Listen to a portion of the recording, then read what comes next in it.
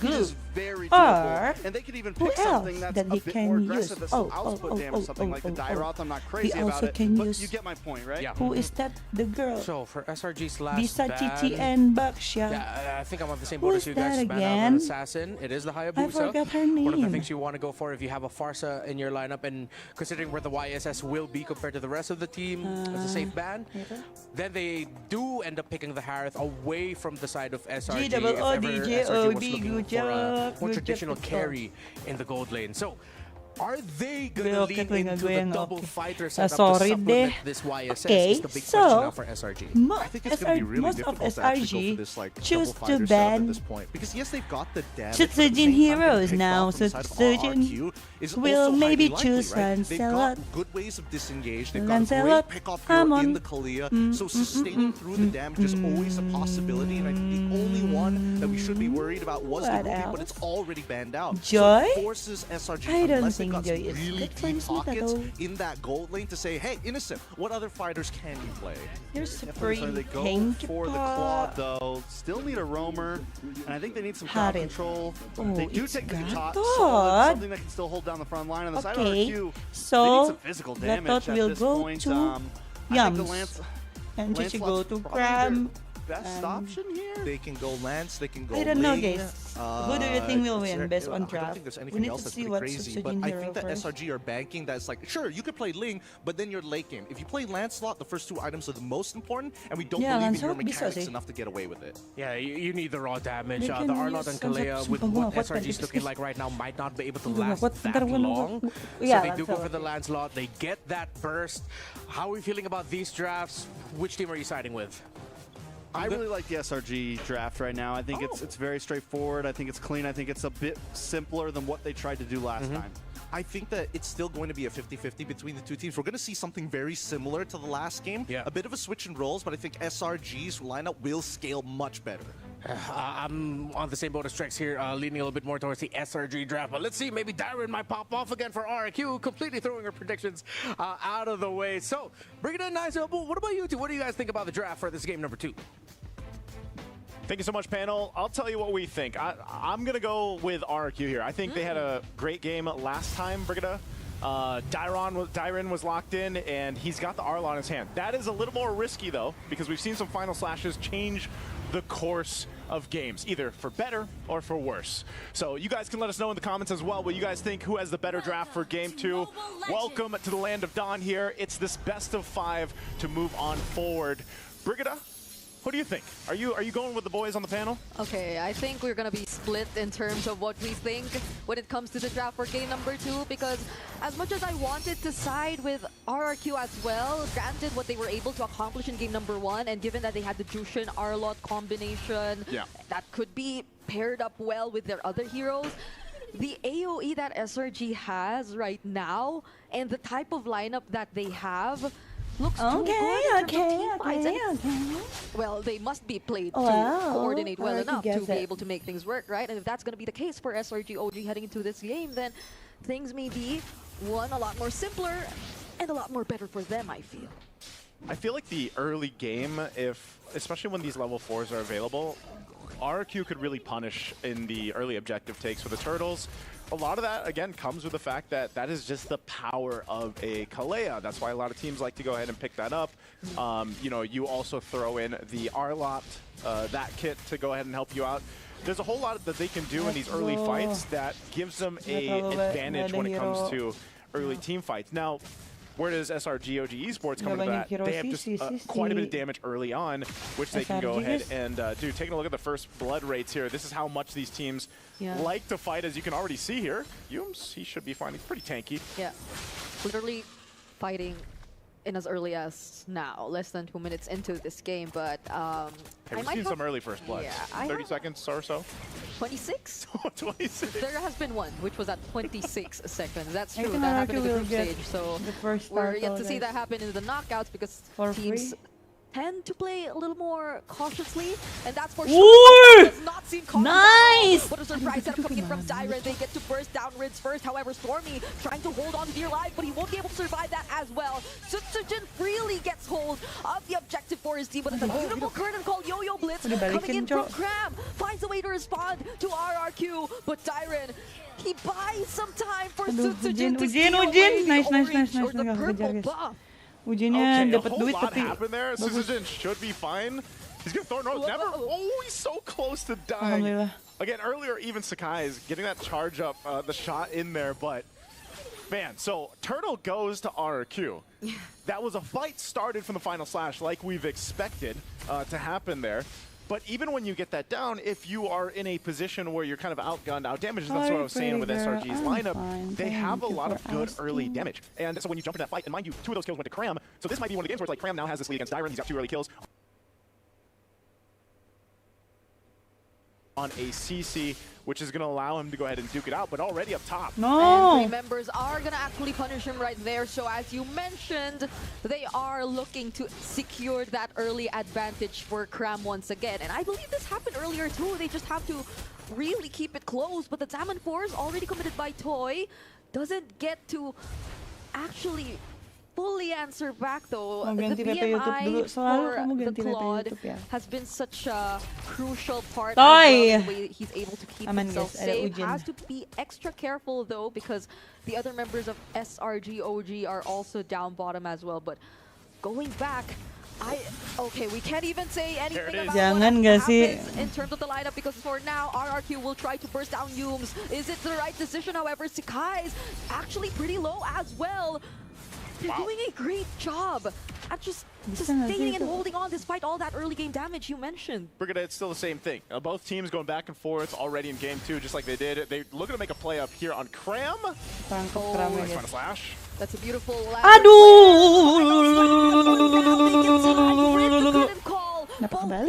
and Dyron taken out right before the turtle. See, that's crazy because like RRQ just ends up, you know, surviving that whole interaction in the mid lane. They could have just started probably the turtle. They go for a play up top, and now they're going to lose this objective over to SRG. Cram will go ahead and zone out as much as possible. Sutsujin, and they might get some more. I mean, they have to respect this thing. No! Such an aggressive decision coming in from RRQ, and that cost Rins his life. Dyron still decides to go in though, does use the final. Udah nggak sih? Astagfirullahaladzim, la ilaha illallah. A nice follow as well coming in from Edok, but the blazing do it from Innocent might force them to get away. Zaman Force. Ya Allah, nah, ngapain sih Po? Astagfirullahaladzim. Bagus, menang. Mantap, Toy. Innocent nggak mati, gue kira Innocent mati, Cok. So many aggressive flickers being used. Finally, Cram goes down because he was 5-0 for a second there. And RQ had to get something. They had to get a shutdown going. We're going to look at the instant replay here from STC. This was all started. Look at this. With a flicker. Rins goes forward. They get caught in a bad position, but still, it also brings it to a fight here where then Dyron can join. He uses the final slash, but this whole time, both gold laners also rotating towards this fight. I mean, if we had 51 kills earlier, I don't know how many we're going to have this time in game 2.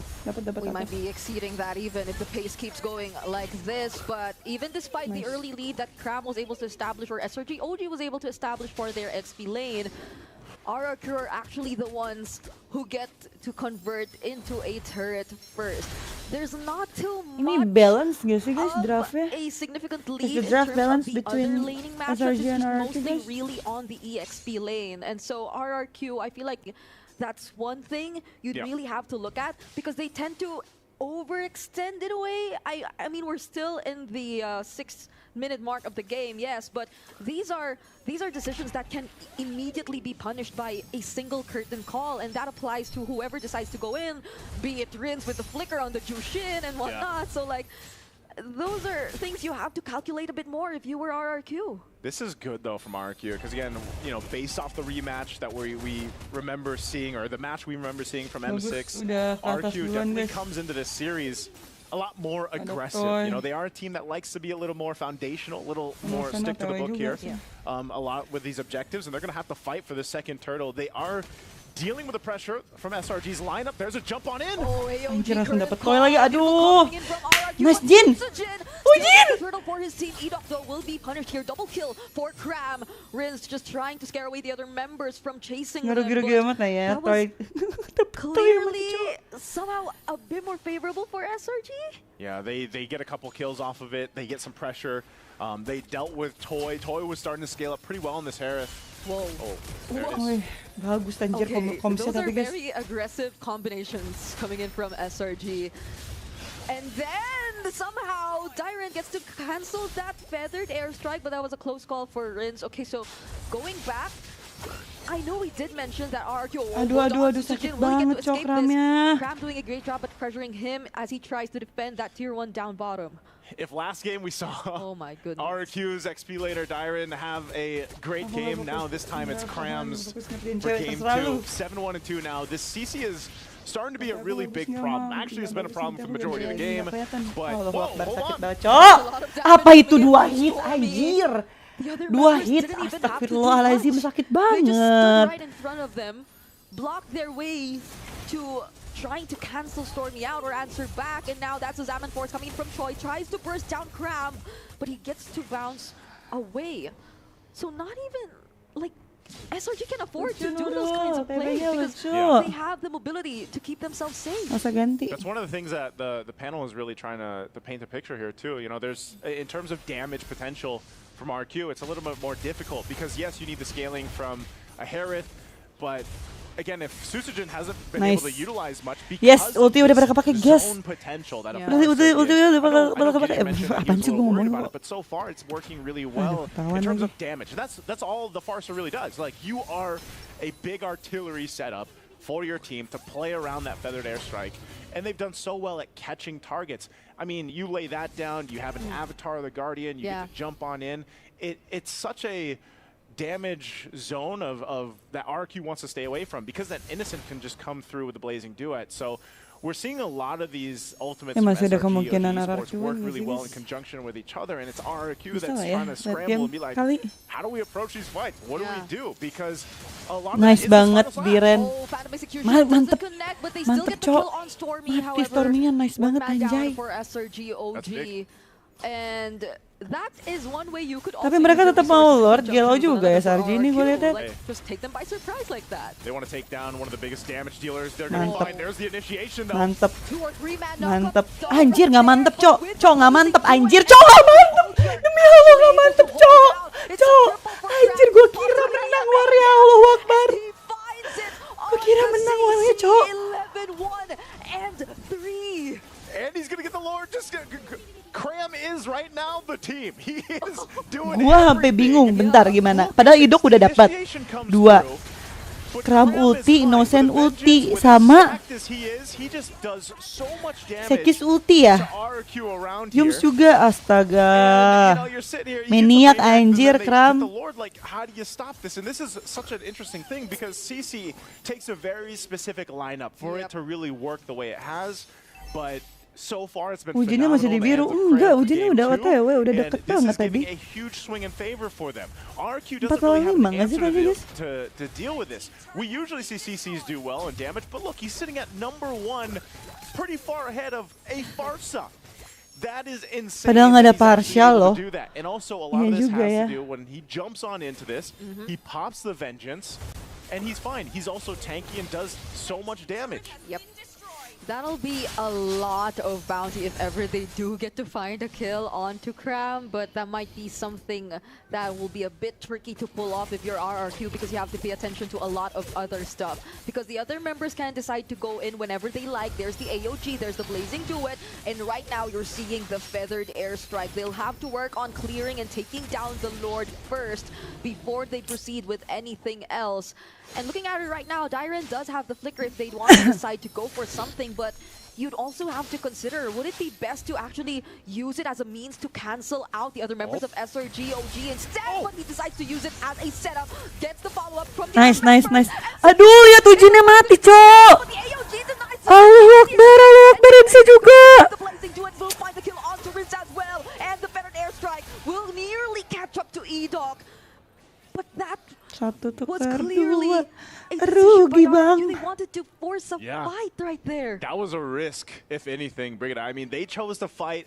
They thought, you know, we cleared the Lord, we can handle this, we're gonna go Susah for it. guys, jungler tanknya di ban semua base sama SRG And even cok. so, it's been time and time again where we've seen this Mereka final ban slash Haya, mereka use the ban starts from the fights, Baxia, and RRQ ban ends up just Akai, losing it. And ban that's really tough Fredrin. because you gotta think, who do Haya you di ban fight gak sih back? guys? How do you win that fight? Because even if you slash Cram into the Apa equation, enggak ya Haya? again, he's going to pop the Vengeance. He's going to be able to go ahead and just kind of bounce around the team from RQ.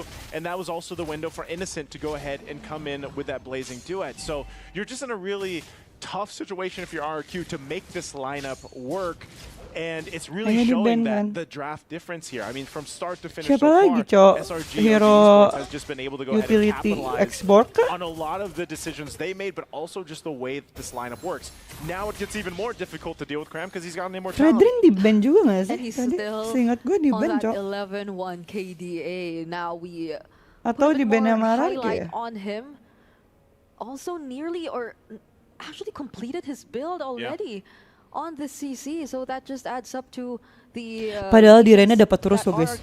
might Sejujurnya find dapat it a bit 3, more dapat difficult to 4 deal tapi with him, even if you want to potentially take him out first as probably one of the members who Bagus. gets to extend a little bit further deep into the fight. But ya yang keculiknya Kram, Allahu Akbar. Toy! Aduh guys, Uji mati nice try Innocent decides to go in as well with the Blazing Duet. They might actually try to go for this base turret. They're going to jump into the base. They don't have any waves pushing in the mid lane just yet, but they can go ahead and wait for that one in the bottom to come up. They will just ignore the Lord, it seems. There's still 10 seconds on Edo to come up. So we'll see if SRG decides to end the game on this push. There's a concealed play. They definitely want to look for something here. Final stack. Anjir, Stormy posisinya bagus banget. Targeting the turrets right here. Dyren buying a lot of time, but the curtain's Mati di Ren, aduh. Gets down as well. There's a tsunami slam, but Edok, he Bisa, won't be able to aduh, PN, Cok. sustain. And now SRG OG. Oke, satu sama. Nih, kita lihat ya. No sweeps for this one. We didn't think it'd be that case anyway. 1-1 into the series now. What a dominant game game 2 was. I mean, there was a interaction in the mid lane. They could have just started probably the turtle. They go for a play up. That burst. Tuh, mereka ban 4 cok. Hero-nya Ujin semua di ban.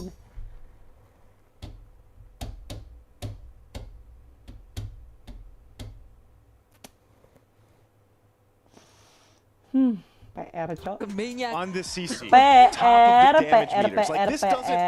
Like this is what we wish our XP laners in our own games would be like. You know, I mean, like he was able to just go ahead and do so well with this. And again, I want to Ini say, sumpah ya, kalau habis ini mereka masih ban hero Ujin semua that comes with this kind of lineup, with the fact dan masih that kalah, the timings on a lot of this were also on point.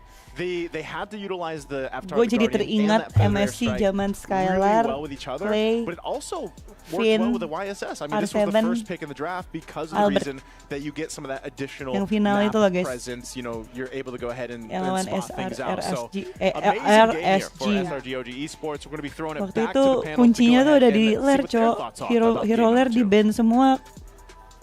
Nice, are you Bisa throwing a bit apa, of shade jir? towards me? I'm usually the EXP laner that you are paired up with when you're playing your Cho.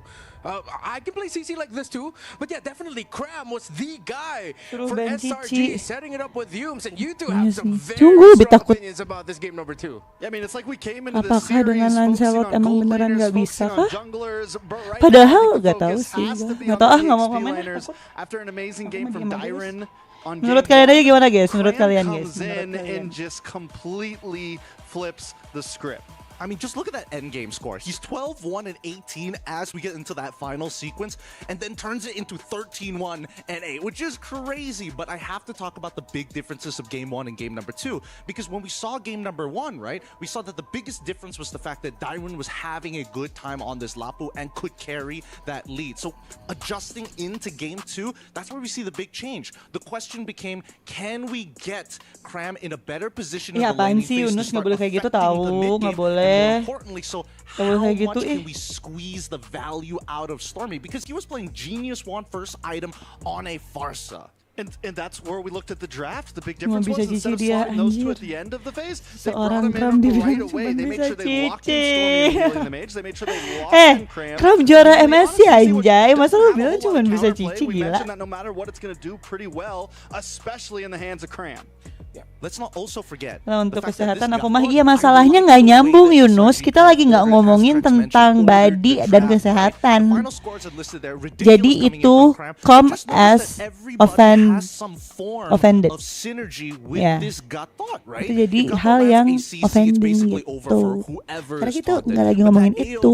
Alongside with the curtain call, a really powerful combination. Let's not forget about the turtle bolt with the mountain chakra to not only get the information, but force opponents in a particular direction to guarantee the stun. Yeah, and the really smart thing about Stormy rushing that Genius Wand is that it goes well with Yumes. Yeah, the Genius Wand helps reduce the magic defense that Yumes would be more than happy because he deals magic damage too.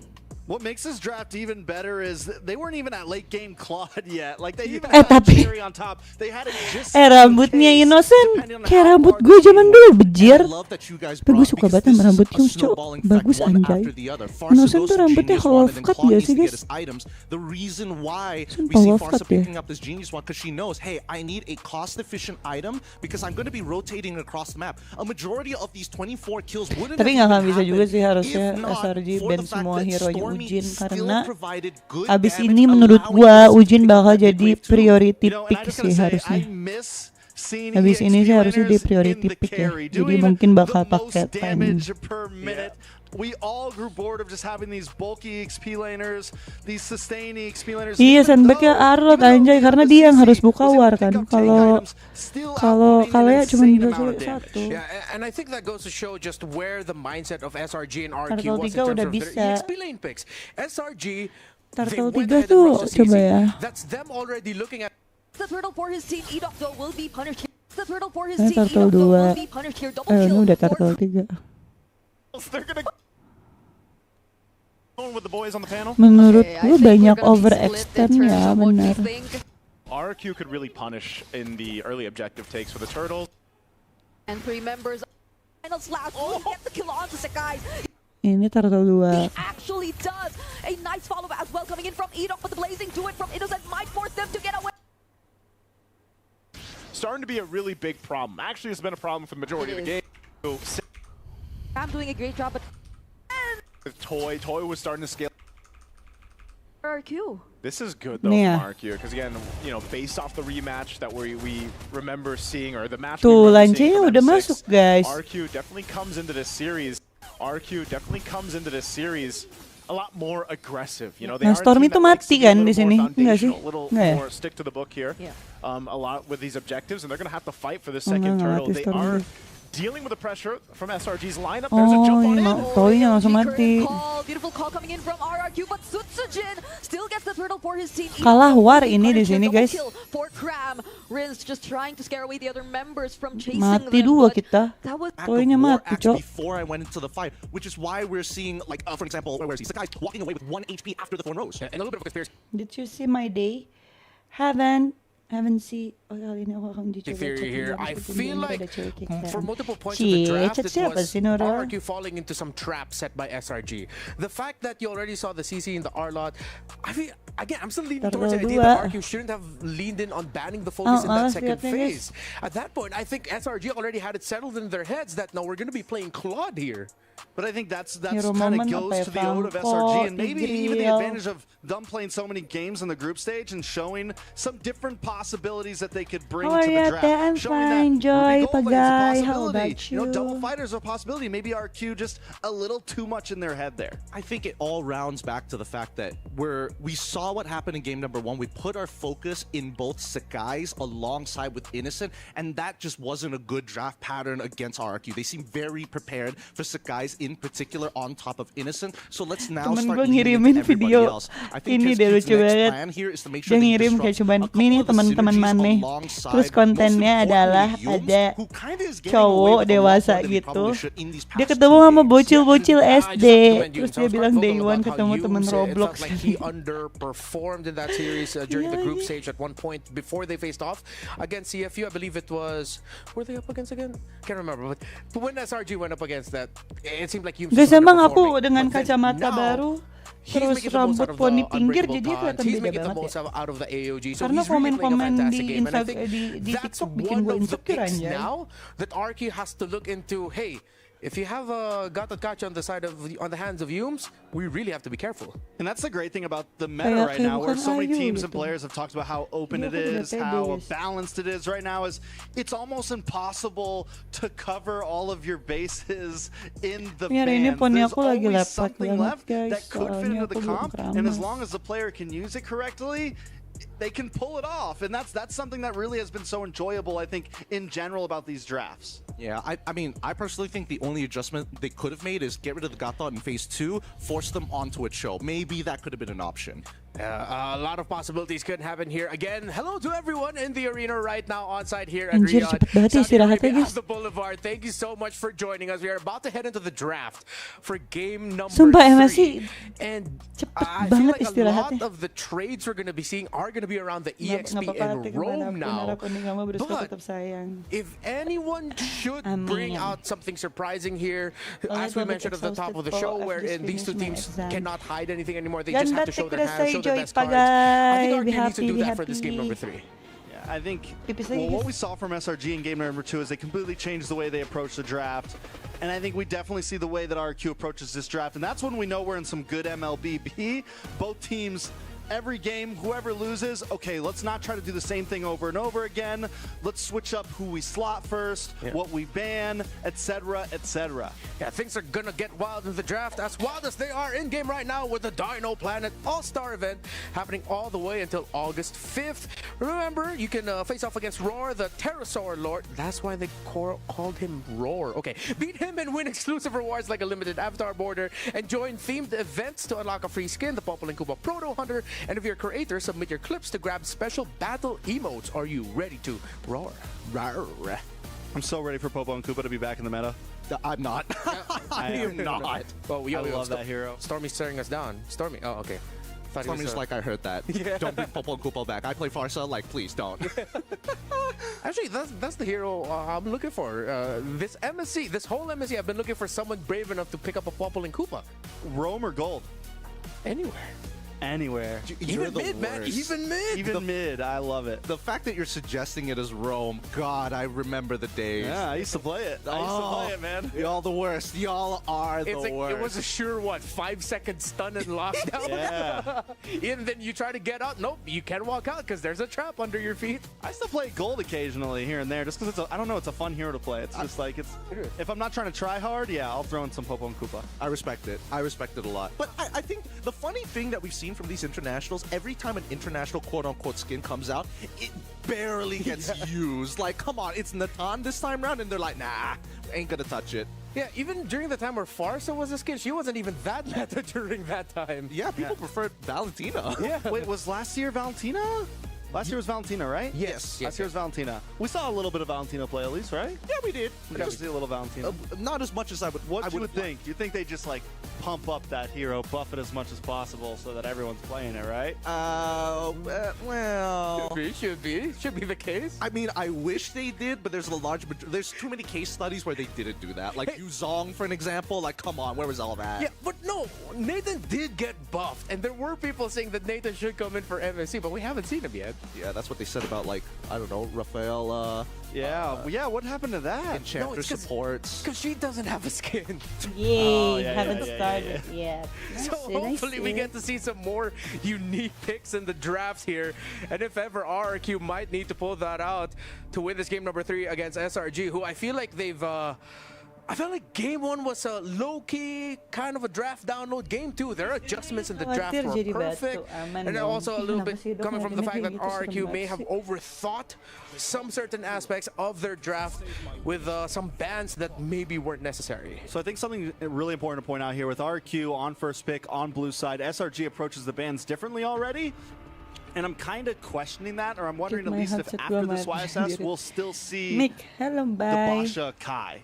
We'll still see that possibility of whittling down on our Cuma queue and dirit. forcing them into Ya one. udah, stop. Kalau cuma Ooh, dirit that's gak usah tough. di 'Cause what that relies on Chat is the priority lagi. list in terms of SRG's head. Like, yes, I know that you are capable of playing both the Akai alongside with the Fredrin as well as the Baxia, but arguably SRG need to be able to play those heroes too. I haven't seen the Akai come out. I think that the Baxia and definitely the Fredrin probably is pretty high up in SRG's They priority keep list. banning but Fanny I feel and like Sakai Kimi, isn't like- that type of person where it's like, I want to be able to That's- carry these games. I want to be able to that's a kind of must like be the driving ban force rather than for putting some of my SRG. secondary engagers in the line of fire. Even Yeah. one. So now another question for Hey, RQ okay, is, I'm fine. are they gonna rush their juice Who in in again, game similar to 2? what they did before? SRG, guys. It's Respect one. ban the CC, One. taking it out in the first phase. One for phase, RQ that's a and great one call, for but now SRG SRG. needs to start thinking in the back of their heads, okay, what's Dyron gonna end up with? Because if they're not careful, we might end up with just another EXP lane trade that favors Ah, RQ this time. They ban It's Chichi, definitely guys. tough. Honestly, with RQ on blue side, I don't think the Jushin's a horrible rush pick. The drafts are almost, I think they are a mimic of what we saw in game one. We do see the CC banned out this time from the side of RQ. So if RQ rushes a Jushin and SRG doesn't lock in a mage and cram right away, then it's looking like a replay overall. They do bring in the Zushin. Yeah. So I think this time maybe, do they steal the Lapu? No, and Kalia- not let Zushin, RQ always take it up front? first No, pick Kalia Zushin, Farsa. guys. Kalia Farsa Kalia right off the Farsa? rip. I think the biggest problem was that they didn't have that initial burst and they put a lot of the eggs into the Sakai's basket, which is not entirely Apakah- wrong, apakah- right? But they kind of need to alleviate the Mau pressure, no, and that's guys. what Stormy Mau no. is really good at doing. He really squeezes Yeah, out I a will lot watch of on the value PH from as mages, well after even though this, it's supposed to be guys. like late game scaling. Again, game number 2, Genius want early, rotate, give the rest of the farm to Cram. Yeah, I'm also on both that when the Jushin gets picked, you take the Farza immediately, and there it is, Kalea Farza, good call. Doesn't this mean RQ can rush all their crowd control chainers right now? They can go Gato, they can go Badang. They're definitely going to have to pick up their gold laner now, or maybe they don't even have to, because we know that the gold lane for RQ does have a Kenapa ya deep pool. Juxin Toy terus has a lot bukan of maju options he yang can go for. If he burst doesn't gitu, get his nggak claw, ngerti he can deh. get an Irithel Where's Akai? to Akai, be yeah, my even bad, more of a menace guys. for SRG. I think you go Gatot Lapu at Hey, this shout point, out right? my I think you hello, know for a Natika. fact that Hello, Dyron is Natika. confident, but more importantly, you need somebody to cancel out this feathered airstrike. And if you're going to lean into Dyron, you might be able to kind of pivot the idea for SRG to say, hey, you want a super safe R4? Well, guess what? You're going to have to commit a little bit more. But Akai. I told you. Priority pick I think it's for... solid because the worry is if they don't pick up jungle now, Yeah, SRG priority picks pick whatever now they sa Tsujin, want. guys. They ban out Akai, Fred, take the Lancelot, and leave nothing. Or they ban out, you know, they just really leave literally nothing with RQ. And I Who think will RQ might be SRG showing choose some now? cards right now that we need to get our jungle in early. This is something that, I mean, I'm starting to guess, is the pool small there? I think it's not small. I think this is a cost-efficient way of not having to lock in the Gatot instead and still keeping I Enoch's always Hero winning. pool What's the open score? while allowing One him for to RQ maybe get and one for Franco later SRG. down the road Still to punish balanced, Sakai's guys. if he tries to go for Lance. Oh, okay. Let's see what the possibilities we're going to be seeing. We pose a lot. SRG do rush the Claude right away up against an Akai Moscow. That is a difficult pick to make work, especially with what's available for RQ later on. But I feel like that screams confidence. There's something that how Innocent played into how RQ were team fighting in game number 2 that made SRG go, you know what, we're feeling good about the Claude. I mean, the Claude's never like that Sama-sama, bad, you know? I bye. mean, even though I feel like it's always kind of a skill matchup because of that BMI. You always have some ability to dance. You always have a way to come in. The Akai's not too much of a threat to it. I mean, I don't know, at least in my opinion. I feel like the Claude's always had, that's why he's been in the meta for so long. Even if he's not the meta, he's always pickable, I feel like. You're totally right about this, Trex, because imagine if they wanted to lean into Harith, for an example, and that just sucks against the Akai. You get knocked out of the Zaman Force, and then you kind of don't have any damage anymore. Yeah, as we're looking at the most used heroes for these two teams, should RQ or even SRG consider that a Masha might show up in the hands of Udah Dyron? pick Because you nggak just sih, need woy? that Liatin one dong. quick burst on that Claude to put him down. Yeah, that is something they could enjoy. worry about because the Masha, at least you're not jumping in with the bravest fighter. You're not. It's not as Maka hard. hero. You just get Ujin, close, hit the Ujin skill, lagi. and boom, Biaran Claude's sekarang, gone. guys. I mean, there's that, but also I do agree with people's opinions on Dyron on Badang. He's a different beast, right? Especially when you have Flicker in his hands. I think it is actually a pretty good way to have a secondary means of I already saw it. Shout out to you, Normika. Hello, Normika. On this Moskov. I think they got to ban the Lapu here, personally. I think the Farza, it's the one thing that can maybe catch the Farza off guard. Yeah. Badang also, it could be a problem as well. Either one. They're going to go for the Matilda instead, though, which with the utility jungle, I get it. Yeah, interesting. That would have been an overload on utility for the side of RQ, but that would have messed up the rotational speed for SRG. I think they're putting a lot of focus onto the Sakai and what it can do to disrupt the flow of the rotations for the side of Selangor and Giants for RQ. Yeah, I don't think they need to worry about the EXP lane picks because a lot of the EXP lane picks that you can pick up for SRG right now are looking at that Akai and going, oh, this is going to be a tough game for me. I think no matter what, SRG is going to have a winning EXP matchup, and that's the most important thing for them on that red side, right? The Lancelot ban finally goes through. RQ have a couple of options right now. Diam kamu Yunus, yan panggil aku mami ya. Kamu panggil aku ate aja, oke? Anjir, kok cowok yang manggil geli, cowok. What does SRG take here? Do they save the XP for the possible counterplay, or do they pick something up front? Again, Lapu could be a pick to make sure that they're not getting picked against them. They could just go into something. Lance is already gone. Hayabusa for jungle, maybe just lock in jungle first? Yeah, might be tough. Although that could be a really good option.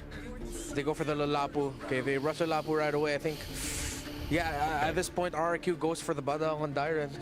They go for Badang on the Dyron most likely. Because they're also worried about a potential Hilda from the side of Dyron too. I think that SRG are thinking whether util or whether util or assassins, right? I think Hayabusa is not bad, but they want to see the full lineup from RRQ side. Yeah, I will stream Team Spirit and Onyx PH as well. Also kind of lacking in burst damage overall. What do they lock in here? Esmeralda and Cho. So Cho for Roam, Esmeralda EXP. Still kind of lacking in damage. It is all shred on the side of RQ. We're talking, I mean, yes, you have the pick-off potential to make up for that, but definitely for me, a little dangerous. God damn it, Kescute's too smart. He's both locked out the options for Fredrin as well Hayabusa. No matter what, these neutral objectives are going to be so hard to take. We've seen the classic matchup of Fredrin into Akai, you get pushed into a wall. What's worse, you go into Hayabusa, you're going to get kicked by the Cho. Yeah, it seems like with everything RQ brought to the table, whatever Sakai's ends up with is going to have difficulty. If Sakai's has an easy game, that's an MVP game for him. At this point, it's pick your poison for SRG. Will it be the Hayabusa as your jungle? What was that? That was X4. Who's that? Yeah, baby! This Okay. is interesting because now tempo can be wrestled with. Yeah. With the export, you can kind of poke out your Gua nggak opponents. tahu Any guys, full sumpah commitment based to on break the traffic Faraga bagus armor siapa is ya? gonna Dua-duanya initiate bagus all lagi. the ults from SRG. And the fact that there's no Ih, big sumpah. burst damage from RQ means it's going to be very hard to get that Fraga armor down. Normally it's the Farza. It's heroes like that that you want to use against the X-Borg, and all of that is on the side of SRG right now. How do you break down Nggak tahu deh, gue nggak tahu guys. Menurut kalian siapa guys? Burn it down. Let's see if this X-Borg pick will help SRG take this game number 3, or will RRQ take it? Bring it up, Naisu. You guys After take do it. you have siblings?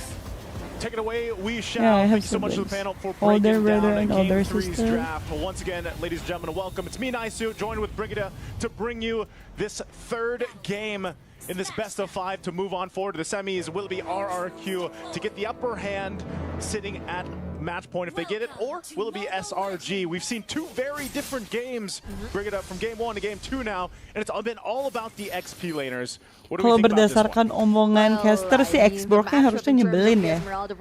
Karena kayak nggak ada counternya katanya You sih. just have to manage it a little bit more to even or to get even in terms of that matchup. But I feel like my eyes are glued to this last pick X-Borg that was brought out by SRG OG, because like this literally literally changes everything. It resembles that idea we saw earlier where there are just so many zoners or so many playmakers, but it's not just that. The amount of burst damage from RRQ might not be that sufficient to constantly be able to deal with the Firaga armor, especially if Sekai's is being protected really well by, let's say, the Feathered Airstrike, by, let's say, just even Yumes on the Kalea. So if RRQ doesn't find a way to play around this lineup of SRG, it's gonna be looking pretty good for the Red Giants. Bro, dia kan zoning manja pakai S-mainnya ya guys, This is what we betul. kind of expect here. You got a couple Impure Rages, of course, for the Sutsujin on the Akai, and then over on the Esmeralda for Dyron. The difference for the XP laner, I would say, for RQ in this sense is how does Dyron utilize the Esmeralda? So far, throughout MSC, we've seen it struggle a bit, you know, for the most part. But of course, you want to go ahead and utilize the fact that you can also put some pressure to a backline if you need to, or finding Stormy, for example, getting that Wings by Wings or the Purify out from there. But also, it's just a sense that both lineups have a pick-off potential. We might see some action up here up top, or at least trying to get some battle spells out. This is a level 4 Sakai's too. They might force an initiation before this turtle.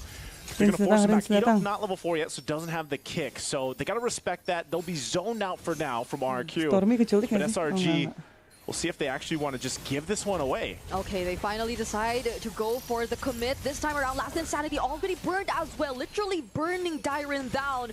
But they gain the control in the turtle, but that's a beautiful stun coming in from Cram. Doesn't allow them to secure it for themselves, however. There's the heavy spin as well coming in from Sutsujin. So SRG OG might just try to fight this. There's no heavy spin anymore for Sutsujin, but the way of the dragon is still there. Might actually find the kill on Sekai, and they will. Selamat guys, nice. Nice SRG overextend, coba bagus. Wow, I mean, like, so this has been the story so far in the series. It's like these team fights always break out, but then they're extended. We're gonna look at the instant replay here brought to us by STC. Tuh tanky ternyata kayaknya guys. Mau kill, jangan mukil. We got the kick soon. They go for that, and then they continue this fight in. You know, it's very interesting because then even Toy joins on in. So it was one of those cases where RQ ends up getting a lot more than they should have because of that constant pressure. Mati nggak sih Cram, guys? Cram could be in trouble mati, here. Guys. Oh, 100%. the damage coming in from Sutsujin on the Akai in the early game. You also have to respect it, but Edok in the mid lane gets picked up as well. Sekai's has been very aggressive in his use of the X-Borg, not hesitating to use the Last Insanity whenever he sees a potential kill. Yeah. And I feel that so far it kind of has been working for SRG, because even for Sutsujin, he's been playing the Akai very aggressively. In a way, the Akai does have a decent amount of damage that he gets Ujin pakai retri ya? in the early stages of the game, which allows him to kind of keep up in terms of the farming as well, mind you. But now it's you who might just get hit by the heavy spin. But another Last Anjir, selamat! coming Selamat dong! and Yumes is actually alive. So gile. Everyone's just working hand in hand to keep each other alive. I felt like so much was thrown at Yumes, and Yumes is bawah. burn the flicker. So that's something, that's a battle spell down, and RQ has continued to put pressure where they can.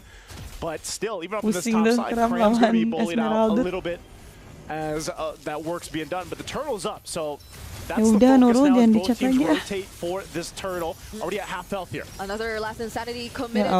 Mati dong. Great control over the Lord, and somehow Sekai's gets to secure it for themselves. Dyron doing a great job. Multiple members of SRG, but only forced to use the Purify just to get away because he nearly gets caught in that situation. So despite how things have been going for the past 2 games, I feel like there's just as much action, but it doesn't necessarily convert into that much kills for this time around. For now. For now. You know, like, for now. This is just one of those, I mean, with both lineups, they're maybe a little bit slower to cook than the previous games. That's so far what we've seen. Diam kamu, Alfred, I don't think he's going to reach that. Not going to be able to set up the kick even with a flicker available. Doesn't want to take the chance, but that's the thing. These lineups need some time to go ahead and scale up, to build up, to get to, you know, that initial burst of the power spike, as they like to go ahead and say it, from our boys yesterday. But eventually they'll get there, but what it does is it puts you in the situation where the game is pretty much even and the objectives are for the taking. Now, both lineups, especially when it comes to the gold laners, will be a little bit different, where you could Dia put mau pressure bakal with that bakal, Moscow bakal still bakal across the tebel, map, guys. building up there for Toy. But the gold laners are keeping it even, and that's the main thing. The big part is once we get to maybe that first Lord. Yes, hold on. mati dong. No BMIs left, but Udah there's a mati, Purify. Quickly casts that Blazing Duet. Anjir. So that was Got the almost Purify. a good call. I mean, it was for RRQ because it forced out the Purify, but now there are multiple members of SRG who are rotating down bottom. Will Edok get to actually recall his way out of this? Doesn't have the way of the dragon anymore, but still decides to show himself just to add a bit more pressure there for SRG to not commit. So at least they get to defend their structures, and that's another thing. Like, we're already 6 minutes into the game, but Who do you think will both win teams after are holding OnlyPH on or pretty Mythical well Seal? to their OnlyPH turrets. will I feel like this go one has been more of against a respect in Team terms of each spirit, other's guys. lineups. I think Even with just knowing that Edok is on this Cho, OnlyPH will him win. showing up like just a little bit delayed them or stopped actually SRG from being like, let's make a play on this tier 1, going Adurin. for it. But Humes will hold on that Tsunami Slam. They're going to fight for the third turtle though. oh, they get to force out the Crimson Beacon at least, but Edok still doesn't go for the way of the dragon on Stormy. Innocent gets the last hit on the turtle, and it was a heavy spin committed just to get out for RRQ. So this is where you start seeing Tapi some dari of their gold sih masih skills aman that ya, are guys, meant ya. for setups be used defensively instead, and that's when you know that SRG are getting hold of the better game so far. We'll just decide Dapat dua, to tapi trade mantap. things out, however. So at least they get 2 turrets down in the bottom lane.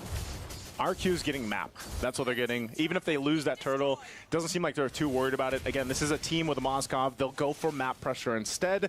And yeah, you said it. Part of the game plan for both of them as we take a look at the items is, again, Ma'am, kapan burning yung battle gap? spells. We're looking at 3 Purifies for RQ. You've got 2 for SRG. So part of it needs to be, how do we get these Purifies down? Rins, take us a couple shots here. Stormy's been doing work. He's got the glowing wand now. Cram's a little more defensive. Warax and Dominance Ice locked in. So, big part of this is that when that Lord does come up, both teams are pretty much on even ground. Yep. It comes down to that execution of the lineups that they have, and they're kind of contrasting in a way, because other than the setup potential on both sides with either the Cho or the Kalea for Yumes, you have these windows of burst damage with a Farsa, for example, that go ahead and set things up. And so RQ, if they want to get an advantage, they're going to keep going for these turrets. They might go for a kick. They kick Sakai's. Oh, now they decide to burst him down, but he has the last insanity to escape and will actually try to get back to at least deal a bit more damage. But that's where you see how SRG OG are just able to use their skills together in conjunction so well, either to protect one another or keep one another safe. So even My when heart RRQ beats so decides to fast. go for those kinds of engages, commit on the way of the dragon, even the heavy spin, they don't necessarily get much value out of it, and that's major resources that are burned on their side. So things will get to be a lot better for SRG if they decide to pick up the pace this time around. I'm actually really... It's surprising that was even Full an face attempt. banget, guys. Because Edok doesn't have the flicker now. That's actually a pretty big battle spell that the Cho needs Tapi to possibly set bagusnya things up. laning kita The menang, turret's going to be guys. pushed down by RQ. Up top, they're going to go ahead and start up this Lord. SRG takes control of it. It's a half health. And let's see if RQ can go ahead and contest it. They're showing face here already in the jungle. No fettered airstrike for Stormy, but still decides to conceal. join the fight here. Last Insanity taking down Edok. Dyred zoning out the other members. Toy also works on Stormy from behind. Yumes will be the next to fall. It's a double kill for Sakai's, and he also gets that turtle. Now Dyred is still alive up against 2 members, Toy. but Toy Nice! is actually making things happen. Finds a triple Dapat- up against Dapat SRG. jang... Okay, they got the Nggak Lord for dapat Lord SRG, ya? but hey, RQ wins the fight. Gua kira They're Araki going to dapat triple for Lord. Toy. He's going to go 1v1 actually against Cram. He'll have to clear this out. Dyren is there too, but they'll hold it down in the mid lane. And Cram just going to go ahead and jump on into the air and just wait for the rest of the team to come back. So this Lord Ketahan nice basically banget, doesn't get much at all for SRG, if anything. Namun apa kamu? They'll be able to Tahu aku take pusing it banget lihat down Waru. immediately Lihat di atas before it Stormy gets mati, any di further bawah into the Edok map. mati. They equalize the score. It's both Tiba-tiba 7 kills, but Toy the lead, muncul, the map, Ujin the way mati, that Rins Toy is just mati. able to pressure Pusing it aja lihat Waru, Cok. has been doing wonders for RRQ, and now they decide to work on Dyren in the bottom lane. Edok will be surprising them from behind, however, decides to commit the hit onto Innocent, but will Hey, woi! follow up, and Aduh, now no. Innocent responds. champions with the blazing do it, forces out the flicker as well. Look at Toy. Toynya dapat, How these guys. teams just keep forcing things out of each other, but again, as you mentioned, Toy, he just gets the better trades. Tor's doing work. Cram's gonna spot him out, jumps on in with Brayden's fighter. He's gonna go hand in hand, a gun versus a sword, gets the stun down, but Toy still has some space to work with. Last Insanity comes through as Sakai's will finally shut down Toy. There's no way you could get out of that. Multiple members of SRG. And the way that Cram just decided to go for that skill which could deal a lot more damage rather than enhancing your sustain, because that's all he really needed to work on. It was just Toy all alone that he needed to take down. And now somehow they've literally minimized the lead that earlier was at around 1k for RRQ, and now they might just be able to work on this tier 1 in mid. Tsunami Slap already committed onto E-Doc, gets bursted down once again. SOG will be landing. Will Toy actually decide, or it did not actually land? But fortunately, they get to defend that tier 1 in mid. They put work in to defend the tier 1. They'll do it. I'm not sure if they still want to fight. Cram takes a little bit of damage. We'll go for the stun. He's got to get out of here, though. And RQ still staying around this mid lane. They might look to go for another play. They're going to be in trouble. Dyrant on the run still holds on to Purify. But still close as ever between the both teams here. So you're seeing a lot of these fights, a lot of the initiations that are happening, and this is what I was talking about with playing into the windows of the lineup. You can see between both gold laners, they are imperative for both the teams here. You've got already that try set up there with the items for Innocent. He is going to be doing a lot of damage with the Blazy Do It, but even so for Toy, he's got the Trinity, but he's also got the Wind of Nature, and that's going to be big in terms of these fights. There's been some instances where we see them going and just getting battle spells down from SRG OG Esports.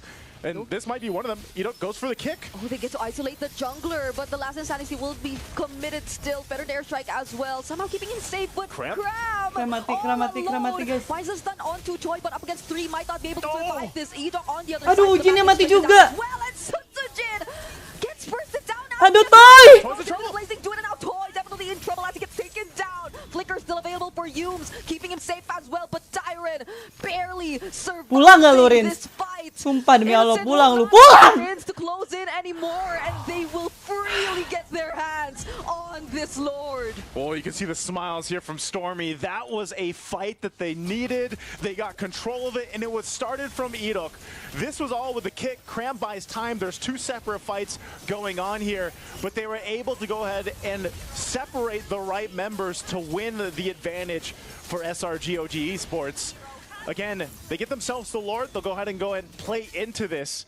And that's always the thing, you know? It's always a risk with the setup roamers that we see, especially the Cho. Yeah. If you go in with a kick and there isn't the follow that you're looking for, it puts yourself in a tough position to be in where you just end up getting punished. And now for SRG, they'll walk into this. They need the base turrets. They have to go ahead and even out the playing field in terms of map space, but they've got the gold advantage now. They're not going to let up here. That was just a tidal strike into the Tsunami Slap. Forces out the heavy spin from Sutsujin already. Look at these 2 guys just going at it. And again, going back to what you said, I feel like for RRQ, really, it's the best target to go for in terms of those setups if you're E-Doc, because it's more than just the follow-up that they could provide. It's also whether or not that target can actually make it out alive. But now RRQ with the tap-back tries to Stormy first won't be able to find a way out of it anymore. They know that they've already taken out some resources away from SRG OG. So now they get themselves back. I'm not sure if that was all on the same mindset there on what they wanted to do around the Lord, because they got Sandwich in. There's the Tsunami Sam. They get the Purify out. They're still going to fight it down the mid. Toy is there, trying to clear that wave out to get this tier 1. E-Doc might still jump in on this. Be careful as Clam locks him in. Go! Guys! That's going to be a beautiful opportunity to go in with the double. Innocent gets to shred down Sutsujin time and time again. Whenever the team bisa nggak sih mainnya santai, guys? Astagfirullahaladzim. To finish things off as SRG OG in the blink of an eye seal the deal and take match point. Game 3 in the bag here. match point now for Selangor Red Giants OG Esports. It looked like that Lord push might have not have been the thing they wanted to happen, but they chose to fight. They chose to win the fight, and that's all they needed. Man, the X-Borg too at the end there. Sakai is able to get the double. You can't win in nature. The flamethrower there, you know, it's a little bit too much. You're getting cooked at that point. So it was an interesting game, to say the least here. The decisions that were made, it was still probably the most even game, I would say, for the majority of this early to mid-game transition. But you know, it's just tough to see because there was clearly some initiations that didn't go the way of RRQ. And I know our panel has a lot to say about game number 3, so let's go ahead and throw it over to them. So the X-Borg did burn down the formation of RRQ. It felt like watching a city under fire, dealing double damage just for showing up. Triple damage at that point. Yeah. You know, I am not always a believer of the X-Borg. I've always thought it looks good on paper, but it never seems to perform, at least for a lot of the games I see. But Sekai's made that thing look sexy. It looked really good, and I think a lot of it just boiled down to, like, can you break the Firaga armor? Yep. I think we saw multiple times that RRQ made some pretty good attempts, but as soon as the War Axe after the BRB got purchased, it became really hard, right? Because Dairen already took 2 deaths prior to that fight, and then Sutsujin, as much as that heavy spin is such a powerful tool, they're kind of waiting on SRG to make that first initial move, which again, they held until the very end to make it happen. Yeah, and even when they did burst the Firaga armor, all of their kits were used up at that point, and you still got a Feathered Airstrike coming soon. You still have so many things that you have to worry about. And I think just Sekai's timing, even when he didn't use it for a Lord or a Turtle, he always made sure he got a kill. Overall on the map, just played an amazing job. The biggest worry that I had in this game, it was mainly because every single time we saw a fight actually break out, towers, tier 1 and as well as tier 2, collapsing off of the second turtle in the game. You usually only see one tower go down because tier 2s still have its, like, quote-unquote armor and magic resist still in play. In that sense, we saw that Toy was walking away with a full item ahead of Innocent. That Winds of Nature was supposed to be the big game changer during that first and second Lord, but it just didn't matter because he ended up dying over to the raw true damage from SRG side on a fully stacked up War Axe. Yeah, and this is where we revisit one of the key ideas for drafts, especially here in MSC, your damage profile. Yes, utility-wise, everything looks great for RRQ. You're playing around the Moskov, but at the end of the day, SRG just had like raw brute force damage across the board.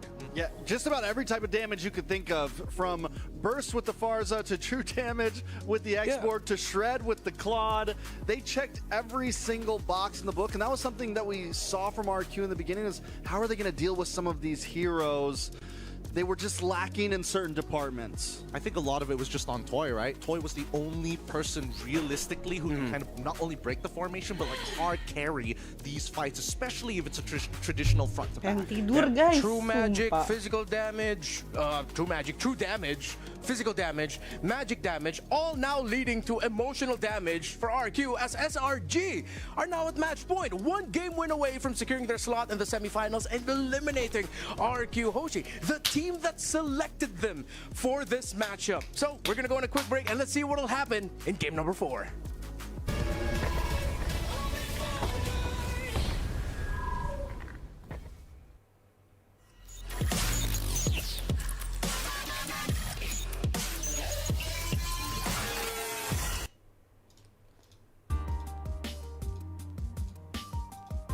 Kenapa guys? Coba. Gue pengen tahu kenapa menurut kalian guys. Gue udah bengong aja dari tadi. Kayak gak connect, Cok. Kayak gak connect gitu warnanya gak sih? Yang ini kemana, yang itu kemana.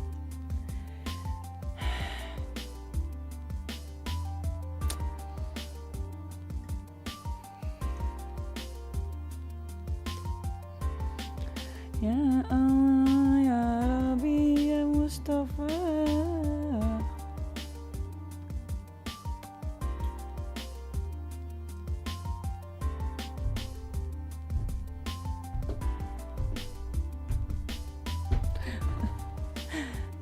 Bentar guys.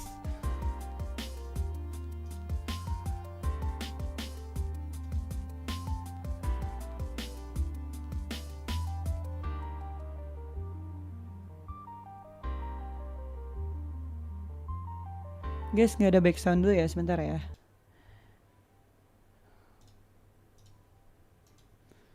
Gue pengen lihat dari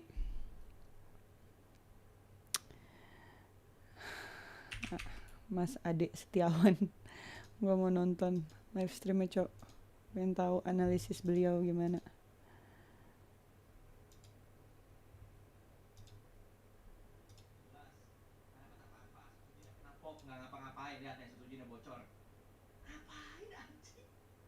Ih, ngapain nongkrong di depan, anjir, sumpah. Lihat akunya aja si Kram perkasa banget, bro. Langsung di ulti.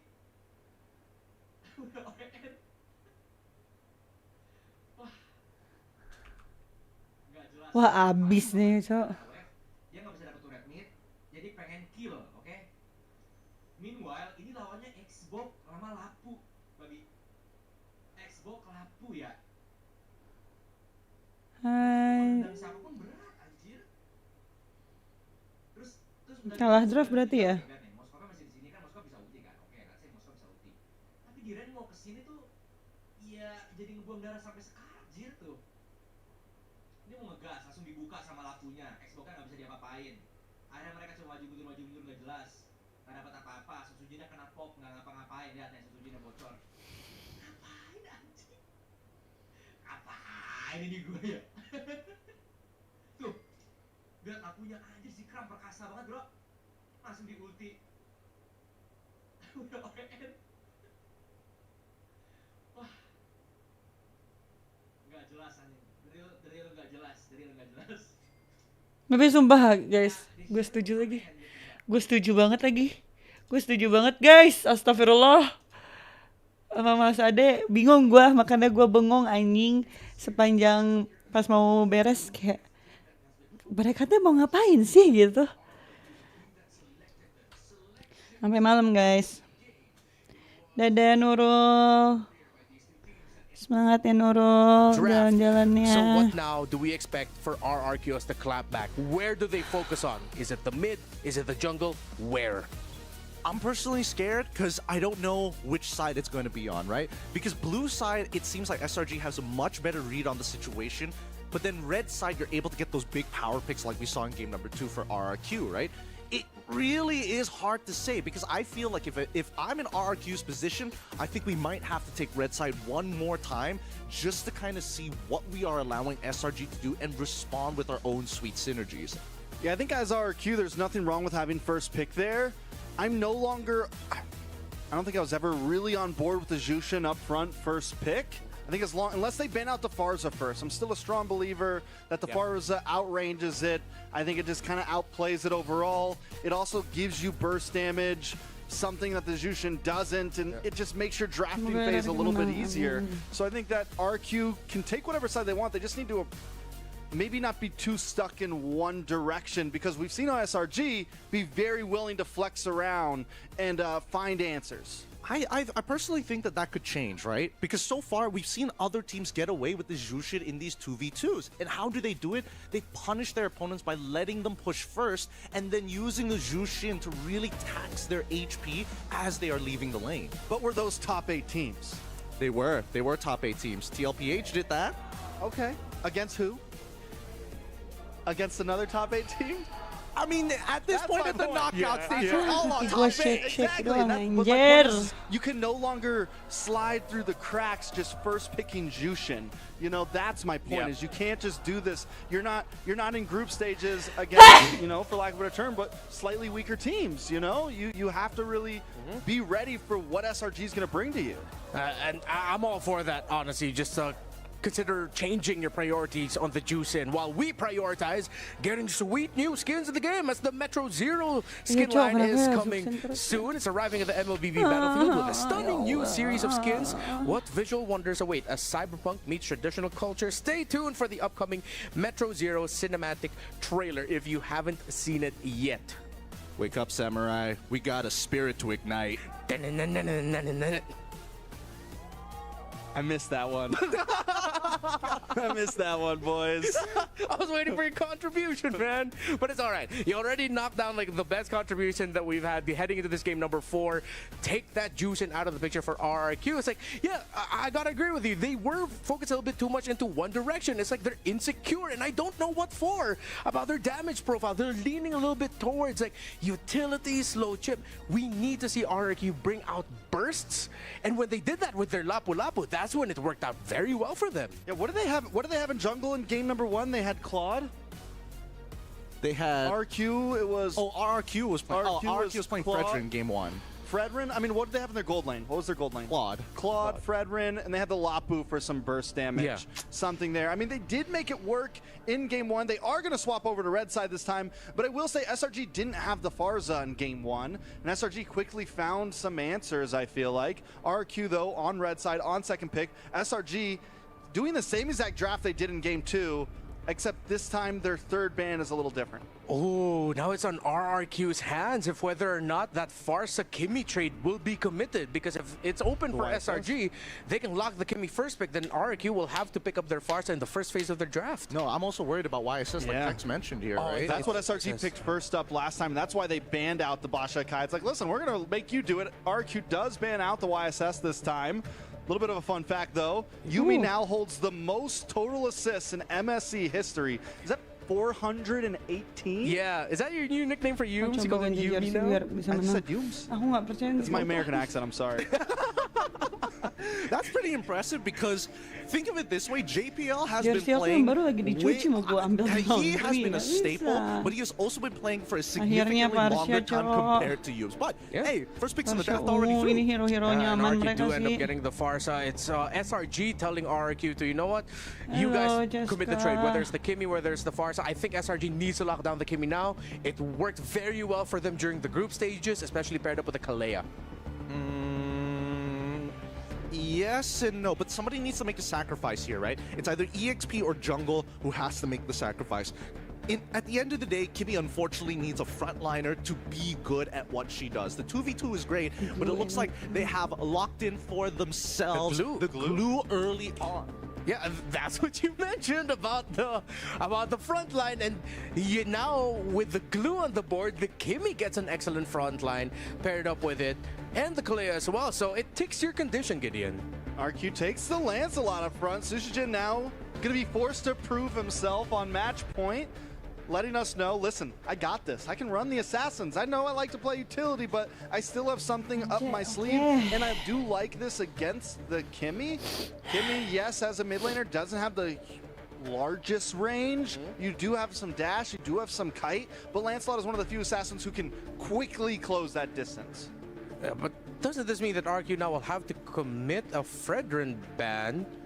Or they're just willing to give the Fredrin to the hands of SRG, but it's a tried and tested combo. Fredrin and Kimi together, paired up with the Kalea, just does so much for the Kimi that as RQ might not, that puts too much pressure onto the Farsa and the Lancelot to make sure they get Stormy down. I think that right now, with what RRQ is trying to do, is trying to kind of set the tone for the draft, right? Especially within this first phase. And with SRG, we have like sub-synergies, nothing really solid like we saw in game number 2. But immediately, we are making sure that RRQ is saying, hey, number 1, we need to get rid of burst damage style heroes, right? That's why they're getting rid of the likelihood of Joy. I think they're also going to get rid of another assassin. I would assume Hayabusa in this particular case to not only protect the Farsa so that it doesn't combo alongside the Kalea. Yeah, I mean, that's possible. I do like the idea of the Fredrin ban as well. Either could work out, especially with the fact that so much utility jungle's already gone. But yeah, SRG also needing some burst damage for themselves, like you said, maybe something like the Hayabusa. Or do they just go for the double marksman, tank front line, you know, wait it out, take it slow, it's match point. They do have opportunity for that overall. And I think this is the tough part now for RQ because it's literally their choice, whether it's the Fredrin ban, which it is, or whether it was going to be a Hayabusa ban, which it could have been. Now, Hayabusa is potentially looking good for SRG. As we mentioned, a lot of the tanky fighter-style junglers are gone, so they don't necessarily need to lean into the double marksman, but I think they will. Granger still looks really good for SRG, unless RQ decides to take it away. I think Granger is definitely a possibility. RQ could easily scoop that up though up front, unless our SRG says no, we're going to ban that out too, and that gets rid of more burst damage potentially. Get rid of the Cho, solid ban.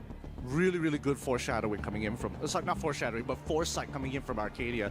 Because now, because we've seen this 2 times already where Kesku is trying to corner the jungle options. Unless they want to play something like Exborg again, right now there's a lot more burst coming out from RRQ side to maximize that value. Yeah, and speaking of burst, if RRQ lock in something like a Hilda here, potentially thinking about a Granger pickup of SRG, I think SRG wins. Because if that's a Hilda, good thing it wasn't! Yes. Because this pick for Ida only shows up Hero, when ini hero nyaman RRQ mereka nggak sih Alright, guys? boys, game phase mode, game sorry. time mode, we can't lose this. E-Doc's signature pick in the roam. This is so good. I was thinking whether or not they wanted to get the Gatot for Hi, themselves. At least Jazz. then they have some form of counter engage against the Kalia. But unfortunately, in this case, Tigreal works the exact same way, if not a little bit more precise with a scalpel rather than going for the big, heavy left hand. I wonder if we see something spicy here from SRG OG, something a little out of the norm. They've been able to surprise us with a few picks so far, and I think, yeah, we could keep it simple, go for like Hayabusa Granger, Moskov locked in. I am a little worried about, I'm kind of a little worried about Assassin up front, but also now with the Tigreal, Assassin isn't looking too bad, something that's not just going to get bullied around. There goes the Hayabusa. Last pick for RRQ though. Do they just go for the Granger? Yeah, I think that might be their best bet. They need to even out the range. Yeah, they do lock in the Granger. Oh, RRQ brought out their big guns as E-Doc's Tigreal. But SRG's lineup could be very good as well. It's a 50-50 for me. Yeah, it's a really big 50-50. I think there are a lot of counterplay for each of the individual lanes, kaki gue dari especially tadi for the gini-gini doang. mid-duel. I think the problem Alah, is gue when it comes down to like first interactions, right? takut, How's the Wanderer anjir. going to go? How's the first turtle going to happen? Because we need to see E-Doc hit level 4. All right, will this be game number 5 or will it end here? RRQ and SRG, the fans in the arena, you need to show your love and make some noise for the teams you're supporting. Bring it on, Naisu, take us in. Thank you so much once again to the panel for breaking it down here in game number 4. Ladies and gentlemen, you heard it there. It's match point right now for SRG OG Esports as they move on forward. Or can we get to a game number 5 here? A maxed out series for this one. A trip, of course, to the semifinals ahead of them. RQ's got to pull something up their sleeves. They brought out the Tigreal for E-Doc to bring it up. Do you think this is right? I mean, we heard the sentiments from the panel. You know, it could come down to some big plays coming out here from RQ. I mean, when it does come to these do-or-die situations, those clutch moments wherein you have to bring in these picks, your familiarity, your comforts, undeniably, we've seen it multiple times. But whether or not these will be the right calls, because I'm worried from the way we've been seeing the past few games that RRQ, E-Doc may have been a bit too decisive on these calls, but it has to be all of them being decisive and coming together to follow up. So maybe that's my biggest worry. But in terms of playmaking, setups, okay, for sure E-Doc is going to be delivering on this Tigreal. He has to. I think, you know, that's one of the main things. Like, anytime we see one of these series, it's always the case. You know, it's the team that's able to go ahead and overlap the ultimates better or have the better execution, like we like to say, or make the less mistakes. But in this case, you know, as we take a look at the emblems too, I think a big part of this, once again, comes in the hands of E-Doc. He's got to be able to set things up. Now, you sprinkle in some of that responsibility with Dyrant, like the XP laners are to be expected so far in our current meta. But I guess one of the biggest differences here in specifics to E-Doc is the Tigreal. It's a little bit more, I would say, assured to get a setup instead of the Cho. You can see already the pressure, though. Oh, fortunately, Rins gets to reposition, so won't get taken out just yet. But the Phantom execution gets delayed by a bit through that. Ya, bagus Stormy-nya bisa mati tuh, guys. Everyone gets to survive, though. Maybe not Stormy if the last hit still connects, but they just get to force out the recalls, and I feel like that's already something massive for RRQ. Dyron literally going at it. Yume's forced to flicker. Better Dare Strike also committed by Rins. So they've done it really well already, even without getting these kills. Mati dua ini. Back. He's like, I have a flicker. I got to the dark wave. Kelas Ren. I knew he was going to do it. Kelas He Ren. had the flicker available, and they get the call to come back. So RRQ goes in, gets a double for Dyron and the turtle. Okay, Hero nyaman, guys. Even they though did not settle with just the recalls. maybe with just you the battle think that spells. They this had is to get not the a kills good because I feel like that's where RRQ draft, literally gets activated but when they're don't able to forget just that set the tempo and keep the pace. But now they seem to go after Toy. He has no way out of that storm or Innocent. don't Gets forget very that low, they however, use but their now hero they're gonna power. play it safe. They're already happy with what they got there. Siapa yang ungu tuh? Paveus is That's the Darren hero trade. power, guys. It's a bit delayed, but that's the trade for SRG for now. Yeah, it's still the case here, you know, in Nice. like we've seen. Oh, hold on, mid lane. Rin's gonna be in trouble. Wings by wings, flaps on around. Mati. And will still be alive. Since see Stormy's so low. Oh, enggak dong. But I don't think he's going to be able to cover the ground. So this is the thing, you know, you have this trading going on. The big part of this is now Cram has to go against a 2-0 Phoveus. And like we've seen, Phoveus, even without kills, will usually be able to just kind of tank up 3 dudes, you know, 1v3 if he has to. This gives him a little bit of the advantage, but Cram on the glue is still relatively going to be fine, at least in the lane. Yeah. But once these next objective fights break out, that's where, you know, it's going to be kind of I think important that Stormy Cram will is able die to in go here, ahead guys. and Oh, no. utilize the glue against He's Dyron so- Phoveus here. But also, it's just the case. Look at the damage already. What the hell? By the knockup from the title strike though, but the Phantom Execution. Kelas Jin. Sutsujin Dapat gets to dua, land it on Innocent. Now looking after Stormy. Doesn't land the Thorn Rose though. Bagus But mereka still, berlima. that's a lot. They got the kill on Innocent Kelas. and Yumes. And Gitu dong, guys. Gitu dong. this is the time where Edok gets a lot more online because he's hit his level 4. So there are a lot more angles that RRQ can decide to play with. All aside from what you mentioned about Dyron being on an early 2-0. Oh, We don't even know what item he's going for first. We don't, but look at this, the fight for the turtle. Suzujin proven that he Dapat- can play the dapat assassins fi- as well, nice. of course. Turtle secured, second one in the hands of RRQ. SRG Jangan might comeback aja, have guys, a kill please. on the board, but other than that play they made on Toy earlier on, they haven't been able to really do anything. RRQ is playing into the Aduh, ini composition udah that they menang have. nih, This guys. is always the case with a Farsa. Farsa's damage is just pretty tough to deal with when you're getting set up in the mid lane, especially around this. They're going to go with the implosion in the setup. Dyron goes in but has the flicker to keep himself alive.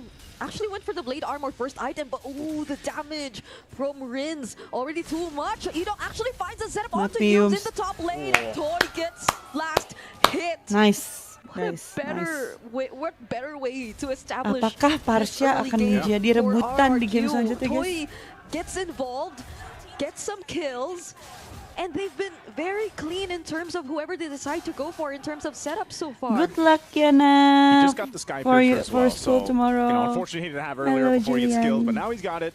And Let things Gi- for let RRQ Kimi are Moskov going to go ahead and problem. set things up. This is Yeah, why you love. the positioning Hello, for the Andrew, roamers I are love you too. imperative. You can see Edok right now playing the patient game. He's going to go ahead, gives the information, implosion, traction pulse is already going to be used. And Idok ya, is lihat waiting Idok ya, for that guys. ultimate to be available. It should be up soon. He's going to conceal anyway. Sacred Hammer! Safe dong. Scrap forces out Anjay. the player, and they still get to hand over Berhasil that kabur, to Innocent-nya Sutsujin pakai regardless. So now he's tangannya, one Cok. level Gua udah mati ahead situ. of Sekai's. Not looking too good because it seems like RRQ, they're just so in sync right now. They're covering the map so well. And they know where they just want to transition next. I mean, look at where Edok positions himself. One bush after another. He's like, okay, I didn't have the implosion earlier on. I have it now. You know, so he went in with Sacred Hammer. That was fine. Didn't get anything. But ultimately, they're playing around this last turtle of the game. The turret in the bottom does go down. Traction Pulse going to be used again, but tanky enough to deal with this. They might try to go ahead and just set up for the turtle. Just focus on that. Everybody from RRQ is here. Dapat. Yeah, perfect turtle, so that's 3 guys. for 3 objectives now for RRQ. At least for SRG, they go and put a push on that tier 1 turret. That's about the best that Innocent can do, at least for now. Oh. But the eyes are set here for the tier 1 in the mid. Yep. Dapat, Yums dapat. can potentially go in if he finds Nice. an apple, but he will be respecting RRQ for now. Innocent goes in with the SOD just to join his other teammates, as Dyred is kind of forced to respond as well to the pressure that is being applied by Innocent here. I mean, that's the most they can do for now. Not until they feel like they have sufficient resources in their arsenal. They're working on a double marksman lineup nonetheless, so I feel like the late game won't be that big of a problem if ever SRG OG are able to extend the fight.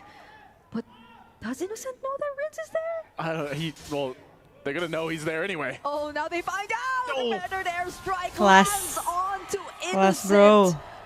That was so unfortunate. The question was did Rins know? You know, like I'm pretty sure, because he calls Susujin either to come clear that wave and then just spots him out. So Innocent Harus going down main there is really fast unfortunate game for guys ini SRG. guys. This Kalau is agak PR probably ya. the biggest lead that we've seen so far in the series now. RQ holding on to almost a Bisa 6K sih. gold lead. You can see the difference here in terms of itemization. Toy has no problem taking down this tier 2 up the top side. So the map is pretty open for RQ. Conceal's going to be used. Okay. I don't think they are able to catch anyone, but if they get a shield this early on, Wow. that's great for RQ.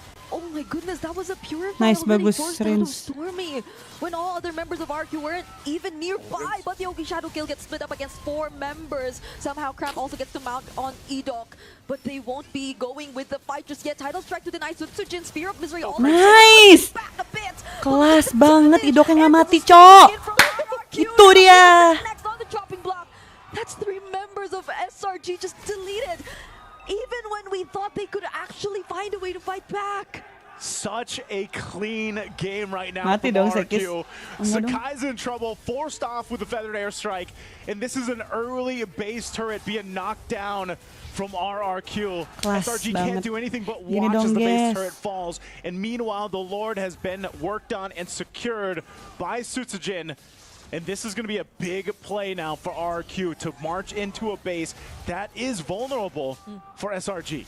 When you said they secure the Lord, I had to check if Innocent had an SOD because of like the amount of happened? times it happened. But yeah, I mean, there have been so many resources burned out here by SRG just to push back the members of RRQ, just to force them to walk away. And I mean, they I'm did okay now, guys. successfully I do so, think especially in RRQ terms of will win this match. trying to So at it's least 2-2. push Edok away, but that didn't stop Dyren, that didn't stop the other members, but that's a Tsunami Slam already committed onto Edok. Won't be able to cast a setup just yet, but look at how Rince positions himself with the Feathered Airstrike. So Tsujin goes in with the fast Nice. execution, finds the kill onto Stormy. Nice. Mereka kasih hero nyaman semua, Cok. Mantap. Menang ini. Udah menang ini, guys. 10 menit, A great anjay. initiation, a great sandwich play under the tier 2. RQ balloons himself to an 11,000 gold lead. Can they end the game here? It seems End like game, the bro. game is only after Let's one go. phase. Tsujin gets the kill on Innocent. Rin's great positioning just to clear the waves, and they will deliver indeed. We are 2-2, heading guys, into 2-2. a game number 5. RRQ Yeah, don't be silly, felt guys. the presence of the Red Giants at the walls, and they came out just swinging in this game 4. Absolute perfection of a game for them. A massive lead, the cleanest we've seen so far in the series. And it brings it down to now, yeah, really, what are we going to expect for Game 5? There was no answer here for the pressure that was put on from RQ in general. And we got to see a very great performance as well from Susujin and just the squad to be able to make this Lancelot work, to make this composition work. Yep. Again, the Farsa proving how much of a threat it can be for a lot of this. But again, it comes down to Oh that my early God. start. These XP laners, I'm telling you, Okay. if they get an This early is lead, the if moment they are of built truth, up, guys. they are allowed to put so much pressure on early team fights, and then the team follows through from that. So again, amazing game 4, very one-sided for RQ. Let's throw it over to the panel to see what they have to say. Pretty much went as much as we expected. Siapa ya? 50-50 were our Bagus semua anjir vibes mainnya, tapi after the kayaknya draft. antara At the end Rins of the day, atau di RQ Rins with sih, one atau great Ujin. rotation, bot Rins side sih to kayaknya, start guys, things off with 2 MVP-nya, kills guys. on the board for them. Completely broke the rotation and map presence that SRG needed from their glue, and we are going to a game number 5. Gentlemen, how are you feeling about that? I'm feeling excited about it. I think it's amazing. I was a little worried after SRGOG got to match point. I thought for sure we were only going to see game 4, but RRQ puts on their big boy pants, they strap up, and they come in and take another win. Oh yeah, Sutsujin played a phenomenal early game. I think because of him, they've basically won by the 3rd minute, right? We saw that double kill that happened down by bot side. The fact that we didn't see Stormy hit level 4 on time, the fact that we also saw the punishment of Cram losing out on 2 waves because of that dragged out death, really good read coming in from Rins. They took the risk of taking damage for the side of Rins as well as Sutsujin, and I think they won that coin flip. Yeah, and I think with that, SRG taking some of those losses early on, I think it was one of the first highlights we saw in the mid lane. Yums went for that Tsunami Slam, and I think maybe they overestimated their strength a little too early on there. They were unable to get the kill onto IDOC. They were unable to do certain things, and that's what you kind of pay the price for. Yes, the Kimmy is amazing mid laner, but early game, the damage isn't always there, and I think SRG maybe should have waited it out a little bit longer. Yeah, and it would be your EXP laner is losing lane. Glue has a better map presence compared to, or excuse me, the Phovis has a better map presence compared to the Glue. Sekai's jungle keeps getting invaded. The raw damage early on, much better for RQ. They just played this to their draft strengths. That's the thing. I feel like, honestly, I think that SRG had a chance if everything went even up until mid-game. But because of that double kill down by the bottom side, pre-level 4, it spiraled so far out of control for the side of SRG, allowing RRQ to basically do whatever they want, right? It's the base rule of capitalism of the rich get richer, the poor get poorer. I gotta point something else out. Last year, Rins, game number 4 on a Farza, came up short. Yeah. Game number 4, MSC 2025, he is the carry, most damage dealt on the way to redeem himself. That's poetry right there. Yeah, he couldn't have written it any better way. The fact that that happened for him, so I feel like he's already gotten his redemption, but for him, redemption doesn't come until they get that win over SRG. And now I think moving forward, SRG are going to be looking at Rins and what he ends up with in the mid lane, and most importantly, what Cram ends up with. As good as the Glue was on paper, it just didn't give the presence that they needed. Again, you also have to credit RRQ for what you mentioned, to be that really great rotation early on. Let's go langsung saja jam 3 lah guys. Costed them everything. They could not break out of that poverty line for so long in the match, and you could tell because of the items that they had, they could basically kind of walk around and do whatever they want, right? I will stat check you each and every time unless I make a significant mistake, but it's really hard because we saw the snowball of Dyren, I get a lead, and therefore I will protect Rins. Rins gets his lead, now both of us will go down to Toy. Now Toy's protected by 2 people, now everybody's having a good time.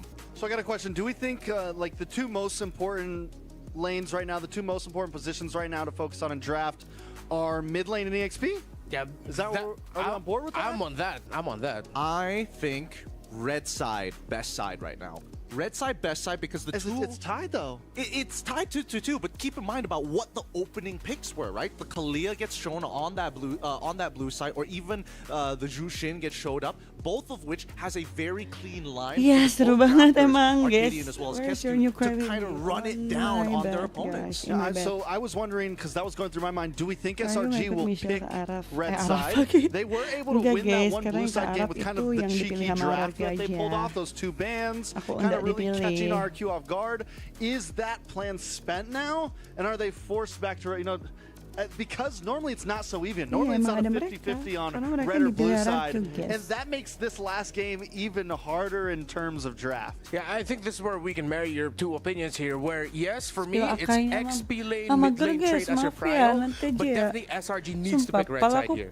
Heading into this game number 5, they do have that choice. Hopefully they do pick up that choice, because if they go for the same priorities again, similar to game number 4, there's not a lot of wiggle room in what you could adjust. Even let's say hypothetically you put the Fredrin first phase instead of the Glue, so it's paired up with the Kimikaleya. Yeah, you have a solid connection already at the center of the map, but then what does Cram end up with?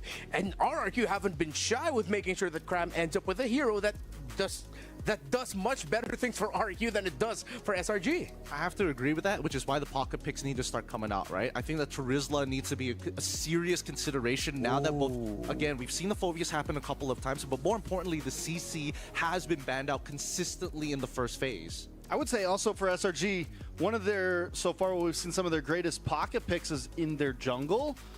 We saw that export come out, and I think if they slot up, I'm wondering if maybe the pocket pick should be elsewhere other than EXP, and maybe make sure they get a decent EXP and mage in early on, and then let your flexibility be around marksman, be around jungle, be elsewhere on the map. Because after that export game, it feels like Sakai's can literally pretty much pick about whatever they want and be able to win a game.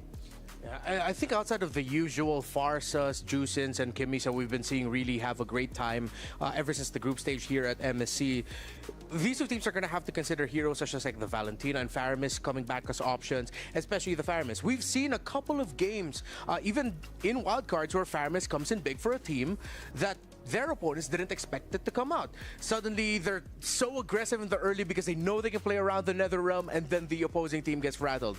Maybe that's something these two teams might want to consider and lean into heading into game number 5. Are there any picks that you're looking for? You said you're looking for the Terizla. Is there a specific pick that you're looking for here, Trex? Let me see that Lu Yi.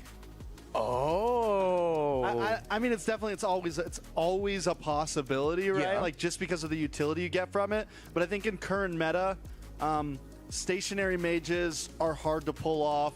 ZTN gets the pass mainly because of the passive, because of the ability to kite with her skills a little bit. But overall, a lot of mages that don't have flickers, don't have big movement, are a danger to their team, you know? I mean, let's look back at the picks that we know notably for both of these sides have proven to work. Lancelot, still a huge problem for either side, no matter who picks it up.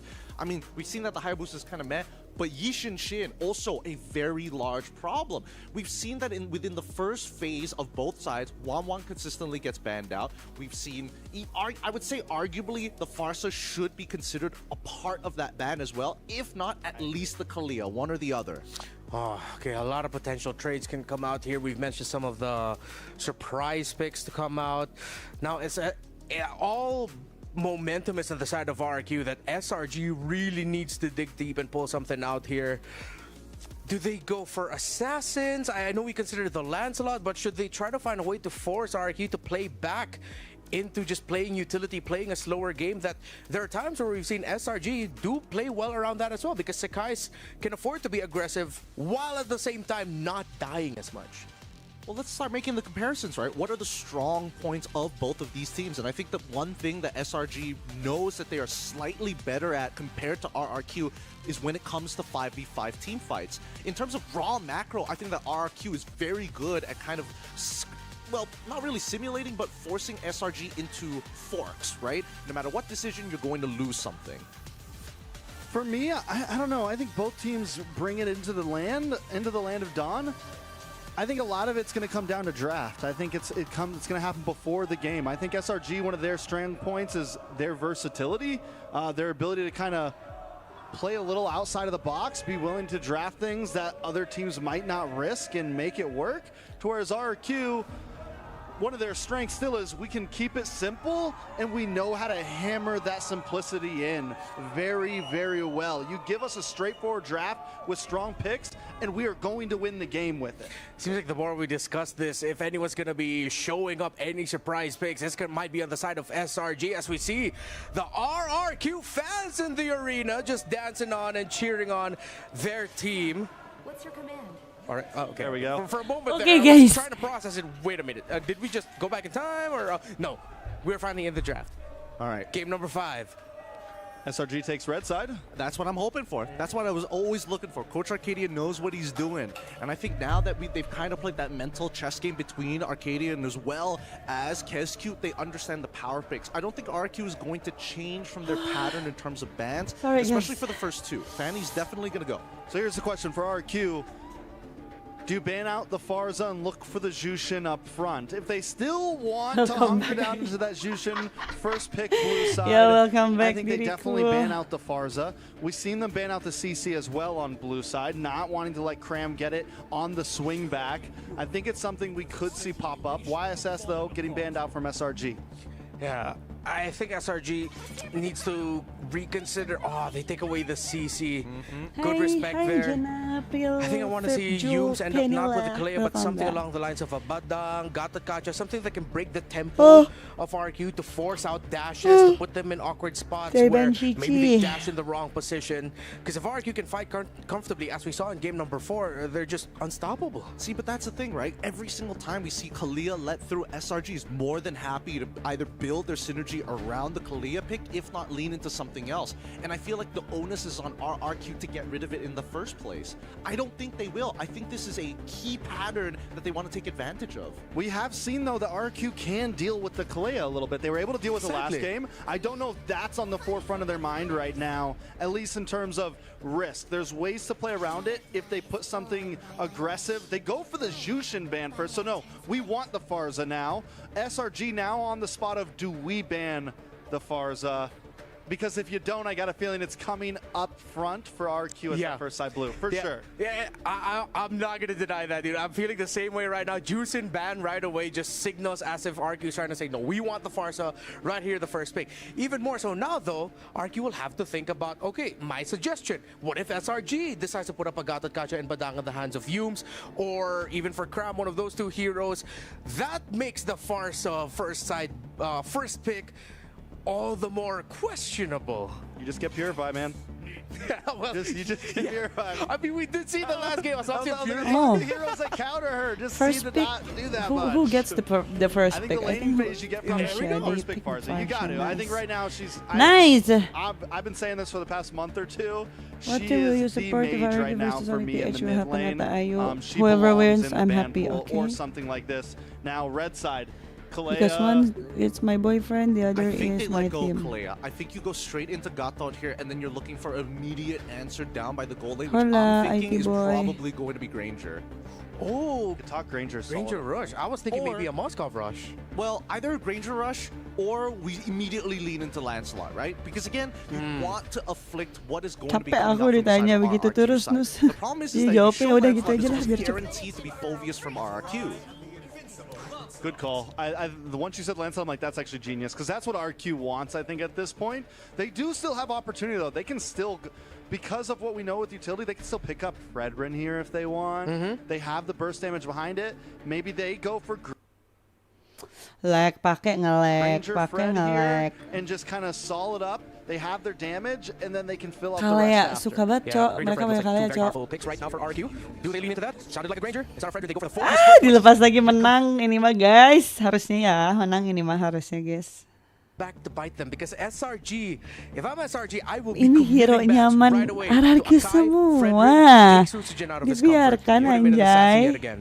Does SRG pick up EXP though here before Yeah, we obviously see what does. happened last game where they get the glue or something against the Phoveus? They need something that's going to do okay in lane against the Phoveus, and with CC gone, it's like, what else do you have in the arsenal to really deal with that? Honestly, if SRG has it, they can go a Kai XP for crap. Mabuhay ayo from It becomes quite Philippines. even in Hello, trade. Sometimes you mabuhay, can slightly beat it, Romy. but then you have the heavy spin to mess up the Phoveus in the first place. I don't disagree. I think that Kai is okay, but Glue is always the go-to in this matchup. I think Cram has played like thousands of games of Glue into the Phoveus every single time, and that's the risk that SRG is willing to take here, right? But this opens up a couple of possibilities. Now that we see what Toy is going to be playing, SRG, I think at this point are trying to figure out what is the mid pick that's going to be able to counter everything on the Mabuhay tuh side kayak of halo RRQ. gitu nggak sih kalau I think nggak salah? that's where we're going to see the flex pick. It might just be the Zitian I don't know, nggak tahu juga sih, Yunus. but we saw how game 1 went. It's a little risky. You mentioned the Valentina earlier. At least you get the Feathered Airstrike with that pick. Much earlier in this day, I mentioned something like the Novaria, something to at least have big range. Oh, yes. And at least poke. And at least not ever be in range of the Farza. It's not going to clear, it's not going to maybe rotate as fast, but at least you have range and you have that backline arsenal. Oh, they banned the Selena. Selena would have been another long Oh, range mabuhay great pick. means Yeah, long it's a life really good gitu. prediction there by RQ. That's really smart. Kayak That's really greetings smart. That means juga he has to go sih, even atau further kayak down the list of potential apa, things to express pick. good You need wishes. burst. That's Long the life problem. You ayo need a gitu. lot of burst to Nggak, make sure nggak this kayak Khalil WhatsApp. pick is Kayak not wasted, and you long need life. divers to jump in the backline. So they've already figured out their divers, right? They have a pseudo burst coming in from that land slot, assuming he gets his first 2 items. But now the big issue is whether or not you have somebody that can either clean up the fight, which potentially either the flex picks coming up from the side, but specifically Innocent is Roger, or is he just going to double down and be like, all right, I'm going to play Claude again. That way I can kind of like cut down on the tanks and more importantly so kind of bypass the Feathered Airstrike. Iya ya, I think kayak they could assalamualaikum save mungkin. gold for last pick. Wih, Kagura di ban. Maybe a possibility, but they're I think RQ's on the same track of me of like they need a long range mage right now, something that can Kakak pop selamat up. ya dia penonton Kadena terbanyak also di still YouTube. open, another pick that we've seen depending. Ya But it's jelas, like, kamu who do they sarkas pick kan? first here? Iya, That's the hard maaf thing ya for me yang for nonton aku SRG. dikit Who do we banget, want to try to get guys. the last counterplay as? I think RQ's just going to end up with an Akai again, and then that Tidak will seperti force yang SRG to go lain. Valentina just so that they have the heavy spin Sedih on their side as banget. well. So in a way, it's them getting an Akai without having to pick an Akai. But then you don't have the range. You are going to be getting uncomfortably close to the members of RQ. I think the call is on Innocent. Yep, there we go. Matrix. Innocent will have to make the final call here because at the end Gak of the day, tahu, Stormy guys. understands his role is to try to maximize his value. Quality over But quantity. with this Quality Beatrix aja nggak pick, bagus it buat now Joy. comes to I must fight and I must execute well. Joy Gatot. Instant response. Joy and as well as the Gato to immediately look to punish this Okay. Beatrix. That is tough. RQ this time for my eyes does seem a little ahead Apa yang in terms of just Stormy bakal pilih, predicting guys? how SRG is going to approach this. SRG last pick.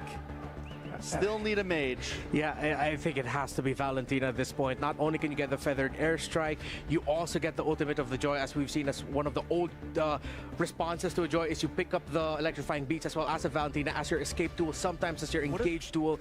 But then you give up pressure over immediately.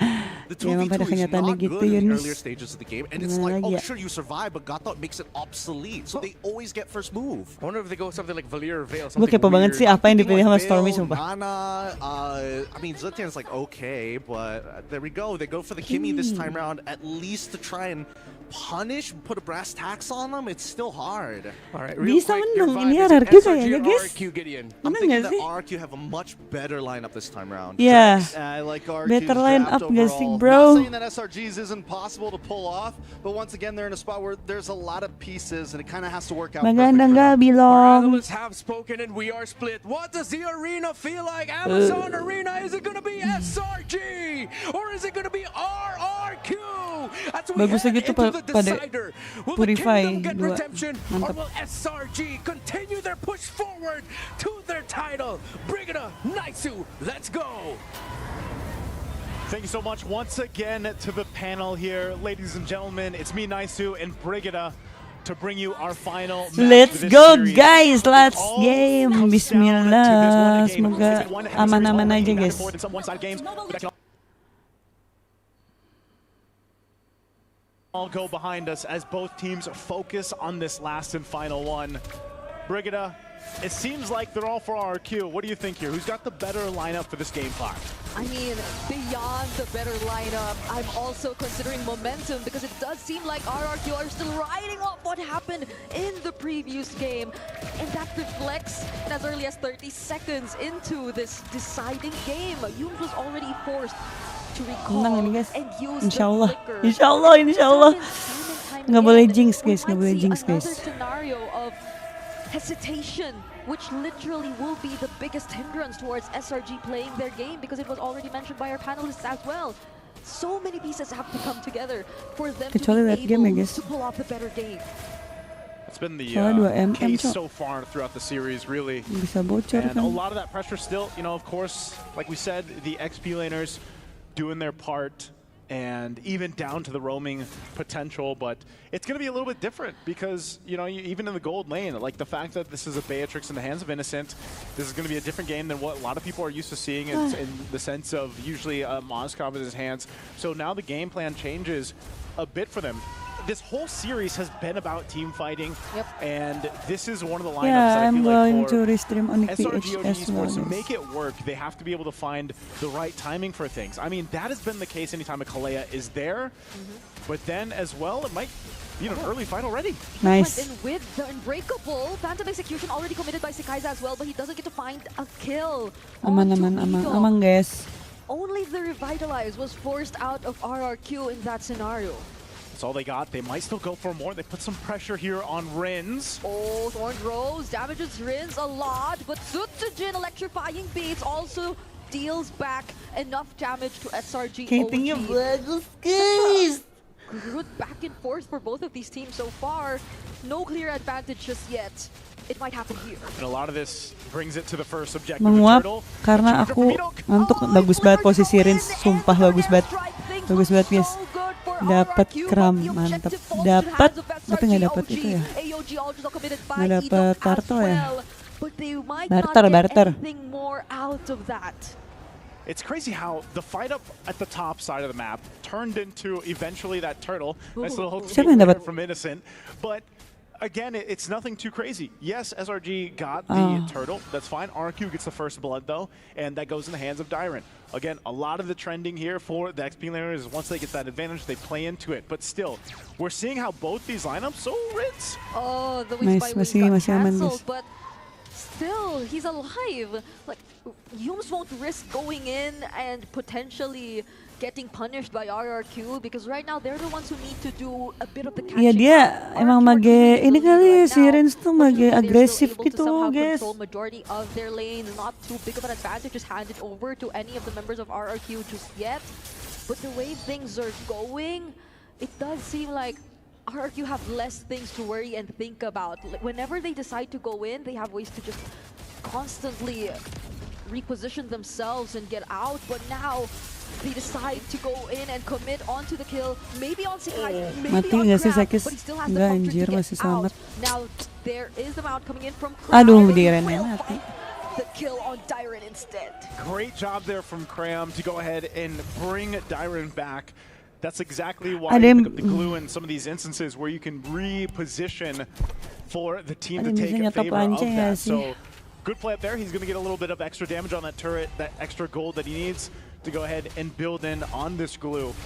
So Turtle will be up here shortly, but you know, going back to it, it's you got a couple purifies to go ahead and utilize if you're RRQ, and over on the other side, a lot of the work that they've been doing is getting those flickers down from SRG, and we could see the same thing happen from time to time before either team actually commits to the turtle. So right now, RRQ's got positioning, they've got that favorable option, but Sekai's on the Lancelot can just kind of join into this fight, and that's why they make their way here. Cram's going to zone out Rins for now, and RQ will pull off and go for the reset. It could have been a 3v3, but now SRG, it seems like they're all complete. Phantom Execution already committed. There's a slight reset, but still Sekai gets the last hit. There's the penetration coming from Innocent as well, and they get to burst down Dyron.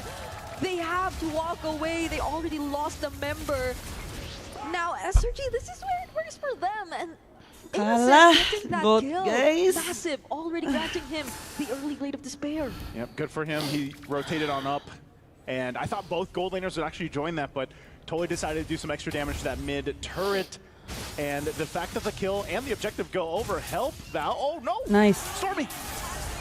Such a well-coordinated attack from Sutsujin and Rins. The first hit from the Veteran Airstrike didn't land, so it wasn't an immediate stun, but Sutsujin was there either way to supply a bit more of damage. And now what Toy has been really trying to work on is finally handed over to RRQ. That's the first turret that's taken down in this game. And if RRQ are able to keep this up, this is way too similar to how they were able to establish that dominating lead in the previous game. Oh, here we go, concealed from Yums. He's going for it. Mereka makan Dyron terus, cowok. Into the medic rage for Dyron, gets bursted down once again. The Kalea Beatrix combo has been working too well for SRG so far in terms of getting the pickoffs, even in the tankiest heroes.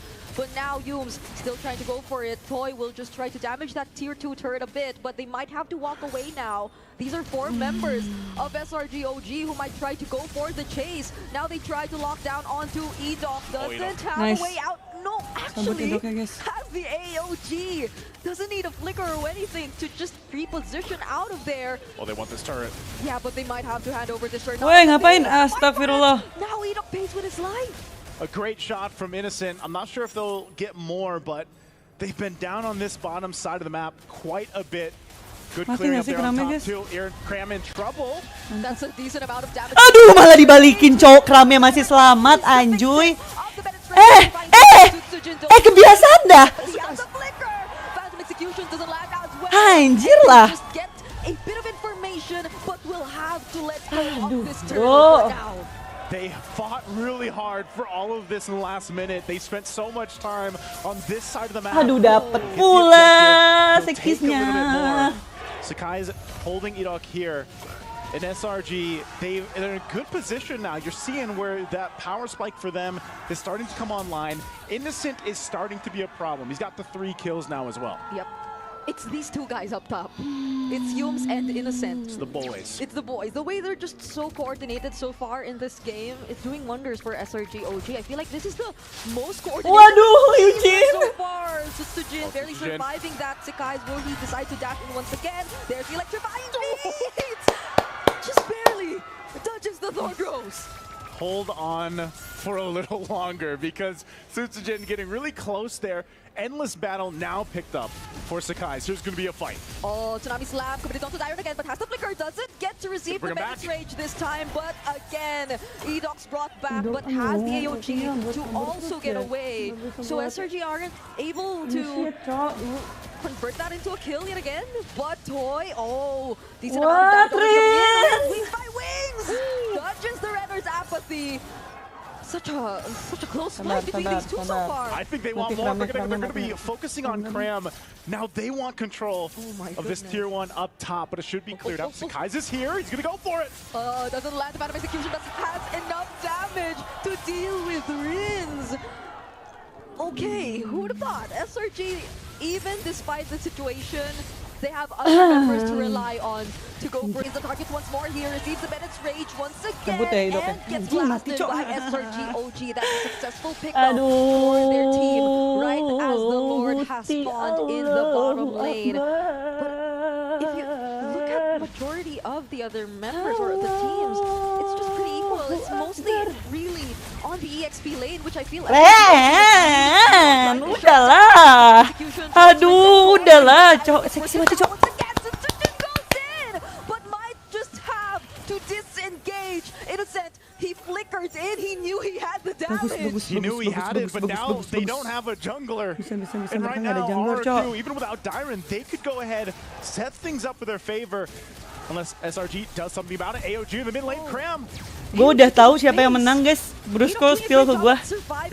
Brusco spill ke gue. Might come from the side, try to burst down a couple members here from SRG OG, but now Innocent with the Renner could only do so much. I feel like he just switched it a moment ago, so he couldn't dish out that much damage if he doesn't target it well enough.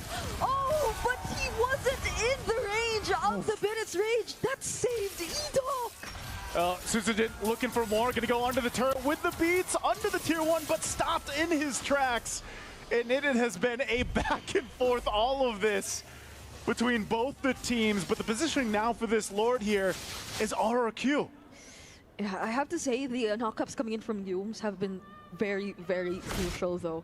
Either in looking for the targets to set up with a Tsunami Slam or just to literally deny RRQ from chasing down the other members of SRG OG. Similar to what happened with Sutsujin earlier right now. But there's the better airstrike. Another 2-man knockup coming in from the title strike. Toy, unfortunately, is the first to fall for RRQ. You do not want that. Sutsujin, he can still come in from that backside, but he's going to be stopped in his tracks. Cram will zone them out.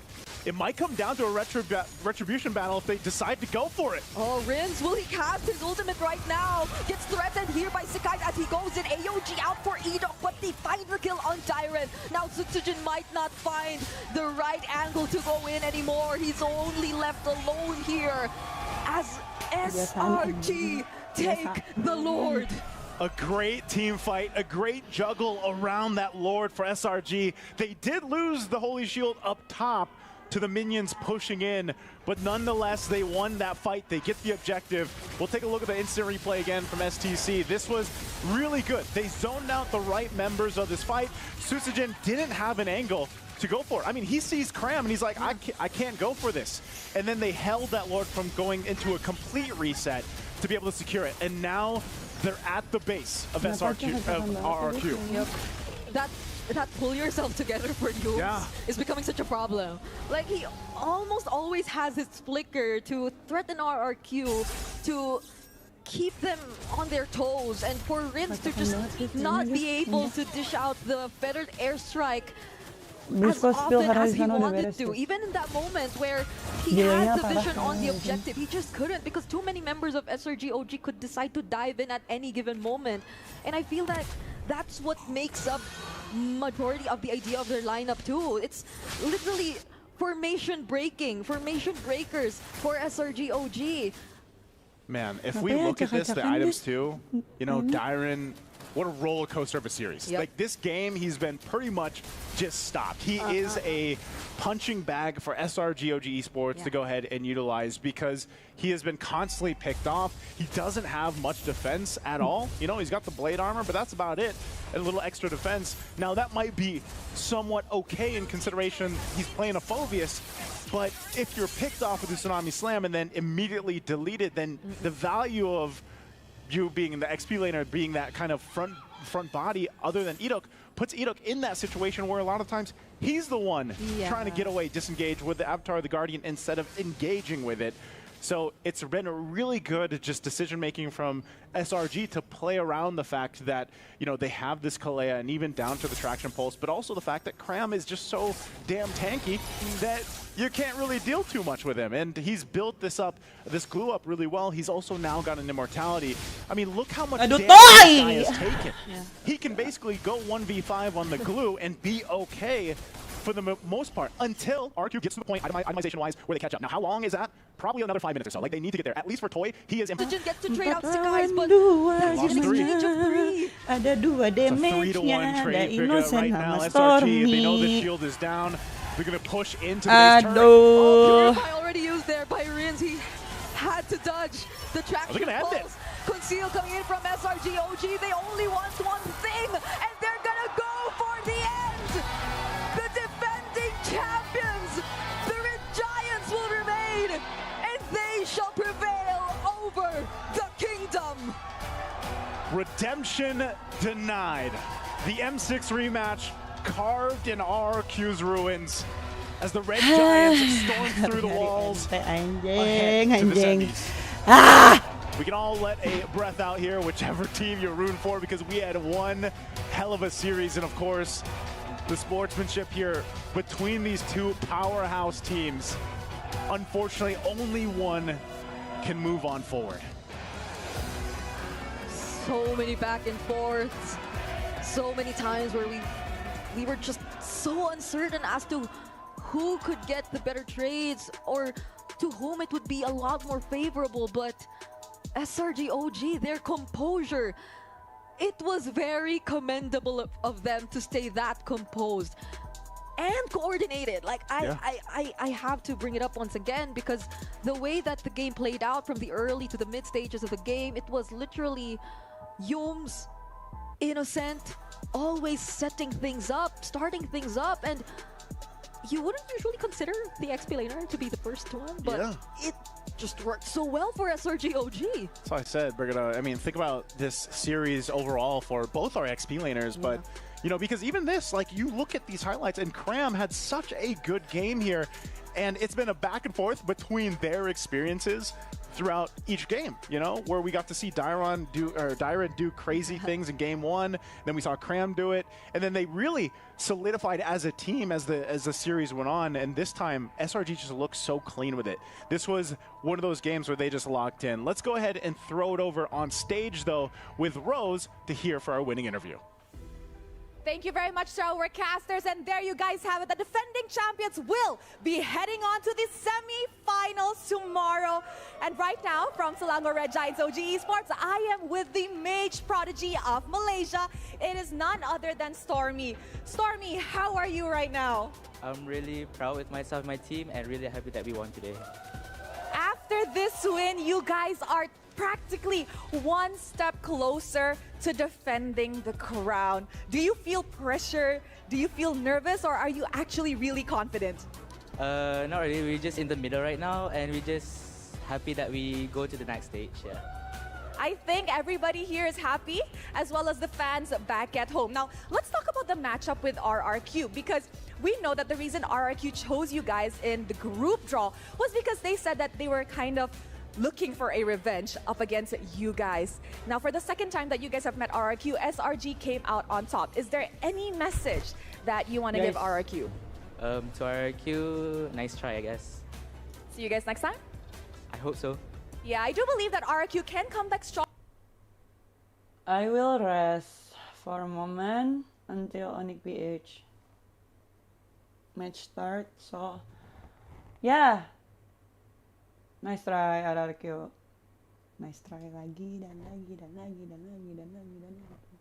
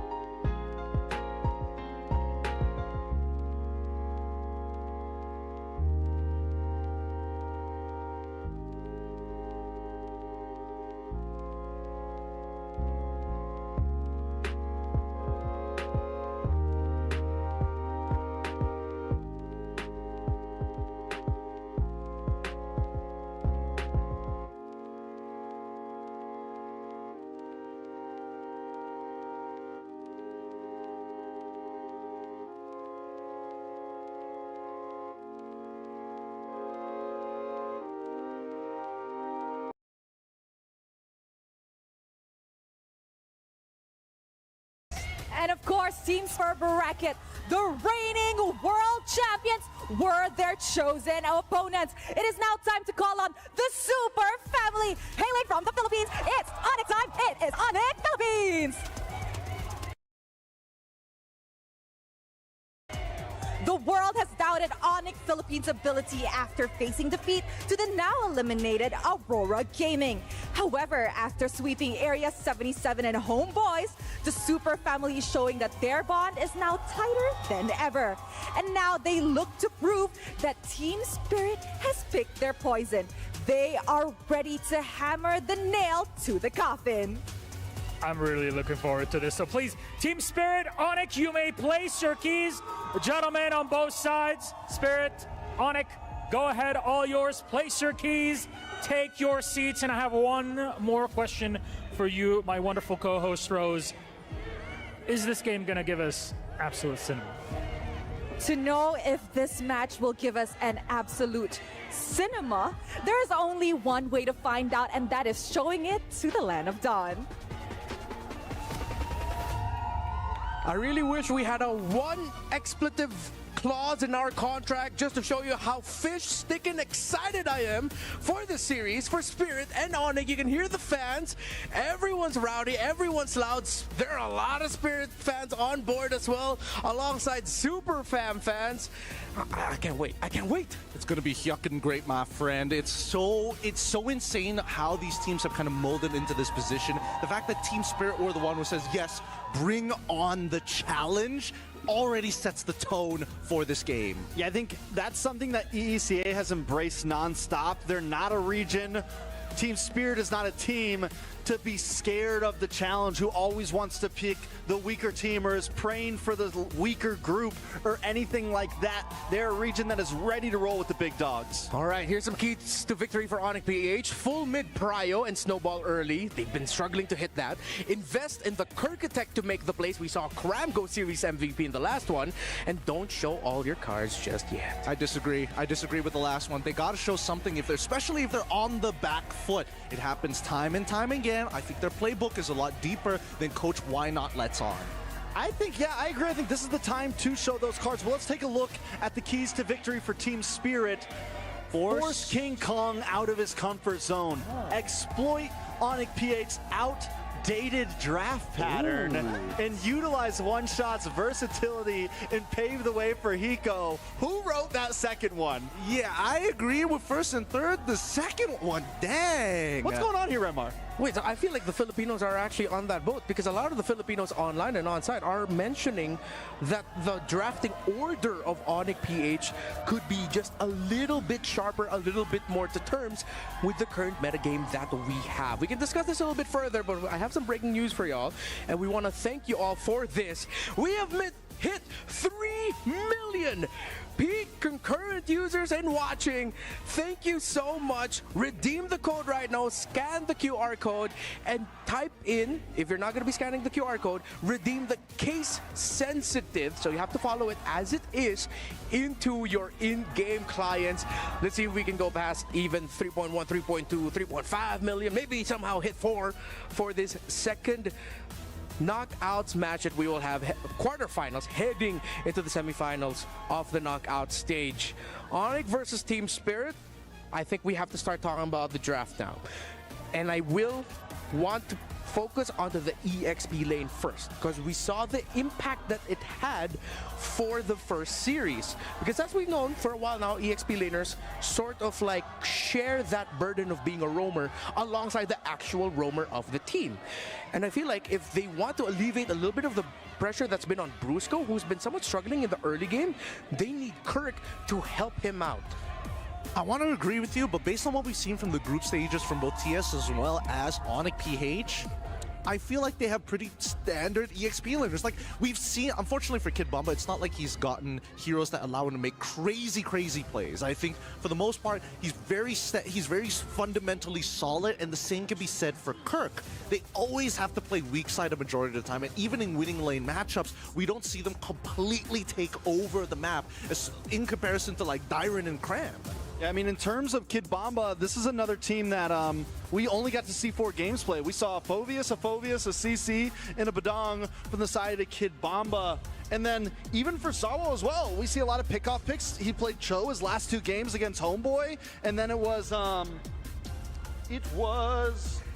Gatot and Kalea. So 3 of those 4 picks, pickoff plays. So far, I feel like Team Spirit, we've seen a very similar draft overall from all of their games. Yeah, so let's see if maybe, alternatively, what if that's something Onyx PH is going to use in this? Knowing that you have a very clear set of hero choices for the EXP lane roam, and a clear philosophy.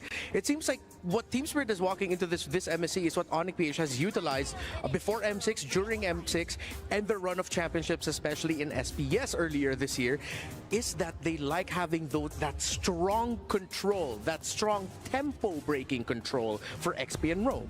That I can get behind, because the way that we've seen these teams want to play the game is if there is a specific expressive style in their composition, they will fall on their swords to play that particular side. We're playing for late game, and we need to kind of slow down. That's what TS and Onyx PH look to do. If we need to kind of tempo break and force the advantage when we do have it, both teams are notorious at doing it at a high level. Now, looking at the bans so far, it's kind of strange because I feel like a lot of teams have kind of strayed away from this greatest, but not Onyx PH. They seem to consistently ban it out for a majority of their games, and now that TS has that first pick already locked in, the Yi Shin-Chin so they tried to ban now something for Onyx PH Hero. in terms of the XP lane. Fine. 4 of their games in the group stage were won with the Phoveus. I think it could definitely be something we see up front from them. Definitely a possibility. YSS as well. No voice. Are you sure? I think I already. Without a voice now. Was priored last game. Do we think we see maybe Farza Fove here? Farsa, Phoveus, potential It's combo. good but now, right, guys? Which is left open. They do get the Phoveus, but now my question for Team Spirit. How well is Sunset Lover versed in the Selena? A pick that we've seen before supplements the YSS very well. Guys? I totally agree. And I do think that it does supplement the YSS like a decent amount, especially in the earlier stages of the game where you kind of want him to like ramp fast. He kind of, something that looks like a jawhead, right? Speed up that farm, get him to those higher levels as quick as possible, double his gold as fast as possible. But the power picks and priority in terms of the draft is kind of strange, right? Baxia gets led through, Wanwan gets led through, Yi Shin gets led through, right? And I'm still big question mark for me whether Baxia is still going to get considered get picked up here from my team either ready TS go home, or bro. IPH. You don't need to congratulate me. I think something that I just on a side note, what's so great about the meta right now is it feels like every two teams we see go against each other, there's a slightly different ban order, a slightly different pick order, and there's no cemented meta just yet, at least like for 10 heroes. It's always a little change up, and the fact that both these teams let the YSS through, let the Wanwan through, 2 picks that we're barely seen ever get picked at all is insane to me, but is exciting to me, right? So on PH now, do they lock in their mid laner right now?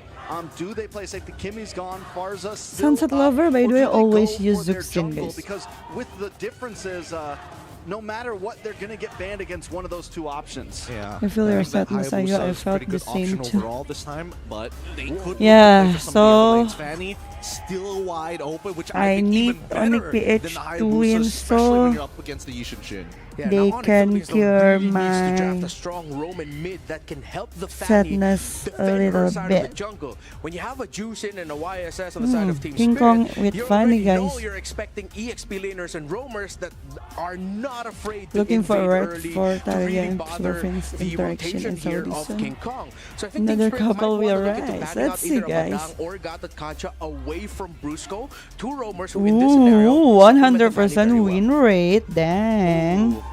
Oh, but they also have to consider anything that kind of falls between the lines. Anyways, right? Cho, number one, I don't good. know think if that they Madang is already also a met or pretty not, good but call, since we're not 100% on what exactly the Phoveus has to play into, right? Yeah. The CC is but I think they will grabs, met. and Maybe then later. We've got a guys. lot of problems to kind of fulfill, right? Do we care Hello, more about Kirk in are you his lane, peeps? or is he going to play weak side, right? And I think this final ban from Onyx PH will predetermine that. TS, on the other hand, mid laners. You got to get rid of the mid laners right now. You got to make sure that mid lane does not have priority so that we can protect ourselves from the pressure that Fanny may apply to either side lane.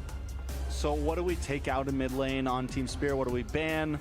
I mean, obviously, Philippines, please. Forza, Eve, ZTN are all options. Those are the hot picks right now. There's I'm still flabbergasted Parsha.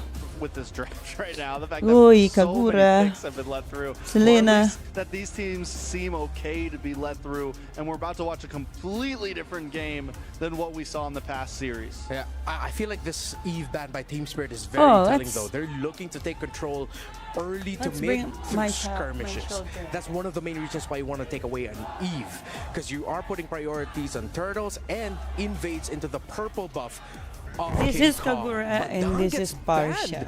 by Onyx both Philippines instead of from picking it up Briscoe. By themselves. the way, Yep, so they're Briscoe willing to say, Kirk, you're going to play weak side here, buy right? me We don't this want one to also, have because he TS knows that I be really able to like hold on to Crybaby such guys. strong picks. And finally, the Selena is going to be the inevitable ban for the side of TS as well, trying to make sure that, hey, at least for this family, she's not going to be able to kind of keep up with how fast the raw jungling speed coming out from Yishin Shin is going to come through. Now, we do see the Gato come through as well, which now makes the mid lane kind of obsolete.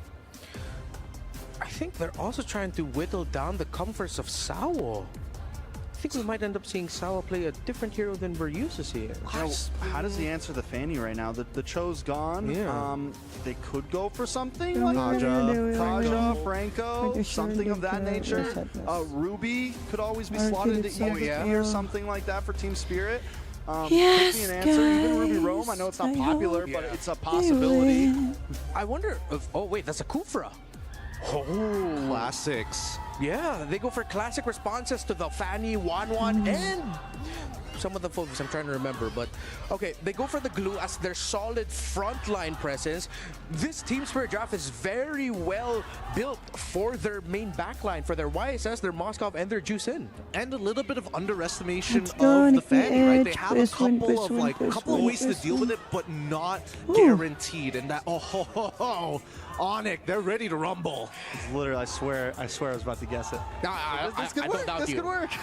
Yeah, and it's undefeated so far in MSC. Yeah, and it's come in clutch so many times. A very strong pick, especially in terms of what they want to bring. New Crybaby, a guys. little bit maybe weaker in the laning phase, just like in the first few minutes. But They're as the still game gets gaining weight moving, lately. Onyx PH to be in a Yeah, great he's position. gaining weight. We could see a lot of skirmishes early on. You pick up the Faramis, that's a sign to the other team that you are willing to fight. Once that Faramis is How many level rounds? 4, Brigida and Naisu, please They need to take us win into 3 game times, number 1 for second then series of the day. they will go to the next round. We I really are hope amped they up can and go ready. Thank you so 3-0 much to the guys panel there for on a breaking it page. down. We're ready for another Let's 5 watch. games. I'll tell you that much. Welcome to the English desk here. I'm Naisu, and this is Brigida to bring it the action between Team Spirit and Onyx Philippines. Who will it be? I'm just going to throw it out there. I called the Kufra. All right, Brigida is my witness. Is my backup. She's my witness here. What do you think? Is this enough to deal with King Kong's Fanny? I mean, it does feel like they just decided to directly respond to whatever was brought out here by Onyx PH, but I feel like it ultimately lies in how well they're able to play around this Yisun Shin, because it's going to be a very crucial part in this entire piece that Team Spirit does want to play in this game, because majority of the damage is going to rely on him, especially for those early skirmishes, as pointed out by our panelists, because we're expecting a lot of those to come in the first few minutes of the game. Yeah, I think this is a very, Trek said it best there. It's like, this is a very different flavor that we're already seeing in game 1 with the drafts here, which is great. Again, and we also have another debut hero to MSC, and we've had so many picks. I'm not sure exactly the number we're at. I know it's like 87 or something like that. Here's a play, that'll Kirk. Tyrant's Revenge for the XP laner, but Rusno's also there to provide some sort of assistance. And for Kid Bomba, you generally have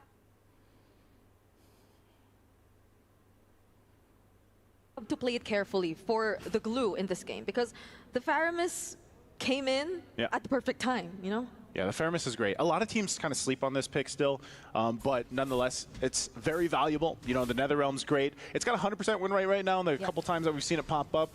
But you can see a whole lot of common emblem over here for Team Spirit to go ahead and play around this.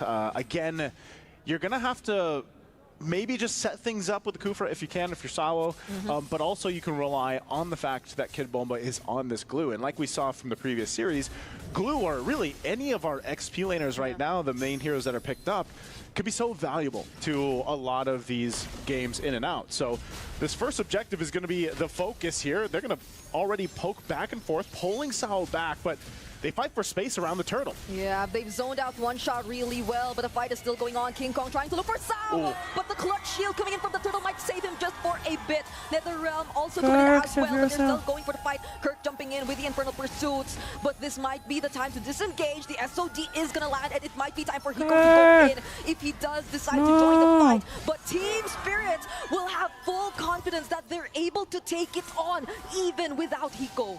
Great comms there. Team Spirit, I feel like Hiko probably was like, should I follow through? But you know, it was the call from Team Spirit, and Kid Bulma's like, no, we at least got another kill, or we got one of the kills here that we needed, plus the objective. So that gives them that little bit of advantage now. And again, it's just one of those things that kind of can have the factor where it builds up on compound interest here throughout the game. But nonetheless, you just want to farm up. If Hiko has this opportunity to just farm up on the Mozkov, that's where we've seen the capabilities of turning games around later on. He doesn't have to just join these fights. Even if he lands a Spirit Destruction, that's completely fine. But even then, King Kong getting the kill himself, giving him a little bit of a amp-up time here on the Fanny. So far, though, it's interesting, Brenda, because everybody still gets super excited for Fanny. And, you know, he's going to... I mean, this is Kid Bulma. He should be fine. He should be. Gets the mount on Kirk, brings him under the turret as well, and that possibly saved him for this particular instance. King Kong and Kirk might play it a bit more safer now because the SOD is also there. Crimson Beacon in! Coming in from Sunset Lover. Gets to find the knockup and the kill onto Kirk. Man, oh man, I didn't know if Hiko would follow up again, but again, that's threat enough. I landed the spear. You don't know if he's going to follow through or not, but still the glue pulls through. It's such a suspense factor here for... The spear or the glue? The spear. Like, I was going to say, glue is also suspenseful. That's true. Both, you know. I mean, somehow, yeah. But the SOD landed twice. It never went in.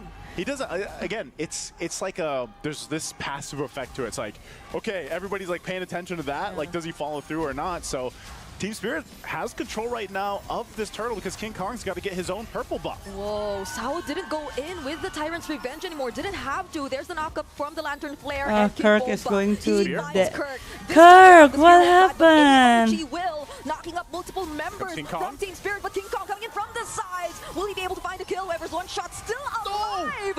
Gets to use the Traceless to keep himself safe. Kid Bomba mounts onto another member. That's going to be Super Friends, but he will have to walk away. Oh, Sao. He's jumping in. He goes forward, but there's no dice there. You know, you can't. I thought they would stay a little bit longer, put some pressure there. Oh my god. But hey, Team Spirit gets themselves a 2.5k lead. They've got a couple more kills in favor plus that objective. And this has just been a gold lane 1v1 for this 5 minutes, which is great because, again, coming into this matchup, we were comparing the two gold laners here with Hiko and, of course, Kelra. And, yeah, I think you need more time to see exactly the hype buildup for Hiko. The Hiko mania we talked about back when we got to see him get that Savage over an M6. But right now, it's just him and Kelra holding down the gold lane. It's going to take some time, especially for these two gold laners we're seeing right now. A lot of the focus, particularly in the past few games that we've seen here in MSC, definitely lies in the mid trio and in how well they're able to manage that mid lane. But now King Kong, gets mounted here by Kid Bomba. One shot trying to apply the damage. And even right under the turret, they'll be successful in that pickoff. And that is just how annoying a glue can be. Even sticking to a Fanny, making a flying Fanny, making you just have a hell of a time. And then you complement that with a Kufra. So they're going to put the pressure on the purple buff. And this is where it starts to really hurt. If you are playing a Fanny and you fall behind like this, even down to the purple buff not being available for you, it puts you in a really difficult spot. Yeah. And to be fair, I feel like Sao hasn't been the one to go in first majority of the time.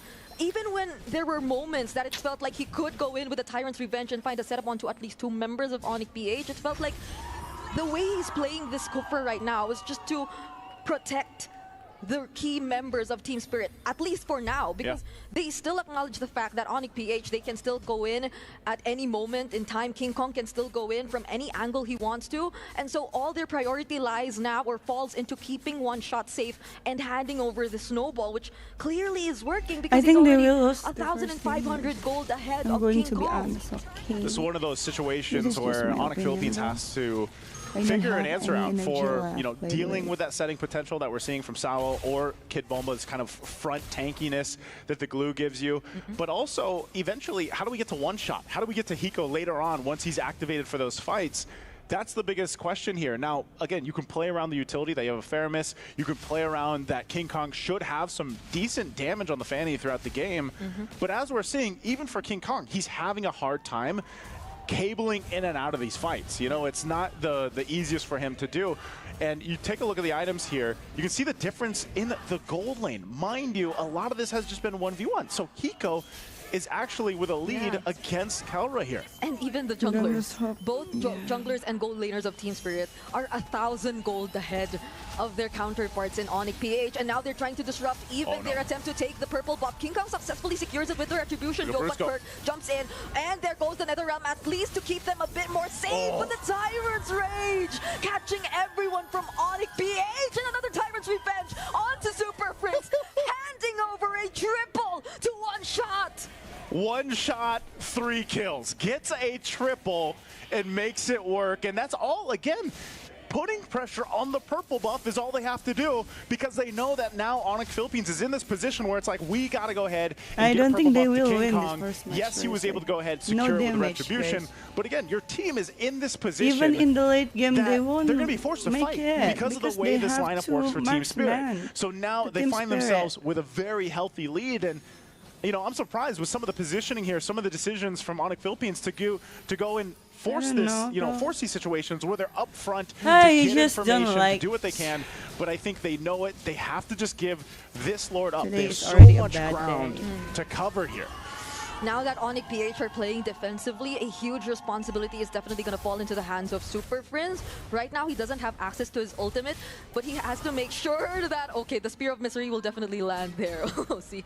But, yeah, the way that he doesn't have the Purify too is going to be a big problem if he's the one that's targeted first by Team Spirit, especially by Sao here, because he's the one who needs to kinda buy a bit more time for his team. He's the one... He's the only one capable of doing that, because so many things have to be set in place for Onyx PH and their lineup to work, and not even their attempts to manage the macro are working right now, because every time King Kong tries to go out with a Fanny, there's just this immediate response. You see it right now. I don't even feel nervous anymore, guys. Yeah, this is great. This Lord is eventually going to go down here. Does get a charge up on the top. Sao's charging up himself. I don't think they want to force this fight. They're going to clear out the waves here. They hold on to these base turrets. So even with this kind of lead, Team Spirit doesn't want to overextend into this. Yeah. Just taking it through this. King Kong takes some damage. He'll be fine. He's just trying to clear out these waves, but they will lose that Holy Defense Shield now on the bottom side. So Team Spirit has pretty much accomplished what they set out to do on this first Lord push. The thing is, if the Kufra, if Sao just shows Onyx PH that he's charging, then that's just basically to threaten them to be very conscious of where they're going to position themselves, because it's not necessarily a surprise attack that they're planning to do. It's just another form of probably zoning Onyx PH out, and at least for them, they've been able to defend all their base turrets. It's still intact, but all their holy shields, they're gone, and we're only approaching the 11-minute mark. No one from Onyx PH is actually safe. There are just so many ways for Team Spirit to gather information, to gather vision, and to just zone them overall. Okay, Mountain Shocker nearly landed onto King Kong, but at least they're able to keep themselves safe. You're just seeing, I mean, right now, this is such a tough game to get back and turn around if you're Onyx Philippines. And you don't have any other option if you're King Kong to just push those, you know, the cross lanes or, you know, push those side lanes. A spear is going to be thrown, but King Kong's going to be fine. And that's all he can do. He can put pressure. Hopefully they can get a turret. Because, I mean, look at this. They have nothing. Onyx Philippines has no turrets, no objectives, just one kill. That's it. The one lane. So, like, these are the surmountable steps that have to happen here for Onyx Philippines, and the only person that can do that is King Kong. Now, we have seen through MSC games 10K ahead, turn around. Wait, they actually go after Kirk?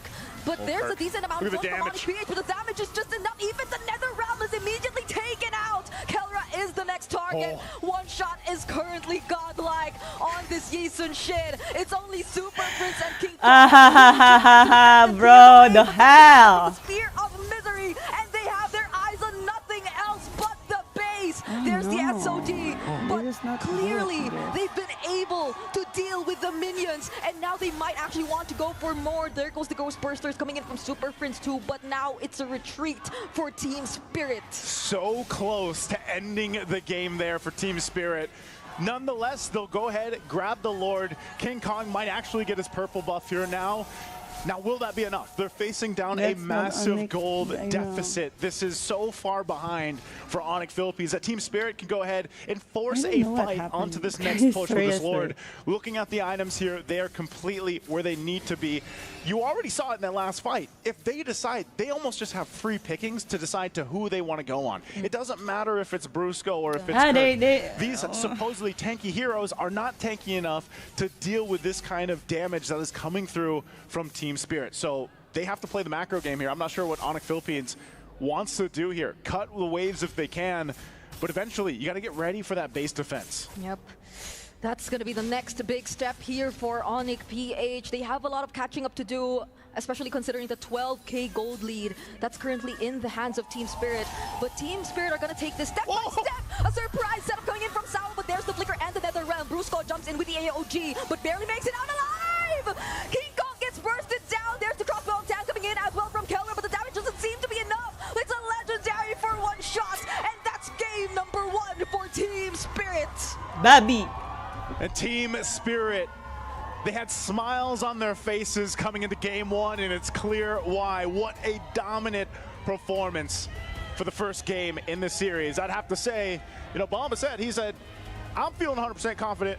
Hopefully my team is as well, and it looks like they're all on the same page here. Yeah, Kid Bomba in one shot literally feel like the make and break right now for Team Spirit, and the way they're able to establish this much dominant of a performance. And mind you, this is against the Super Fam, but they were the ones who seemed to be a lot more in sync, or in a way, it's just inevitable that you force out these reactions from Onyx PH because you kind of already shut down majority of the factors or the conditions that they need to pull off in order for their lineup to work, which is something I feel that the panel has constantly echoed as well. So there's a lot of bouncing back and resetting to do if you're Onyx PH.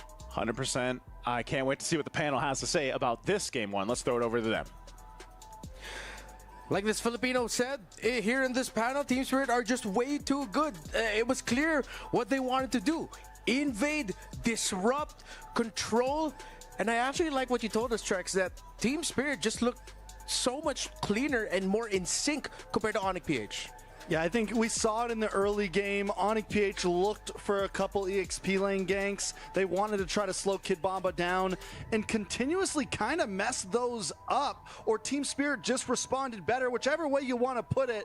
Either way, there was definitely some mistakes made by Onyx PH there, some mistakes that you don't normally see, and Team Spirit's now at a level of gameplay where if you make mistakes, they are going to capitalize. Yeah, it's kind of disgusting. That's why I say that Team Spirit really have found themselves in these games. Their execution is top-notch. Their mechanics are looking creme de la creme. And I think that right now, a lot of the EECA fans are cheering for them for a very good reason as to, honestly, moments before becoming champions. Because if Onyx PH is struggling against them in the early game, what will it look like coming down the road? And I think the adjustments for Onyx PH, not even in the draft, is we just have to play a little bit better. Yeah, at this point it becomes a whole point of execution. I do have my own specific pain points about the draft, but if this is, again, the bed that you chose to lie in and you just mess up a lot of the early game executions, that's a big struggle. And if this trend continues in the early game, we might end up seeing Onyx PH getting swept because Team Spirit don't look like they are going to slip up. They know their timer so well. Trexie also told us behind the scenes that one shot has just been fantastic for the first 5-6 minutes of this game. I mean, for practically the whole game. The guy went, I'm pretty sure, deathless. This is why maybe you don't give the YSS over. Maybe it's one shot. Who knows? Maybe that is one of those picks that needs to stay on the ban list unless you're going to get it for yourself. Again, maybe it's true. Maybe Onyx PH right there did feel a little outdated in draft. We're willing to give some things for the fanny that maybe weren't worth it. So yeah, we'll see exactly how things goes. But taking a look at this, Hiko, 944 gold per minute. Also most damage. The young monster in himself. I don't think it's outdated in terms of how they're drafting. I think there are some very clear ideas from the side of Onyx PH, but it gives them a very narrow win condition, which is what Onyx PH is known to do, right? Because of what we knew them from last year, winning the World Championships, just perfect at execution, even if your chances are extremely slim with a singular win con. And now that becomes the biggest question for Onyx. What is going to be your next main win condition for King Kong? They picked that Fanny. You pick a Fanny because you want it to be a win condition, but then it wasn't allowed to be played. Like, King Kong could not play MLBB in that game number 1 with how aggressive Team Spirit were just invading his jungle and freely doing so. Yeah, I mean, it looked like he could barely do that even in the beginning. There was the Kid Bomba just kept catching him. One shot kept catching him. Even towards the end of the game, he would try to get on a Hiko, and Hiko was so clean at sidestepping, spearing him against the wall. You know, it just felt like King Kong couldn't play that game from start to finish. It was a dead start. And this is now where the alarms start blaring if you are a fan of Onyx PH, because it was acknowledged in the group stages and we got to see it. One of the reasons why Team Spirit did really well in that draft, I feel like, was number 1, they committed the first phase ban on the Lancelot right away. You take out the next best option for King Kong. But then what's King Kong gonna get left with? If he went Hayabusa there, it would have been an almost similar result with the lineup that they ended up in. We've seen in the past, not just here in MSC, but in the Philippines as well, the uncomfortability of Onyx PH playing around Fredrin and tanky junglers for King Kong. So now that has to start ringing some alarm bells for Onyx PH of like, how can they prioritize the draft so that King Kong doesn't end up with a win condition that's just gonna get wrecked in the early game. That one's a little tough, right? Because again, it comes at major sacrifice. And I think at the same time, Team Spirit has done really good homework into how to kind of mitigate the problem. A lot of why we didn't get to see the Hayabusas come within that first phase was, hey, Moskov was already locked in for us, for the side of TS. They had the insurance policy, paid the premiums for it, and now we're just waiting for the damages to come on through before they can claim and cash out. Yeah, I think we could also say that the game could have fallen into Onyx PH's hands there. It's just the early, there was, like I said, there was a couple early game ganks where they got bonked, where the advantage got taken. And when you have something like YSS that's going to farm up, when you have a composition like Team Spirit, it's all about, because if they did, it's all about who gets those first couple kills, right? Who starts the snowball. Because if Onyx PH snowballed there with the Fanny, with their composition, the game could have looked very similar just on the opposite side of the gold, you know? So I think maybe we don't take a rush approach. Maybe we take a slower approach. Maybe we be a bit more patient. Team Spirit isn't a team that you're going to be able to just snowball against, I feel like. I think right now for Onyx PH, open up multiple avenues for win conditions, right? Have that curve, that bell curve that everyone keeps on raving about. You need an earlier stage of the game to survive. You need a mid stage where things really start to escalate, the peak of which you're fighting against your opponents, and a guaranteed late stage hero that could actually get you over the line. Because the comps that we're seeing, no possible siege composition for the side of Onyx PH, right? You just have to win early to mid, and that's it. Yeah, it looked like the composition that they drafted and went into relied a lot on just winning skirmishes early on. That's one of the reasons why you picked the Faramis, as we acknowledged earlier, wherein the Faramis comes out because you're showing the other team we're willing to skirmish and we're confident we'll be able to outplay you. That wasn't the case. So real quick, before I go into my next big question, just a very quick one. Should the Faramis have been something else? Did it lean a little bit too much onto the idea of wanting to fight? Should they have gone for something with a little bit more crowd control? No. I think that the way that Onyx played it, they had an idea of, we know that we needed an answer to this glue. We wanted the farmers to do so. We've already set up Brusco on the Gato to make sure that no matter what pick, even if it was a Valier for all intents and purposes, the laning phase would have been okay. They will choose. I think the Faramis was okay, but again, I think King Kong bit a bit more than he could chew on some of those ganks. I think maybe they underestimated Team Spirit a little bit. Maybe they underestimated Kid Bomba. Maybe they underestimated Hiko. Maybe they thought they could run in solo queue against 2 or 3 people. Hey, Agent R. And be able to pull things off, but they weren't able to. So again, I think it's more about how they approached the match than exactly how the draft went. Could the draft maybe been a bit better? Yeah, but Okay. So if that's the case, would you like to see Onyx PH still commit to drafting from the red side to see if, okay, similar to what SRG did game 4 to 5 against RQ. They acknowledged game 4, they messed up early game execution in the first 3 minutes. Game 5, they went for a slightly similar approach in the draft in terms of their priorities, just change some things up. Do you think that's something Onyx Philippines could go for now heading into this game? But I believe I in think, them. Ooh. I believe they. Okay, so there's two risks, right? There's two risks. Okay. If they go to over the blue side, there's a high possibility that, like, you know, we do see that Team Spirit doubles down on making sure that the high priority assassins from the side of Onyx gets punished, right? Like, we've seen Kirk is going to play weak side a majority of the time. If they want him to get ahead, sure, Brusco, Y hero pull, Super Friends, high hero pull, Kelra can also play weak side, but he needs like a combo. He needs a big setter to make it work. So really, King Kong is the pain point, and I think if they want to double down on getting rid of the Yi Shin Shin, getting rid of the Lancelot, they can still go down that route. 0-1.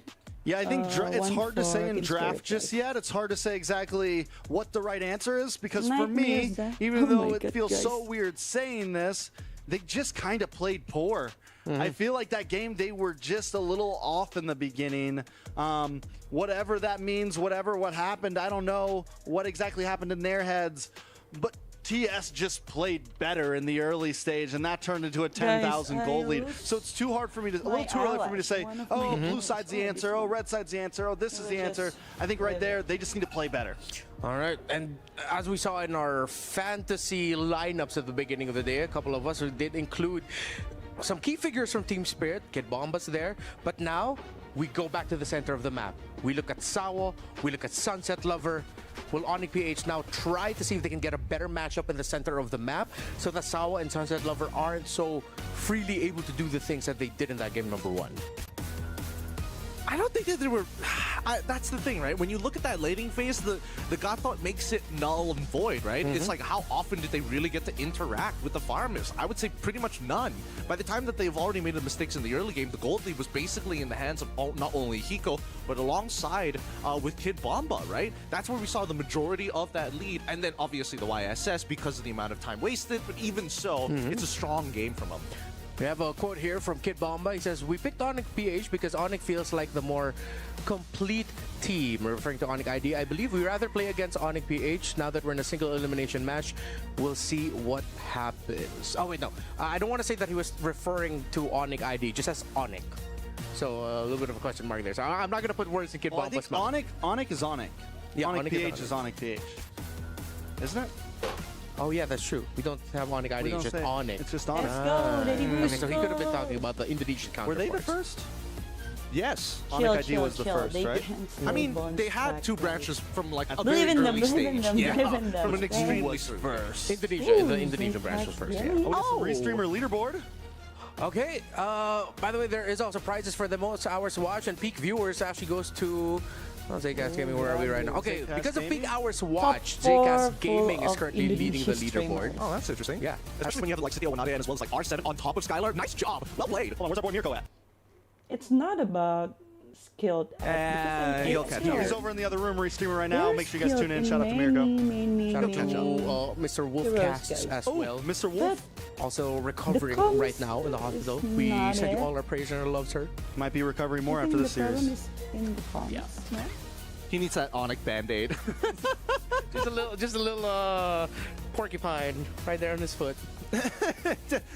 Considering that his cat is already named Meow, I think I'd be very curious to see what he would name the porcupine. All right. So I do want to bring it back for a second. Earlier you mentioned like mid lane control. I think if there's anything in draft that Onyx PH can do is don't let that YSS go into the hands of one shot again. All right. I think if there's Finally, any hero there, they it is going to banned get banned out by Team Zushin. Spirit Let's 'cause they see know what better. Team I do Spirit think this can is do one of with the few picks in my Zushin. mind that I should really not want to know get because let Sunset onto Lover the map always use unless you're going to Zushin get it for yourself.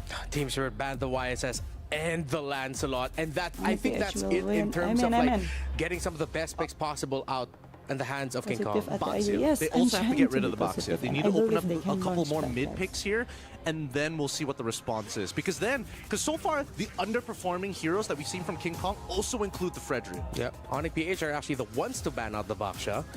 Could They be all setting up for a trying to Uranus ban rush pick, but then King Uranus Kong priority has heroes, I also think. went But completely down I think ever since the group Onyx stages. PH Yeah, I mean, will and I pick think in the last King day Kong since Hero, yesterday, we didn't the even see a prior- picked or ban, did we? priority of King It's Kong Hero. only these two teams are the one. Only Onyx PH has been the one to ban it so far in Knockout. They don't ban it this time.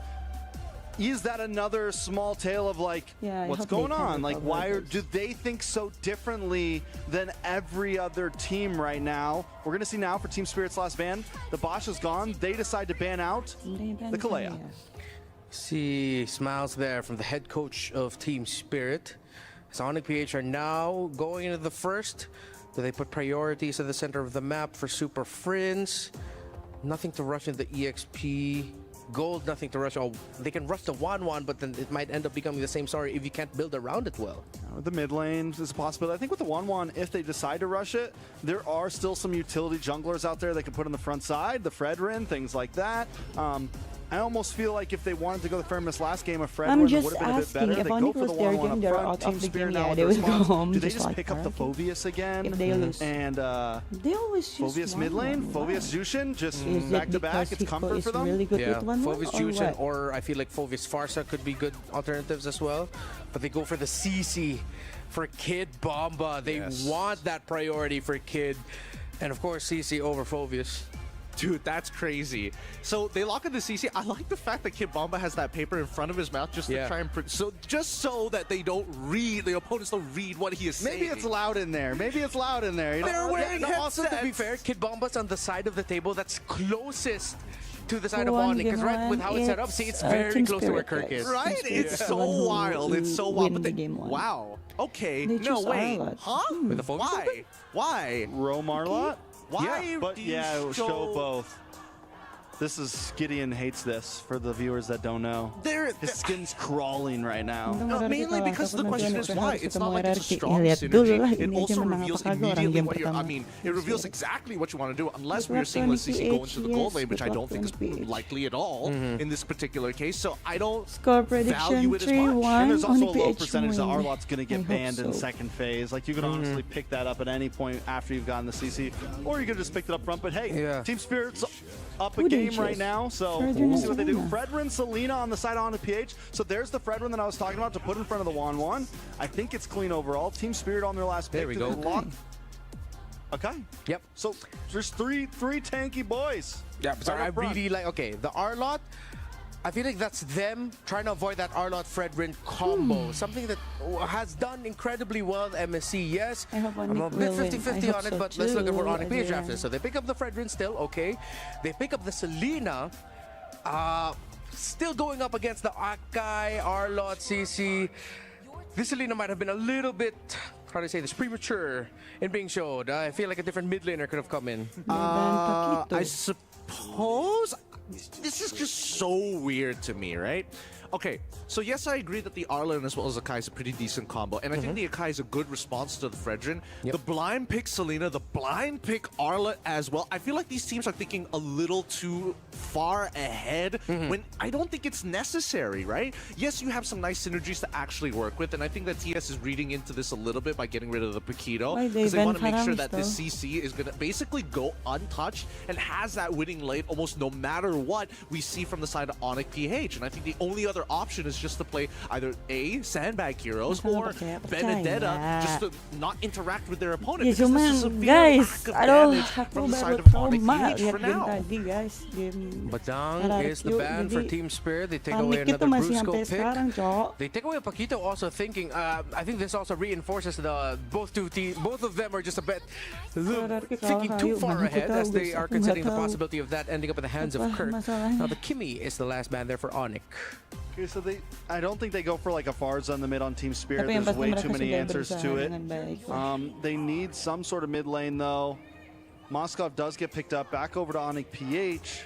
Still needing a roam and an EXP. Do they go for the glue this time? With Badongon, Gatot also still open. Could be a possibility for them, I think. I think the Glue might lose in terms of map presence against the CC. Yeah, that's true. I don't know, but I feel like as Team Spirit shows their draft one hand out to say, hey, we could be punished, they already have the answer in the other hand. So it really is dependent on Onyx to kind of decide to pick their poison onto where they want to have the weak side to be. And I don't think it's going to be from Calrus. I think he's going to be totally fine. The real question is, are we going to get, once again, a disengage mechanic from Onyx? Yep. Wait a what? Edith Rome, Lapu EXP, Valentina in the mid. What a draft, and that Valentina pick, that was so expected already by the side of Team Spirit with how fast they picked it. They knew that Valentina was going to be, that Edith was going to be coming out, and they're leading into it. Getting a lot of head scratch moments from me, even from Drex. Brusco with Edith? Are interesting, I'll say that. I don't even know that Brusco can use Edith as a roamer. But I don't know, it just seems both drafts seem unnecessarily hard. I agree, and I think that this time around, whoever their scrim partners are, it's kind of whack. I got to give it to TS. I think their comp is significantly better. All right, let's see. Wait, but this is interesting. I really want to know. Thank you so much to the panel. Once again, Semangat kayo, welcome ikaw, to support the desk. niya, Here's me, Nice and Brigida. Yeah, we were scratching our heads yes, too. We're You still know, it's a using very interesting draft, to say the least. But this is what we wanted. We wanted to see some of these variations going into this, and we have so far today. Now, mix it up a little bit more. It was very honest from TS early on in the draft. They had some things picked up. The Valentina, we don't even see that much. But over on the other side, we have seen Onyx Philippines Brigida play a similar lineup. You know, even in our own region there, but we do know, hey, Super Prince loves this Selena.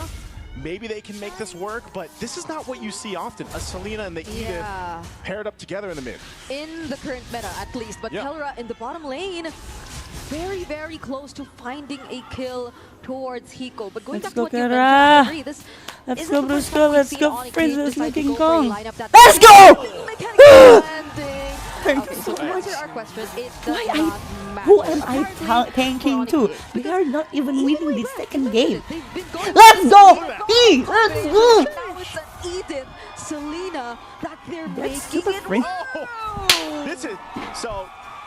I know some people saw the draft and were like, yeah, that might lack a little damage. Well, when you're landing the skill shots, when you're throwing people into the air, and you're winning a 1v1, it doesn't matter. Now, this early on, you got a nice lead there for both, but again, a lot of people that have been watching Onyx Philippines for some time know that Super Prince, like, look at this. He is going to be hitting these arrows. Okay, stop recall, win first, then you can recall. Just ban out the Selena eventually against Onyx Philippines. Now, this might be one of the games where we see that happen. It's just so hard to move around if you're Team Spirit. Again, there's only one person with a Purify, and it's like that's 100% right now. So far, all of the Abyssal arrows, they're likely to land. I need to calm down, okay? And I need it's to almost calm down. guaranteed that you could just follow up with I already cried earlier, guys. I'm so sorry because I was so stressed. Because that guarantees a much longer stun duration. And so far, we've been seeing Onyx PH take full control of the early stages of the game just by the amount of pressure that Super Prince is able to do. And there you go again, another Abyssal arrow, nearly causing Super Hiko Prince to be with taken Selena, out. see another level, guys. A lot of pressure here, and I know Kelra got the advantage earlier on. We'll take a look here. Who gets the crab? Okay, Kelra, is he going to go 1v1 now with Hiko? Nice one, Kera. Nice one, Kera. Let's go. That he knows he has level 4. He knows he can get the crossbow off, and now they're in trouble in the mid. Oh no, now he's Super 2 Prince. levels behind, Nice. and now one shot will be the next to fall. Sawo and Sunset Lover will have to do their best to keep themselves alive up against 3 members. Brusco, of Brusco, go Onyx home, PH. sayang. There's the stun coming in towards Brusco, and they find the kill. Kid Bomba doesn't make it as well, but at least Team Spirit somehow finds some answers. Sunset Lover was like, if you can do it, Brusco, so can the gold I. clip. You see the Kera, guys. Himself with the IMU. And that might be the case, you know. One of the things is just picking the right ultimate. Now, for the most part, that's most likely going to be Brusco on the Edith. Yep. He should be able to utilize that, but I think the most difficult part here for Team Spirit really is just kind of playing the dodge game. Like, you have to dodge a lot of these shots that are coming out from Onyx Philippines. You have to be very aware even when the flickers are available, because not only can Brusco make those plays and then pop that Primal Wrath later on, but also for Kirk. We've seen this time and time. Now that Lapu Lapu has become more of a popular pick throughout MSC.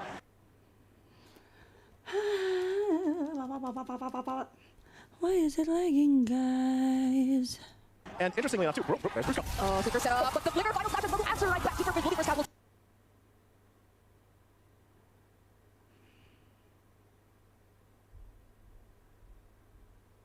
Guys, it's so lagging.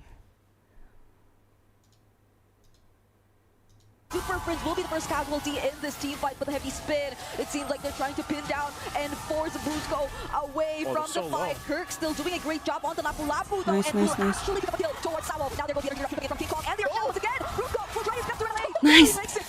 Nice one. King Kong and Kirk, a little different on the KK connection. Making it work this time. I mean, a great juggle for both of them. We're going to take a look at the instant replay here while the Gold Laners duke it out, but this is what I was going to say. Brusco rolling on this Edith starts this fight out. You know, I wasn't sure if Hiko was going to follow that Spear Destruction, but this was a great kind of communication from Onyx Philippines where we see them go back and forth for this, clear things up, and even win this fight into winning the objective. Is it so lagging, guys? Great choice here for them to go ahead and secure this and lock that in.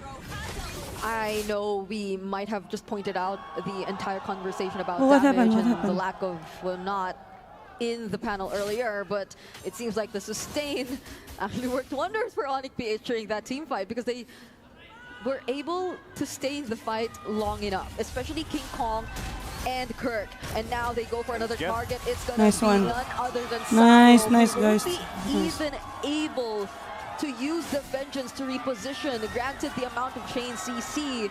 So they pay a bit more attention to the gold lane, which I feel has been very much favored Kelra so far. Hiko sitting on a 0-2.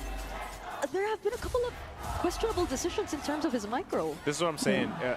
I don't know what the difference is right now. I'm sure we'll see that in just a second here, but Kelra's 2 levels above Hiko. He's been winning the lane since it started. You know, we saw that when we got into the game, that he was the one that got Hiko really low, and then he just kind of continued to punish.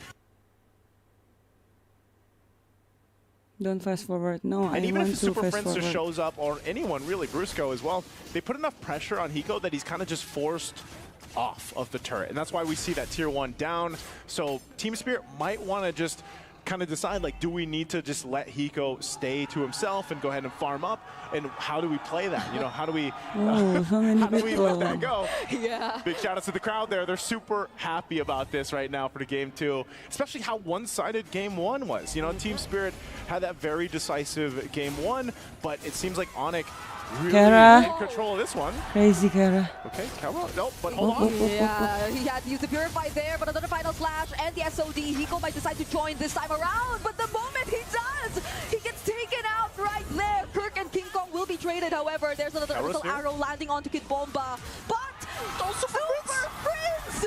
The risky flicker in that he decided to go for. Kelra finding the snap, but Sawo immediately falls.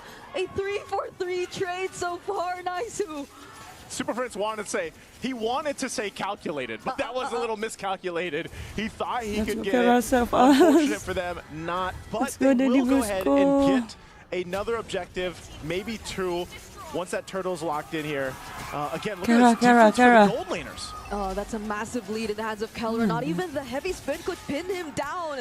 And he will just continue to be a threat to Team Spirit. This is going to be one of the most difficult parts of the game. If you just let the 1-1 snowball this much, you have a much harder time trying to lock down this hero, or better yet, even bursting it down, because you don't have enough damage to deal with this hero just yet, and that's only one out of the many problems you have to think about going up against Onyx PH in a team fight.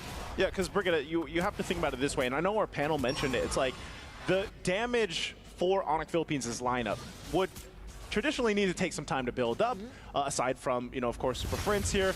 But they've bought enough time because Kelra has scaled up so quickly in this game. King Kong. But this could be a fight here. Yeah, the curtain call was used on King Kong and as well as Kirk, but it's actually the members in the mid lane. Let's go, Kara. King Kong is safe. Thank goodness. Taking down 2, and they just need one last hit to take down this tier 1 in mid. Thank God. So I was saying, the scaling here for Kelra happened so quickly, and part of that wasn't even the team. Again, he did this in the lane from the start against Hiko, and Hiko is continuously playing catch-up. Now sitting at level 9 to Kelra's 12, he's multiple thousands gold behind, and this is what Super Prince does best on the Selena. He will just continue throwing out arrows, landing them, and being a threat. Oh, nice. Doesn't get to dodge the Nice one, Abracer's guys. wrath. and they were that desperate that they had to use even the heavy spin just to get away. Hiko will be trading things out for now, but there's Kirk that's up top to manage things for his team. Final stash will be committed all of it as well. Kirk. We're taking a look at the miss. top lane. Landshaker doesn't land onto Hiko, and they're trying to run away, but Super Here's the Prince, boys.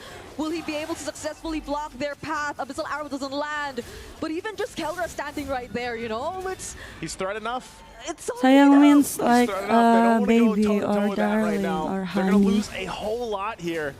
So this is now again, a Dusko killed massive swing in someone. favor of Dusko Onyx killed Philippines. 3 Kelra just people picks up actually Zerger's with that Fury. edit. They're in great position to just take this Lord. I don't I want to see never Team know Spirit contest this. that I know they're Dusko around the can mid. They still have use Hiko up top, edit. but it's way too late. He does throw the spear. Super Prince tanks it to the face. Wait. Hiko followed through with that, so they might have tried to make a play, but it's better that they don't. So Lord is secured here now for Onyx Philippines. Yeah. We have to see if Team Spirit, down this much gold, 7,000 gold, if they have enough in the tank to hold the line, basically, with this push-in. Yeah, I feel like they wanted to do something away from the Lord, so there were potentially less members from Onyx PH and less things to risk, and at least they get something out of that downtime wherein they were unable to find at least any trade. The away from movement's Onyx like PH. Now that cute. they've handed over the Lord, I agree. Defending might be a huge struggle for them, considering that it's a 4K lead in the hands of Kelra, in contrast to Hiko.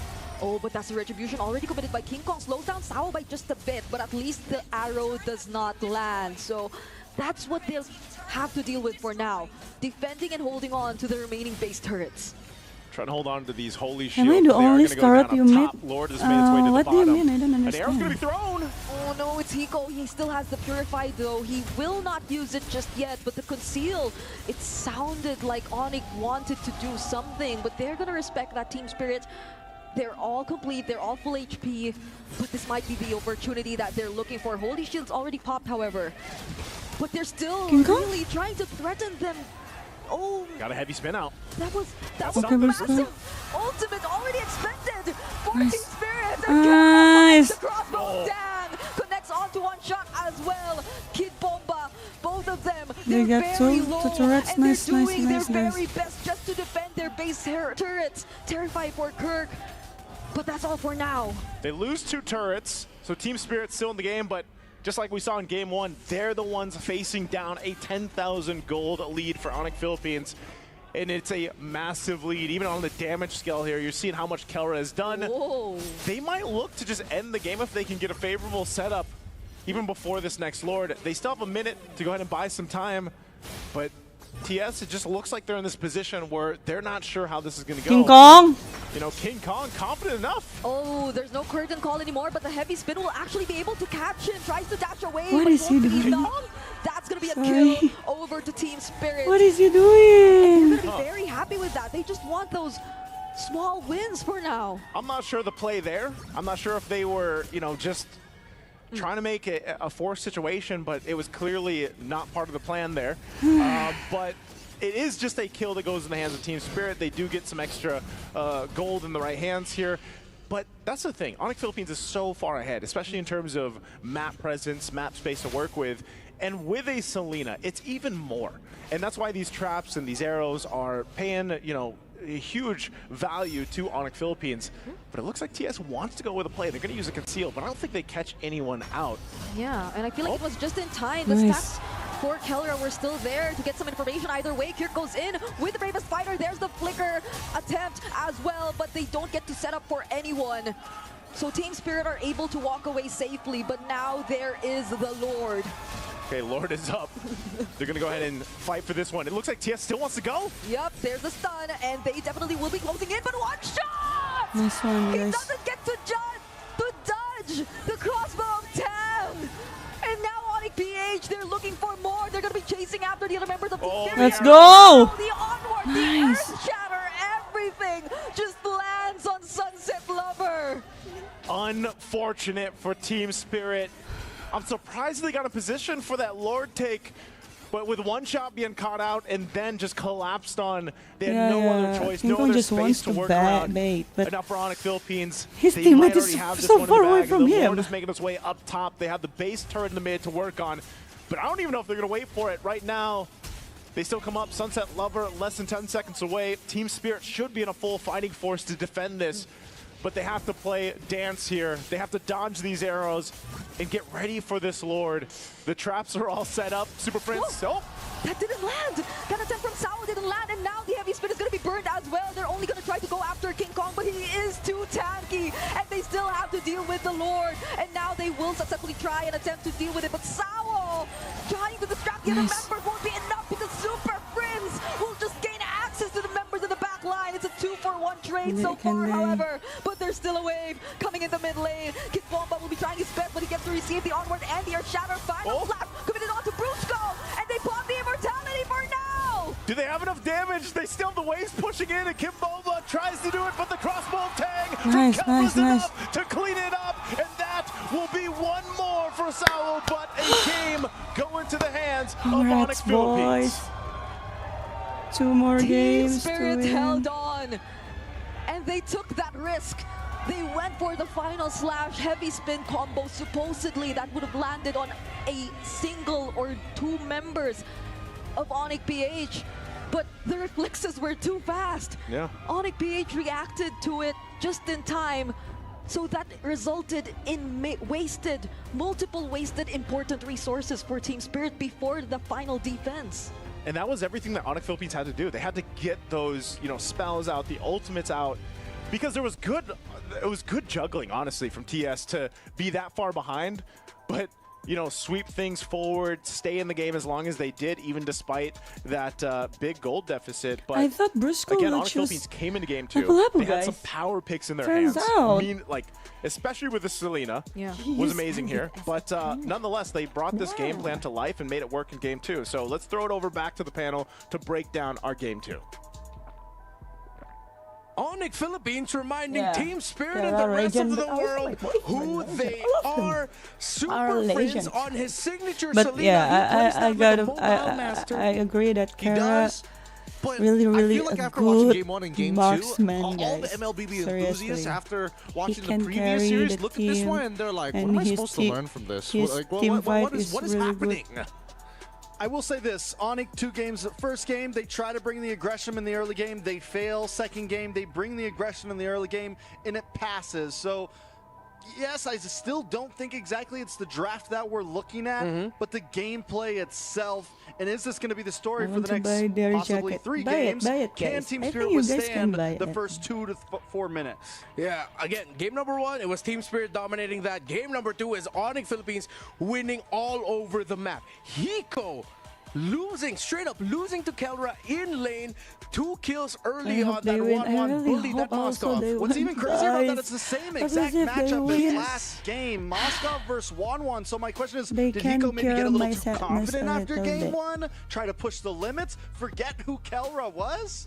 I mean, the second deadline Look was the most at evident the on level 4 into level damage 3. What that are you Kara doing there? give. Brother, man, he has a pure inbuild, Purify. You hit him against the wall. Why do you continue the train? 87. There's just so many weird 87. things that happened in this game. But what 1,000. was clear Dang. was Onyx PH's early game. The laning phase especially basically allowed them to do whatever they Crazy. want, right? They were in the exact same position that TS was in game number 1, pulling it into game number 2. Onyx PH draw the line in the sand. It's like, we're not going to let you walk over us like Let's you did in game always number 1. support. We're going to Yeah, go yeah, toe-to-toe. let's If you always want a mechanic, support, we'll guys. out-mechanic you just as much. Yeah, I appreciate this Bro, Edith ako pick nggak that tahu, was guys. part of the last Ako set nggak of picks here for main Onyx Philippines loh. from Brusco. And most importantly, They how will win Brusco right at the- I executed really this hope they Edith. can He win, was guys. checking the rotations Jadi kalau of naging Kid sekarang, Bomba, kalau terus orang Sao, ngaruh and juga sih, Sunset guys, Lover ke gua. incredibly well. There was a bit of a mishap at the Sebenarnya. center of the map around mid-game, but at that point, Onyx Philippines just had a massive lead that even though they lost, because Kara, Kelra rich was guy, really the lane carry. so hard, Best they could wingman, afford he's those little my mishaps. They could boyfriend, of afford course. those little slip-ups. Love you, Yeah, Paul. Kelra getting so close to breaking Love that you, Paul 1,000 Brusco. gold per Ganteng. minute mark. But just showing that maybe 1-1 should stay in the ban phase. Even though you beat it in game number 1, it's still a problem. And outside from that, you mentioned but you mentioned the other player. Kara King consistency Kong Because I feel like the needs Fred run to was be actually a really solid studied, pick from you. guys. You like the Eden. I Seriously. really liked the Fred run. Because I feel like it he forced King Kong to always stay with the team a bit more. Yeah. Whereas that game number 1, he was getting caught off by himself too much, and he allowed the rest of his team to shine Like, with the if- damage as long as he if was we able talk to peel about and the protect them. jungler, Yeah, I feel like this was a little redemption game people also say from King Kong, Cloud who is for the consistent, longest but time for now me, since last King Kong is season, the community beats have been, King the Kong most is not that consistent great in the right tanky fighter junglers. This Is game, it true? I feel like they needed this confidence game for him. He needed a performance like this. I love you on and this Kuya Fred Briscoe win so to much. show team Thank spirit, to show you, himself, like, Scarlett. "Hey, I I love can do you too. Don't get me If wrong, they win, I want will to do agree with you, everything but to it's have really Anon. hard when you've got a lot of contributing factors to why he was already able to develop Briscoe a the best, 2-level lead and- against one shot yeah. in this case. And a lot of it is because, for Selena was me, able to he's get the pretty best much a thing. quote-unquote But if free they don't lane win, I after will getting still that do the initial same. solo kill onto Sawa, but also That's supplementing basically the fact because that now you love King them, Kong right? has So, yeah. Selena with the traps to make him feel like What an does assassin banget jungler, like he's mean, clearing Ate Ayu? It's obnoxious banget, fast because of banget, him. Yeah, not it looks like we banget. got a series It's here. We're banget. not going to be When getting any sweeps in this Onyx second PH. quarterfinals matchup for the Knockouts phase. As now Onyx Philippines have tied things up against Team Spirit. What will happen in game number 3? We'll find out after this break. Break, guys. How many? How long? 3 minutes. Oke, guys. Inggris kakak nggak kayak cowok ya? Anjir, maksud lo kalau gue pakai bahasa Indonesia gue kayak cowok? Sialan ya kal. Bentar guys, 3 menit gue tiduran dulu deh. Pusing banget kalau gue, sumpah. Gue nggak ada istirahatnya dari pagi, gila. Dari jam 5 subuh, bayangin.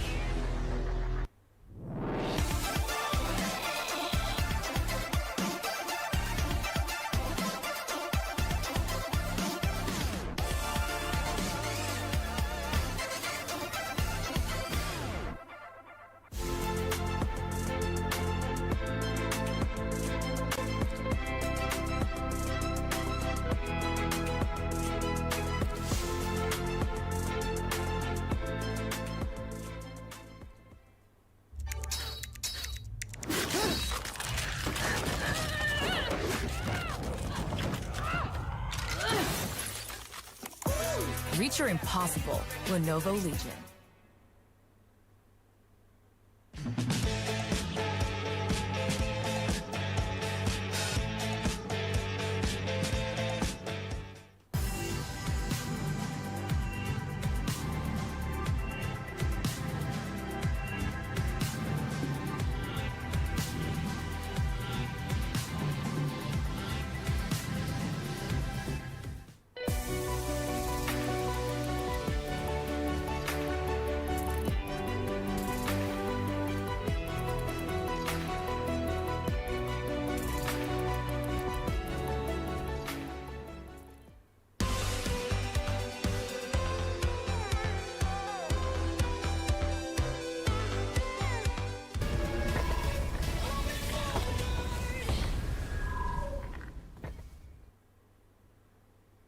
So far, this has been a series determined by how well you can execute in the first 2 to 3 minutes of the games here. Team Spirit did so excellently in game number 1, while Onyx PH clapped back hard and reminded them who they are with a near perfect execution in game number 2. And of course, individual performances from Kelra in the gold lane being able to shut down Hiko. Now, so we move on to game number 3. We, fortunately, no, not unfortunately, fortunately, still have to talk about the draft here, because that does help contextualize a lot of these early game requirements that we're looking for both Team Spirit and Onyx. So, who would like to start things off? What are we expecting? It's hard to say what we're expecting because so far from game 1 to game 2, there's been a pretty big change in the way these teams approach it and what they banned and what they pick. So I think game 3, I think we could be in for even more surprises, honestly. The questions on my mind is, does Team Spirit now ban out Selena? Do they ban out Wanwan? Do they change the way they approach this as well? I'm going to put it in layman's terms. Stop sucking in the laning phase. There's really nothing you can do if that laning phase goes as horrendously as we've seen from both of these teams in game 1 and 2. Doesn't matter how good your draft is, especially if you're not walking out of there to go head toe-to-toe against your opponents when you are on equal footing. Most of the time, based on what we've seen, the draft plays to a degree a certain part, but even then, they're going so far above and beyond that it doesn't really matter if the early game is as abysmal as that. Yeah, going back to the draft in game number 1, yes, that Kufa pick was a massive counter and did pose a lot of problems for King Kong's Fanny, but it wasn't just that. I think we also got to the point where we agreed that if the early game was just a little bit better for Onyx in that game number 1, it would have been a much more different story. It would have been a little bit more even, where now Team Spirit had to really calculate things. So yeah, I think I've leaned in now to, you two have convinced me that it really is all about how sharp these two teams are in the first 2 to 3 minutes and how well they can get their early win game conditions.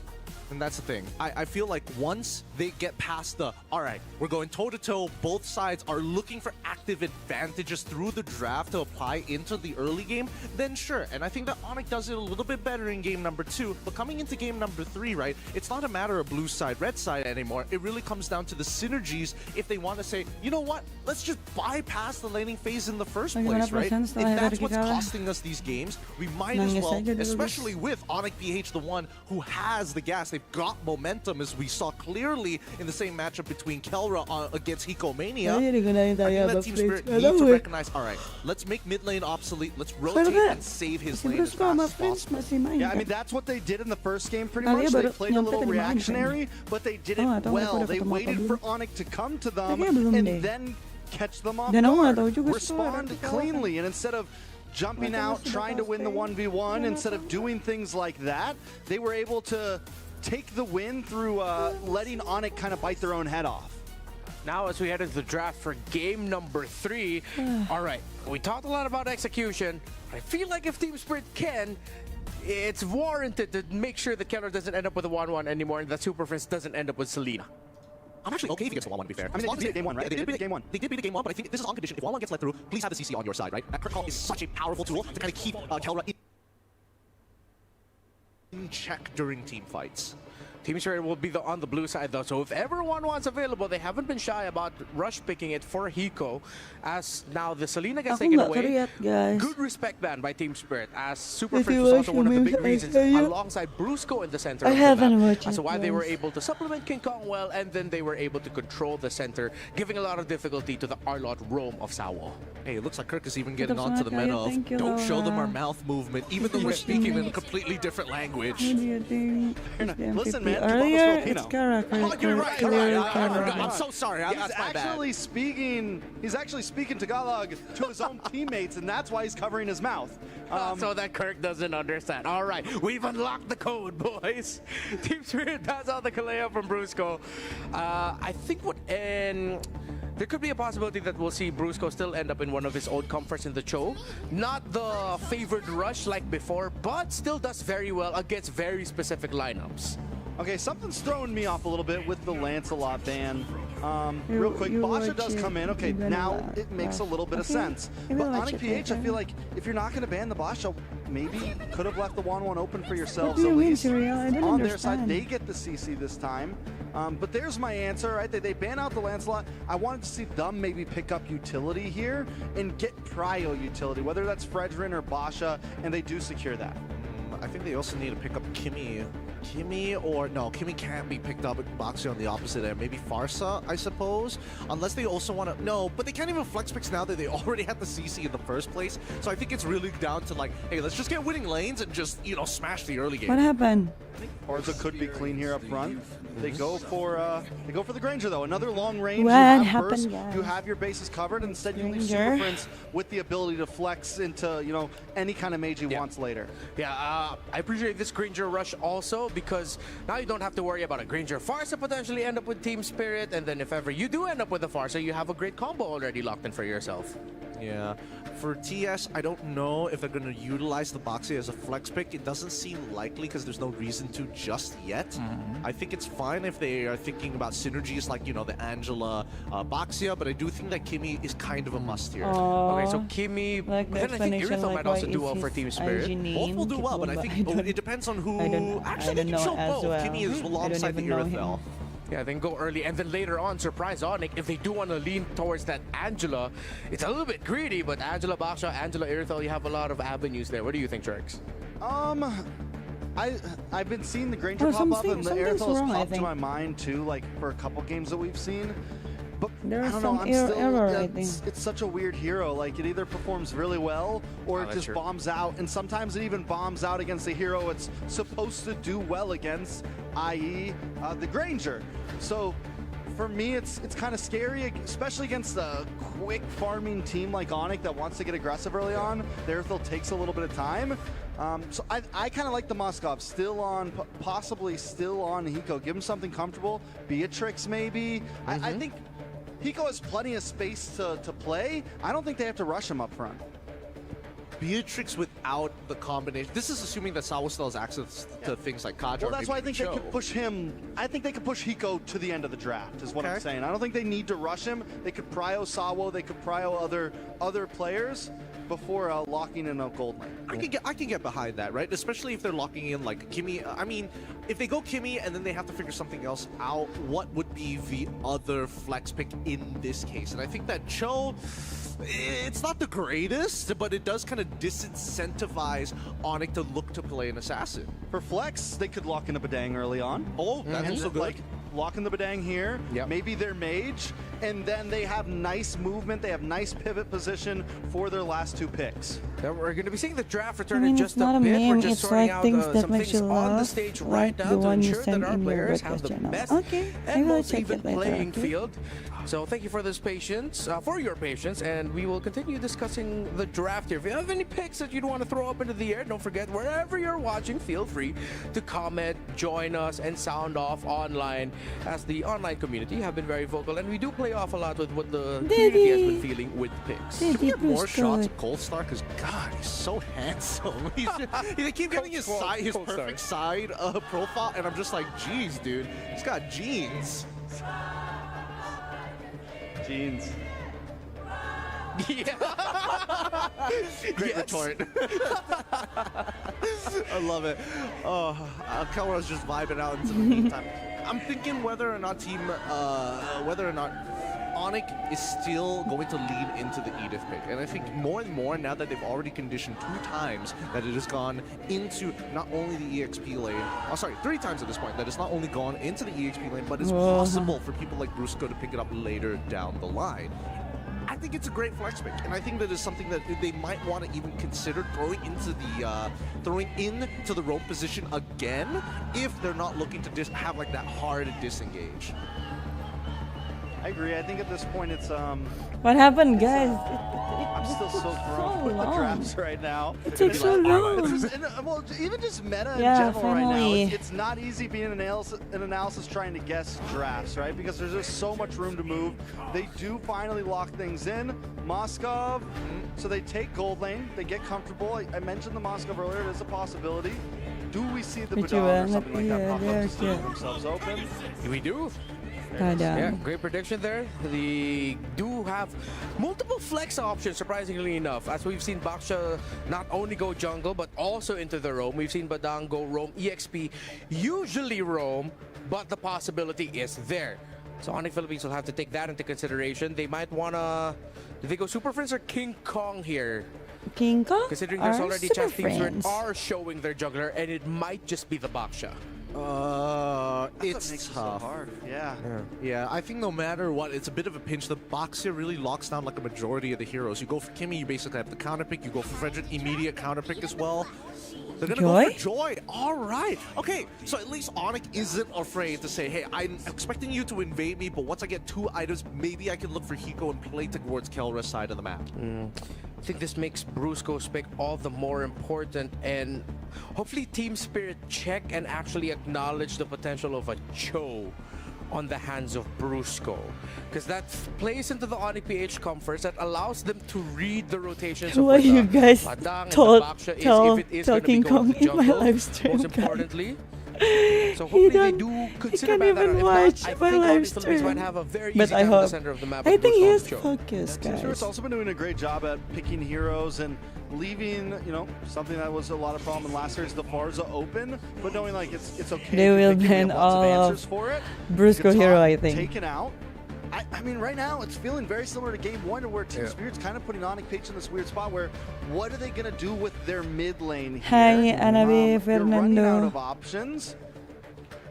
The man does have a wide pool. I am not going to take it away from Super Friends to consider locking in It's the been so Valir long or since even I seeking Kagura yet play again. Joy. Yeah, this both is of which would actually like do a pretty long decent time, in guys. TTS, right? Because it's about peel, it's less about damage. There we go, the Angela. See, that's why the Phoveus was such a weird ban. They could have let it through because they already had the counter pick on their side. Yes, it does a bunch of damages, but like, sure, you're not going to win the lane, which is kind of the important thing coming in. Sorry, the important theme. So pairing it up with also banning the Angela makes a lot more sense. Super Friends right now. what's the This last is ban your- from Team Spirit? Do they just continue into Roam here? Yeah, Toss sure. on, take out Dig. I think win again. Tigreal. Amen, guys. Amen. The Tigreal might suddenly be a surprise option as well for Team Spirit later on, especially in the hands of Sawo. They are going up against a Joy. Then that means it's a Badang CC matchup in EXP and Jungle Baksha. If ever that is the route we're going to end up with. Kadita. They take out the Kadita. I think the two bands of Spirit are a little bit too obvious that they're leaning towards Farsa for the center of the map. Yeah, on a PH, they can go for Kimmy, they can go for Farsa, both of which are pretty good. I think the Farsa might just be Hello, a lot Zia. better this Hello, time around because they don't need Steven. Hello, the Ariela. inevitable engage, they need the big chunks. Could be Brusco pick now, then just save Super Friends pick for 5 so that you go in with a little bit of element of surprise, because so far Onyx PH, I feel like they're a lot of their drafts, or the drafts that they lean into towards MSC, has that one element of surprise. And I think for this one, it could be the Super Friends pick at 5, if ever. Definitely a tough spot, and I What think will both they teams choose? really taking their time with this draft. I think this game right here is going to kind of be the tilter on how the rest of this Cho. goes. They go for the Cho. Solid. I mean, overall, it's, I mean, it's a decent pick, no matter what. It's nothing like, it's not like, oh, this is the answer, but it's not, you know, it's not Prediction out of this juara. realm. Aduh, nggak Yeah, tahu no, guys. I think that this is better. That way they Sumpah, can really nggak tahu utilize gue. Super Friends' like deep hero pool. It might Kalau end gue up pengennya just Onyx being PH. like Valir Cho. Karena dari Really kira-kira depending on jadi what this Onyx pick from PH. the side of TS, whether it's the Farsa or it's the Kimmy. Either or, pretty decent at this point. You've got some pretty clear direction with the comp. Could be Farsa, Kimmy, and then maybe even a Lapu You Lapu for see Kid Bomba. I feel me like they on need something a IG, little bit more explosive not as yet, well in the guys. EXP. I'm They already have the focusing Baksha, the on the Badang. I feel like the Glue would be a little bit too overload in terms of First thinking time. about crowd control and utility. I don't The know. Lapu Lapu could provide them that explosiveness, but they go for the Arlot instead, the paired up Farsa. with the Farsa. So they're looking to make I don't know, a guys, few about of the maybe potential mispositionings that could come out from Onyx Philippines a little bit more punishable.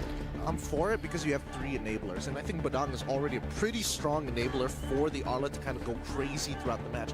The issue now is that you can play on both sides. You have two No, laners that It's potentially, I think that Higo should Super be Friends okay, choice, which means that guys. unfortunately for Kid Bomba, he needs to be the one that stays alive, assuming that this Arla goes into the EXP, which I don't think it's going to be the case. I don't know who Yeah, we will think he what choose though. Arlot Rome, Badang EXP. I like Team Spirit's draft.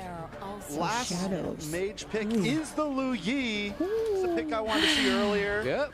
Onyx PH, again, just kind of drafting with comfort, I feel like. Not being binded to Why are you anything. not in Riyadh? Yeah, Are you comfort plus that because additional element of the it's Super Friends so surprise pick. expensive Yeah, I to think go the there, TS right guys? now, if anything, just don't suck at the laning phase, right? If they can survive that, then we're going to see a real match against them versus Onyx PH. Super Friends got a Selena in game number 2. Now he gets another signature pickup in the Lo Yi, a pick that has somewhat dipped out in terms of priorities, but when shown up, actually has served some surprises in previous tournaments, and especially here in MSC.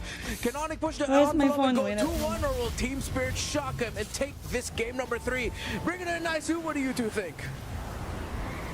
Well, this is another pick over to Super Friends. One of the few players that I would say would be brave enough even to bring out the Lo Yi right now in the meta that we're finding ourselves in. We'll see if it's all enough to bring it to a match point for Onyx Philippines if they get this one, or if we see it TS bring it together with this. Again, I have to agree with Gideon here. They gotta win the lanes. Yep, getting past the laning phase to at least be on equal footing regardless of... I'm quite nervous though. The disadvantages of the lineup is going to be very vital for Team Spirit, considering that it has been one of the most noticeable things in the previous game, in the way that they just completely let go of the momentum, just allowed Onyx PH to take over the entirety of the game. But I feel like with the lineup that they have right now, they have a lot more tools to be able to keep up. And right now, they're showing us how they just want to keep playing just as aggressively up against Onyx PH. That was an early flicker forced out of Brusco, and that definitely already means something. Yeah, I guess that was, better than nothing. They do get the battle spell out, and we've seen it before where even AHL early on can do enough damage. This is the same story right here. We saw this in the previous game where Kelra is just winning the lane, and you might need to do something for Hiko here if you're Team Spirit to be able to provide him a better laning phase, but it really does just come down to these gold laner mechanics here, and let's go King Kong. He might actually be the first to fall then. Fortunately, he has the flicker. One shot will try to chase after. Catches Kelra, stops him in his tracks, and now it is clearly a better situation for Hiko in the early game. That's tough. Loses the flicker too. Kelra being a little aggressive, I guess, also mistiming that flicker because one shot comes through, finds that connection, and as we've seen before, concussive blast, especially early on, does considerable amounts of damage too. That's usually where we see like mid lane first bloods under the 1 minute mark. So with that happening, nothing too crazy, still evens across the board, but this Turtle's for the taking, the first one of the game. TS gets control of it.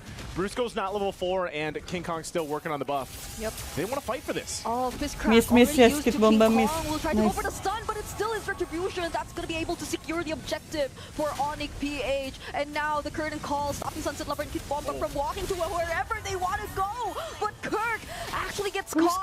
That will be the way of the dragon denied, but the duality coming in from Super Prince, just dealing so much damage to clumped up members of Team Spirit. That could have gone way different if Onyx Philippines had a little more firepower in it. Maybe even if Brusco had the flicker available, because he could have gone in and gotten multiple members with the G-Kondo. But it didn't happen, so that's better for Team Spirit. But again, the objective went to Onyx Philippines. So they're able to go ahead and get that. It's a small win for them for now.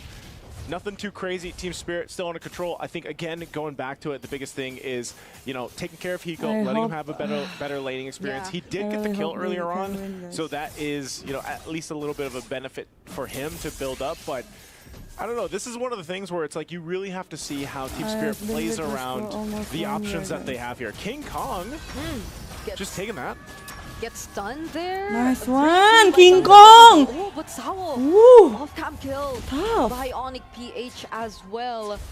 It seems like they're able to somehow deal with whatever intentions that they have, and despite them trying to actually pay a bit more attention to Hiko, Onyx PH, they still make all that pressure felt. Like Hiko still we can't say that he still has the best time right now in the laning phase, but Super Prince gets to escape that attempt from one shot. Won't break out into a fight just yet, though. Great job from Brusco there. King Kong might go to the turret, has the damage. Will pick up the kill and sidestep in the final slash as well. So a good response there from Onyx Philippines. I was going to say earlier on, Brusco did the right thing. He was able to put pressure where he needed to on Sunset Lover earlier on. So now second Turtle's coming up here, and Onyx Philippines is in a good position This is now a little bit of a spike that they have here. Genius Wand picked up 2 for King Kong. That's going to work really well with Super Prince on the Lu Yi. That is going to help even do a little more damage that we're seeing from the reactions or the interactions of Super Prince. So the fight, though, for the space for this turtle is going to be crucial. Gold laner still duking out 1v1, though. Yeah, they've been doing a lot since that pill we saw onto Kelra, but that's a way of a dragon. Committed on to get Bomba. Fistcraft will be used as well. And one shot gets to steal the objective. Now Sunset Lover right in the face. Takes down Kirk. And they will start to disengage after that. A surprising turn of events, but there's a diversion. Oh, they're going for Hiko. They're going to go on the hunt, but I don't think they spot him out, and there's no kick from Brusco. So good job for Team Spirit. I mean, at least they're able to go ahead and secure secure nice themselves one, that King point. Kong. Sunset Lover again. And this is what King Kong does, and he gets his hands on the joy. He will go and make these plays across the map. Sometimes if he gets the objective or not, it doesn't really matter in certain situations because he's able to get the right targets on this joy and put enough pressure where it's like, hey, I'm in your side of the jungle.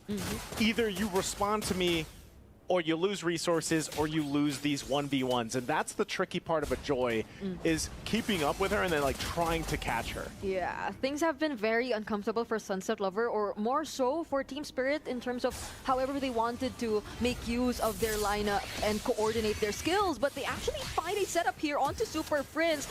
There goes gets OD, and Hiko will have to take him out on his own, but he will not have enough resources and gets threatened by the burst as well. So you see once Onyx PH gets to split up the entire intention from Team Spirit or just denies them of being as coordinated as they should be, Team Spirit can't just get the job done. Okay. At this point, Team Spirit has to might have to transition here. They're going to stay, for the most part, building up Hiko, letting him do his thing, but you know, this macro level of play is going to be, I feel like, the difference in this game. And anytime you have the Lu Yi on in play, that's one of the main things. We've seen it from the diversion, but you're playing a constant catch-up game because of this. Like I said, oh, hold on, diversion used. One shot's tanking up. You don't want to kick him. So he'll go ahead and then pop the ultimate, though. But this turtle's coming up, so he's going to go grab the purple buff. And then, I don't know, do they contest this? Because it's 1-for-1 for the turtles right now. Onyx has control of this. Brusco will jump in. Maybe not anymore. Yes, gets this one. Nice! Because they also find Sunset Lover. There's the setup coming in from Keith Bomba. SOD doesn't land, and there is the potential duel. Let's go! Catching 2 members of Team Spirit who are just trying to walk away. And that's a clear win for Onyx BH. Really tough fight to take. Again, as we just saw, the damage that comes from a Joy to Lu Yi. What a kick to set things up. And then they force a fight even further in the mid. So they already lose 2 members for Team Spirit, but then the fight's still breaking out. And even if you're trying to run to your turret, you're not safe against this lineup here. So again, a really decisive play from Brusco. And you know, that's the thing with a Cho. You always have this option to calm set down, things up. friends. You know, Calm you can feel the heat down. there. You can see the heat. It's getting pretty intense. People also picks up the Holy Crystal, so that's going to be a lot more damage that you expect from him. A lot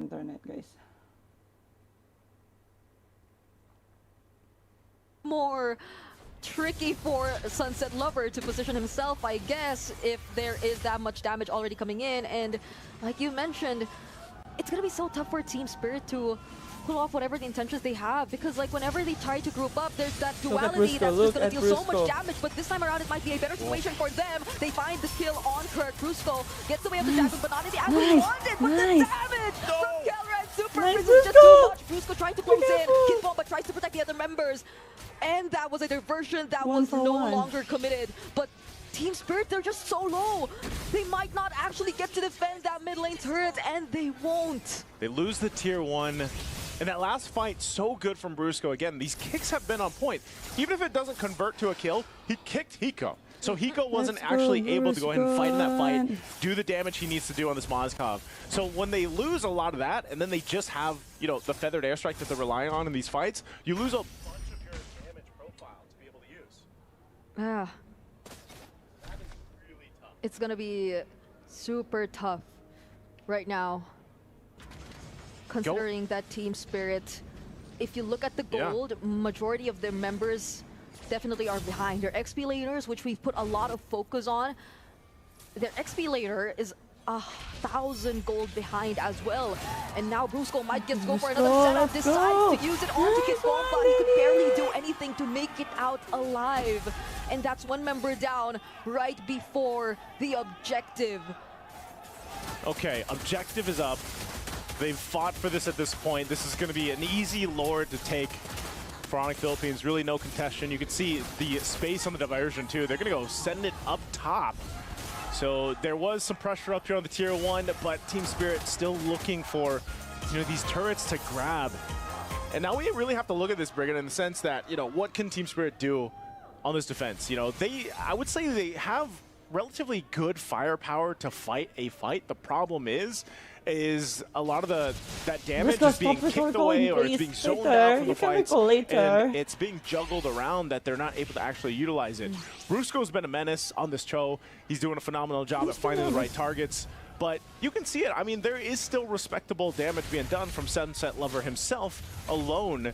So I still think they handle this first Lord pretty well. Like, they're going to keep their base turrets intact unless there's a forced fight here. Yep. It does feel like majority of the times, or whenever Team Spirit does want to go for the counter engage though, Onyx PH just have enough damage to either take that one member down and just consecutively look for other targets too and just win the fight overall. That's the Holy Shield already popped as well for their base turret up top. So how Team Spirit decides to approach their counter engages is going to be very crucial, but it seems like now what they're after isn't just any counter engage. They use the conceal, try to threaten Onyx PH just a bit, and work on defending their waves for now. But Brusco's just seemingly waiting for that flicker to come in, and then that's when he might potentially go and look for an angle. So Team Spirit shouldn't be that complacent about whatever situation is happening. But wait, Sawo, he actually decides to go in, and now he misses the final shot and gets bursted down. The struggle that we're seeing with the Arlots right now, and that's the case. Sawo goes down, try to force something, but ultimately you're so far behind, you just get outmaneuvered, outgunned.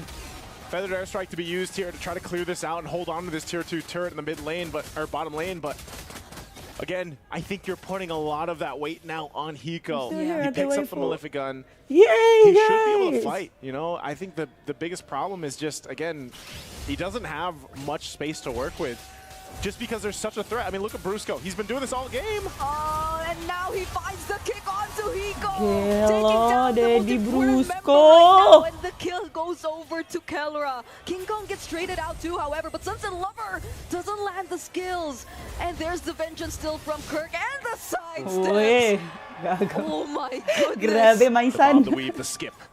It's they're really just kind of going with the fact that they have this kind of lead. They can get away with a lot. I don't know. And that's what we're seeing. Even if it doesn't seem like there's an angle here for them to push in the base, Onyx Philippines takes it anyway. Whether they have a conceal or Brusco is available to go for the kick. So they knew that was worth, going for. Lord is going to be up now, and King Kong's back up. You're in a great position. Kelra, too, just having a great experience on the Granger here, picks up the BOD. So they're in, again, fighting form. And for Team Spirit, they have to make the decision. Do we actually contest this? Do we show ourselves for this fight? And it seems like they want to do that. And this has been the constant pressure that a lot of the roams in MSC have been feeling, especially when they pick up these, these heroes like the Arlot. You're kind of reliant on setting things up like that, or the Badang, for example, for Kid Bone. But there's the conceal. Oh, Brusco finds Sawo. They decide to burst him down first. There's King Kong. Look at Brusco, no! Super Friends, but they don't have enough damage just yet. SOD will land, however, but does Hiko still want to punch this? He goes in, he looks for Super Friends, but there's the flicker, and now they use the diversion to just bring him back closer to the target. But the duality won't land, but still, they still proceed with the fight. Wind of Nature used by Kelra, and one shot trying to look for another kill, but they just walk away. Grabe, Kera! What a play! What a play! The was going to be set up, so we might as well go for it. Flickers forward, gets the kill. Kelra makes it happen in the 1v2 in the mid. What the hell, Kera? How? That's Kelra. Crazy.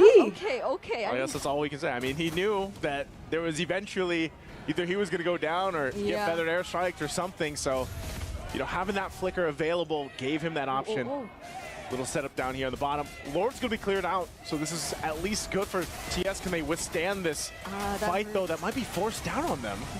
And that's the tankiest member. One shot already using the Tortoise Passans. That's your tanky dude, and he doesn't look that tanky. I've been with Bristol for 1 again, when you year. have this kind of build-up in the items for Onyx Philippines, especially for Kelra, it's really hard to go through that. Look at the stacks here, just absolutely stacked up. He's fully item locked too. Locked in. He had to pop the Winter Nature earlier on. He's fine. Gila. And even though the Lord was taken care of, I guess this is something that Team Spirit can play around.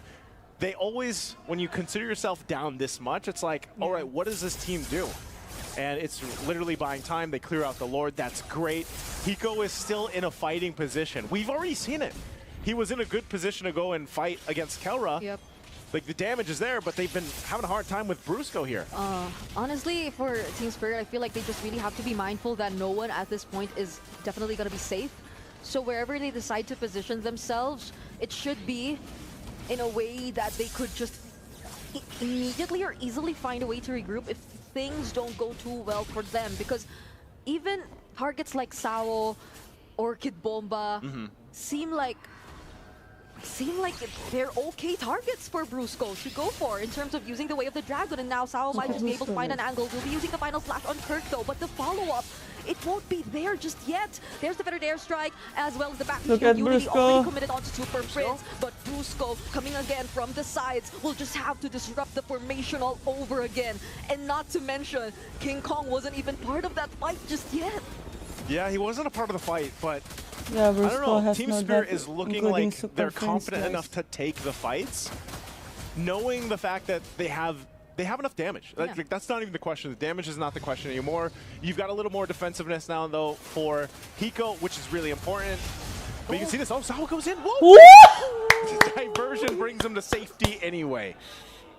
They casted that even before seeing Sao, so it was just really a way to keep the discipline there, make sure that they'll be all complete before this upcoming Lord, which is looking to be one of the most important objectives yet in this game. Kirk will be trying to deal a bit of damage onto one shot, but where does Team Spirit look for an angle? That's the curtain call already committed by Kirk. But one shot, will he decide to go in? Brusco's just holding this brush. Brusco's holding on. He's got an immortality. Spear's going to be thrown out. So this is the moment for them to strike. Sao looking for his own angle, but he takes a lot of damage here. Oh, there goes the final slash. But then again, the team fight's kind of split up, but Super Prince will be the first target here for Team Spirit. Hiko's making things happen. Gets to look for Kirk, but then Brusco, he blocks one shot. There goes the fist crack, already committed as well. But all of them, Kirk and Brusco just survive, and Kelra just fighting the Sky Piercer stacks. Kelra crazy, Kelra.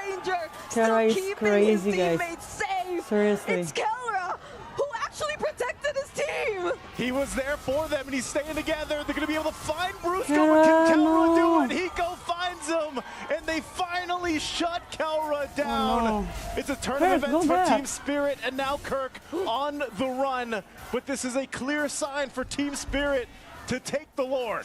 They probably stayed there a bit too long. And it was Team Spirit who was able to actually keep themselves in the game, but Hiko gets Nice! Let's go! Let's go! PH! Sunset's trying to look for another trade, but Kirk is trying to Let's go, yes! That's gonna be a shutdown! Super Prince of the day! PH! Man, the tables have turned. What? The tables. It's all back and forth just when it looks so What good the for Team hell? Spirit. A diversion comes in clutch Crazy, for Onyx crazy, Philippines. crazy, guys. Talk crazy. about timing. Come on, guys. Focus, That was please. the most Focus. clutch diversion.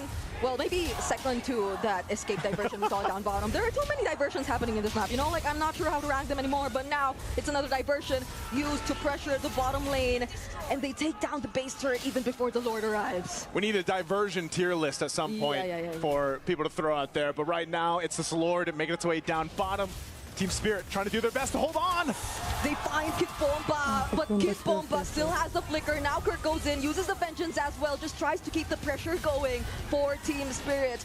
And now they get to defend, to a certain extent, the incoming waves that are approaching their base. But now they have to let go of all their base turrets. The work on the Lord here, base turrets all gone. Onyx Philippines might just decide that's all we can take. Again, they're respecting what this lineup from Team Spirit can do and the amount of damage that it does have.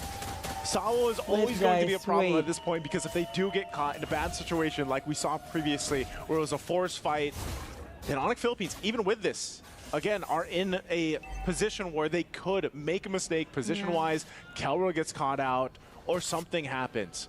You know, and that's the thing. Both teams are actually doing a relatively good job at protecting the gold laners, but Hiko has to be a little more aggressive because of the fact that he's on a Moskov instead of a, you know, Kelra can shoot off a little bit from a distance from with the Granger. Now, that's the hard part for them. Spirit Destruction going to be thrown. Kirk will go ahead and give him a high five for that. And look at the positioning here. They want to force it in the mid. Oh, maybe regroup for now, because King Kong might come in at any given moment, but they spotted him out. So they decide to play it safe. That could have been a close call for Team Spirit, though. Quick look on the in-game equipment, but maybe we'll talk about that later, because the Fury Bite was already used by Sunset Lover here! Windsor Crown briefly tries to keep him safe, might get to burst down. King Kong pops the immortality, and now it's his turn to use the Windsor Crown! Oh, the setup's still going. Kelra has the space. Sao's 1 HP away, but he goes unleashing on Kirk. He jumps on over the wall, picks up an immortality, and tries to buy a little bit more time, but he has trouble with that. And again, the Lord is up. Don't push Two fall for yourself. Onyx Philippines. Okay, I can see how everyone is feeling about this situation right now. People are standing up. And you understand why. This has been such a close fight. We're already approaching the 21-minute mark. And Team Spirit have somehow just kept themselves in the game despite how Onyx PH seemed to have dominated so much already. They have pretty much handled a almost 8,000 gold lead that Onyx Philippines has had. And now I feel like Team Spirit, they got the spirit. They're going to start up this Lord. There's a diversion used. Does Onyx Philippines decide to try to take this? Super Prince up front. Oh, duality used onto one shot! Sunset Lover gets affected as well, but will Bruce get to use the Way of the Dragon? It seems like he just is forced to walk for now. King Kong Sunset get there Lover in time. very low though. King Kong, will he make it in time? No! And somehow, to Onyx PH, the call is just to chase after the members of Team Spirit. There's another duality affecting one shot. Come on, King Kong! Let's go! Goes for Hiko, but somehow gets to reposition and keep himself alive. And Onyx Philippines is full force healthy as Team Spirit lost 2. But they managed to get the objective. King Kong not there in time. Can the 3 hold out? With Onyx Philippines now approaching the base. Can they end it here? They have minions, but the Lord is going to spawn in a few moments as well from Team Spirit, so they will have a bit more tools to manage this attempt. Oh, Kirk gets bursted down. There's a better airstrike. He gets to touch it, but he doesn't touch the Spear of Destruction. And the feathered airstrikes, so good as well. They'll deal with the Lord here. But now, Team Spirit, Kid Bulma up in the front. He's got an immortality. I don't think he wants to force it. He does have the flicker available. And they know that Kirk is down for another 40 seconds. What can they convert off of this? That Lord nearly worked on here, but Onyx Philippines for the first time for the majority of this game will find themselves on the back foot. They're definitely going to lose some space here. And right now, Team Spirit focusing on the top side. Okay. So Team Spirit are able to hold on this Lord still and might just get this tier 2 up top. There's a conceal, so they might try to go for something. Force out the flicker from Kelra. That's going to be massive for Team Spirit here if ever they do want to look for an angle later on. But Onyx PH, they get to hold on their base turret. They hold on as much as they can. Nearly down there. But for Team Spirit, they have fought tooth and nail to get back into this game. What a game 3 it's been. They'll find the tier 1, possibly the tier 2, forcing Onyx Philippines in their base. And this is where we see this kind of lineup, which is a much better sieging lineup if they can pull it off. Okay, the duality catches up too many members, but Brusco gets caught as well. Curtis cultivated onto just Sawo, and he answers right back with a final slash. But Team Spirit, they're running away. They're low on HP. They have to escape. Sawo barely makes it out alive. And that's going to be the disengage. What a fight by both of these teams. What a game already. Again, neither team able to capitalize on a kill from there, but Onyx Philippines stays in it. So many immortalities, so many items being jungled at this point.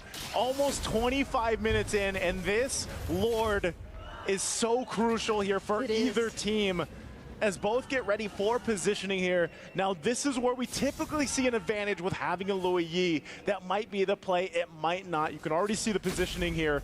But for Team Spirit, they're fully immortality it up. Yeah. They've got everything they need. They'll start this Lord, but they have to be crucial about it because it does a lot of damage.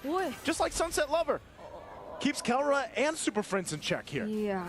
That diversion was used in a position that revealed where Onyx PH were. So Team Spirit have full information and have an idea of where all of these members are. I don't think Seiko's gonna go for that, but yeah, they have to manage the waves first though. Team Spirit, given that their base is exposed, clearly are at a disadvantage when it comes to the waves. This is the new dance that we have right now with the Lord. Diversion can be used. They won't follow through with it. This is about as rare it is now in the meta. We don't see this too often, 25 minutes in the battle for this kind of Lord.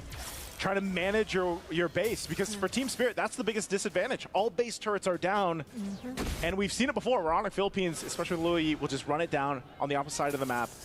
That can't happen here. So they've been keeping this Lord around half health, just waiting for that window of opportunity. This is a crucial point for Team Spirit to answer. We'll go for a reset, but the Feathered Airstrike dropped down too. Sound quite low, but do they commit? Oh, they will actually commit. Let's go, Roscoe! Roscoe gets it! Kirk is the first to fall though, but he somehow is still alive, and he actually finds King Kong. Now Sao blocking the path of the other members, but this is clearly Team Spirit at an advantage. They're the ones with the better Lord numbers. hurts, Hiko.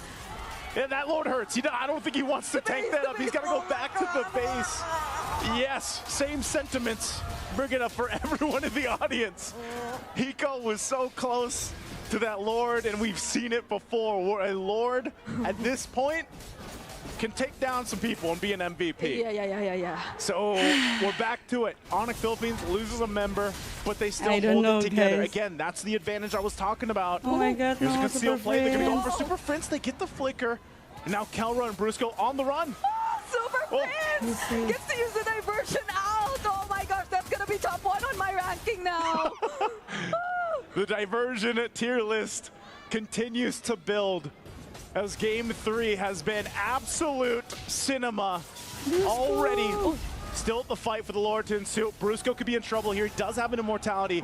Can he buy enough time? What's the play here? They're going to go and focus on him. They're going to work on Brusco. Is he going to buy enough Brusco time? is safe! He still survives that. Kid Bomba's not going to fall for it. He was down in the base, so Kid Bomba, Oh my god, he's what seen a it game! time and time again, What and a it's game, not he's happening buying time. this time for Team Spirit. Yep. Welcome back to the Dots. Welcome back. We're still here. 27 minutes in the game. We're still here. Dancing for the Lord. Immortality already popped though for Brusco. That's one thing you could probably take note of if you are Team Spirit. So Brusco will have to be a little more particular when he decides to go in and look for angles to set up using the Way of the Dragon. But still, this doesn't change the fact that Onyx PH can still have other ways to work around. There are diversion plays that can still come in, even if it doesn't start with Brusco. You just have to be very careful about it. There's only so many immortalities, winter crowns, rose gold dogs that you can bring to the table. And eventually, those will run out. You'll have to switch things up. Diversion going for Hiko. Oh, Brusco not close enough. Just about able to spot out Hiko.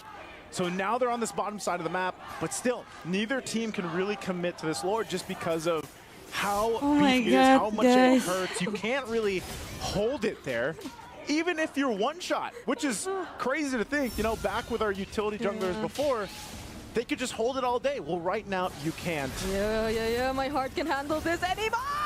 The SOD is gonna land onto Kark, and they're actually gonna burst him down, but there's a diversion play! And it's Super Friends all alone! Will he be able to save the game for his team, though? He does deal enough damage. King Kong from behind might just look for an angle, but there's the final slash! And King Kong gets blocked by the fist break! Are they King going Kong's to in again? trouble, buys time with the winter crown, but it's not going to be enough as they are falling on the defense. Onyx trying to run, but Salo jumps in with a flicker. He has Kelra in sight, as well as Super Friends, and he can't escape either. Team Spirit has clawed back into this game. Kelra will keep Come on, them Kara! at bay. Come on, Kara! Come on, Kara! Kara, let's go, Kara!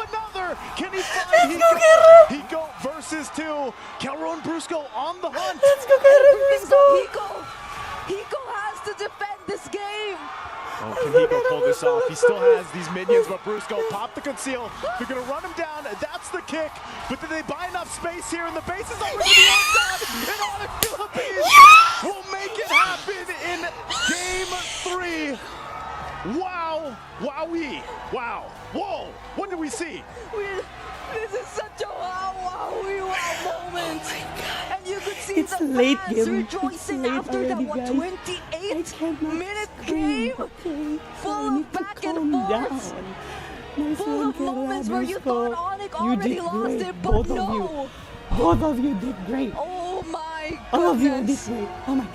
It's such a devastating loss if you were Team Spirit, but Onyx, they literally won by holding on. I know everybody can take a deep breath after that one. Thank you, yes. That was absolute cinema. There's no other way to put it. Absolute I mean, cinema. what I a agree, Game guys. 3. Two teams duking it out.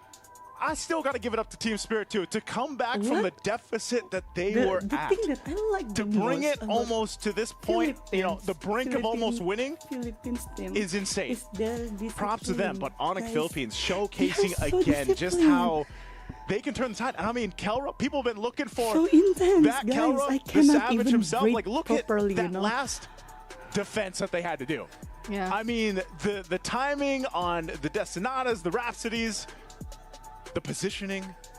My God, you could see this. You know, like the sigh of relief even for the players as they went through this game. Again, just absolutely insane. Like, this is one of the, I feel like, just highlight games so far of MSC. Both teams super locked in here. Super locked in, yeah. You could see it. You could see it. Right now, you could look at Kid Bomba and see how locked in he is. Kara, Every the single MVP. one of them. Kara, the And that's god. why it The feels so god devastating of to the be gold in Team laner. Spirit's Damn, position right now Kara. because that was such a long I game. want to watch Yeah. it Definitely again. I has really been want draining to for watch them, it and again, guys. this was when we thought that Team Spirit nearly had it in the bag because Nearly. they were It's just 4 becoming versus so 3, aggressive. and They were Kara chasing can after manage Onyx to PH, make pouring in it all of their resources 2 just to versus clear every 1. single member out, but And look at Kelra. they forgot about Keller. Yes. Look at this. Again, the fact that he's able to do that, keep him in the game and make it work. And then he knows, okay, Brusco's with me. This guy has a conceal. We can get this little speed boost and make it happen. And great time. Brusco knew it as well. Goes in with a kick. Has enough range for Kelra to work. So just absolutely amazing. You could see, everybody was hyped for it. Kip Alma as well, very close. guys. Let's throw it over to the desk. Oh, I can't wait to see what they have to say. Kirk is lucky. Oh Loving boy, it is just. I hope you Kick guys are Bomba, enjoying right? the time of day. It is crazy how much cinema we are W seeing Kara. in this match. I W take it Kara. back. El Clasico, Guys, turn it into Team what the Spirit fuck versus is that? Onyx PH. What was Too that? much cinema. It's only game 3. It is only game 3. How you Only doing? game 3. That was only game 3? They need we can have to 2 get more, maybe? one more, Maybe. guys, Oh, please. God. If you're lucky. Di ko na kaya. I mean, I can't take it. My heart can't take it. Brigitte couldn't take it. What are the graphics Wow, gonna wow, show? wow, me wow. Wow, wow, wee, wow. Oh my goodness, what a game! Showing time and time again why consistently This is 2 the first time I EWCs in a feel so row we get the exhausted highest by viewerships, watching we only, break guys. records. I cannot And never imagine doubt what the they Savage, feel. never All of the doubt Keller to players, show like, up when his team needs him the most. Team Spirit, they need got to me control scared. They got me all of their terrified. emotions, they and got me, also they they got need me to bubbling control in a whole lot of ways I usually their- don't like. But Onyx, I don't know what I'm saying. I don't know what I'm saying anymore. You guys are my analysts. Tiring. Please take over. I It almost was an got amazing heart series. attack. It was Me definitely too. an amazing Me too, series. I guys. don't think we would have asked for anything less. Down to what was final game Seruan count? 30 ini minutes? biar Did we kayu break 30 sama on match di that sore. one? Oh, yeah, we Tapi did. lu jawab They jujur broke ya me too, Iskandar ya. They broke us Match all, ini and lebih I seru don't know kan who dibanding lost match that tadi game. sore. We were all gonna be Karena sad match at di sore some tuh point, first game happy, excited. udah It ketahuan. was a roller coaster of RRQ menang. emotions. Second game That was insane. itu udah Truly an insane ketahuan game. I si would say that SRG there yang was a menang. lot more Third weight game on TS ketahuan because, juga again, SRG they were the yang ones menang. with no Fourth game inhibitors, the ketahuan banget terrible early RRQ to menang. mid, the Game kelima constant doang lead tuh for the side yang of udah Onyx PH. And that puyeng-puyeng final kepala gue sequence alone was garuk-garuk gue. crazy. For Pusing. all the moments where we saw Sawo not be so good with Dan that final slash, ini tim finally satu-satunya gets harapan an gue di amazing MSC one guys. while Gak ada lagi. still Mereka Kid pulang udahan Bomba gue. saving Nggak the nonton play lagi, Cok. against King Kong. Kelra pulls through. Max I thought Stacks, you were Sky at Riyadh Piercer, right the now. difference No, maker. I'm in Indonesia, Kelra guys. pulled through. Brusco eventually supplemented him, but yeah, at some point, what did you say about Kelra? How he was performing? He was like, John who? It's John Wick. FC. There was I don't even remember what minute it was because the game was so long. I thought that was last game actually. That flicker. Yeah, to pick Sawa, to pick Sunset Lover. Pick off Sunset Lover in flicker sidestep into the feathered airstrike and then just bing bop boom I need bop to bing text bop Brusco bam. first. Wait a minute. Oh, and the crowd goes wild. It was honestly, it was a great game to watch. That was a beautiful game. Oh, I thought it was 30 minutes. It was 29-37. We were so close to it. 29, it didn't hit 30 minutes, but I think it took 30 years out of my expected lifespan. With the roller coaster of emotions that we saw there. Like at some point, it's like, oh, of course, I was going crazy for Onyx Philippines here, but then I was also starting to feel for TS. It's like, yo, if you guys get this win, y'all deserve the love from the Filipino on the panel, but what a crazy back and forth. And then who pointed it out at some point? Hiko switched to a Guardian helmet even. Yeah, he needed, because there was just nothing to hit. And to be fair, it was Brusco who switched to it. He needed to make sure that not only did he have the tankiness, but more so to heal up from his lowered state to chase Hiko down at the very end. Just in case Yeah. Hiko tried to turn things around. Sabar. Brusco was at about like Tapi 50% gara-gara health, ini aja 60% kepala health. gua Like, udah let me pusing, pick this Cok. up real fast. It's gonna be a Terus long Super Friends juga run from bagus my banget, base to sumpah, your base. Cok. I need a couple more health points in my pocket. Bagus, sumpah, You know, mereka. Gideon, you said that. Tapi I Kelra think sih, Team Kelra Spirit deserve definitely felt that a little bit harder thumbs because up, you're right. serious. The game was not in their hands for a while. I Guys, mean, last game they biar hung ya tooth semoga ini and jadi last nail, game guys. and then finally we're in control for the past 5 minutes. I feel like for the last 5 or so minutes of that game, Yeah, it was Brusco theirs. did It felt great. like they were Yeah, they my were winning all the boyfriend team really fights. did They were coming great. out on top.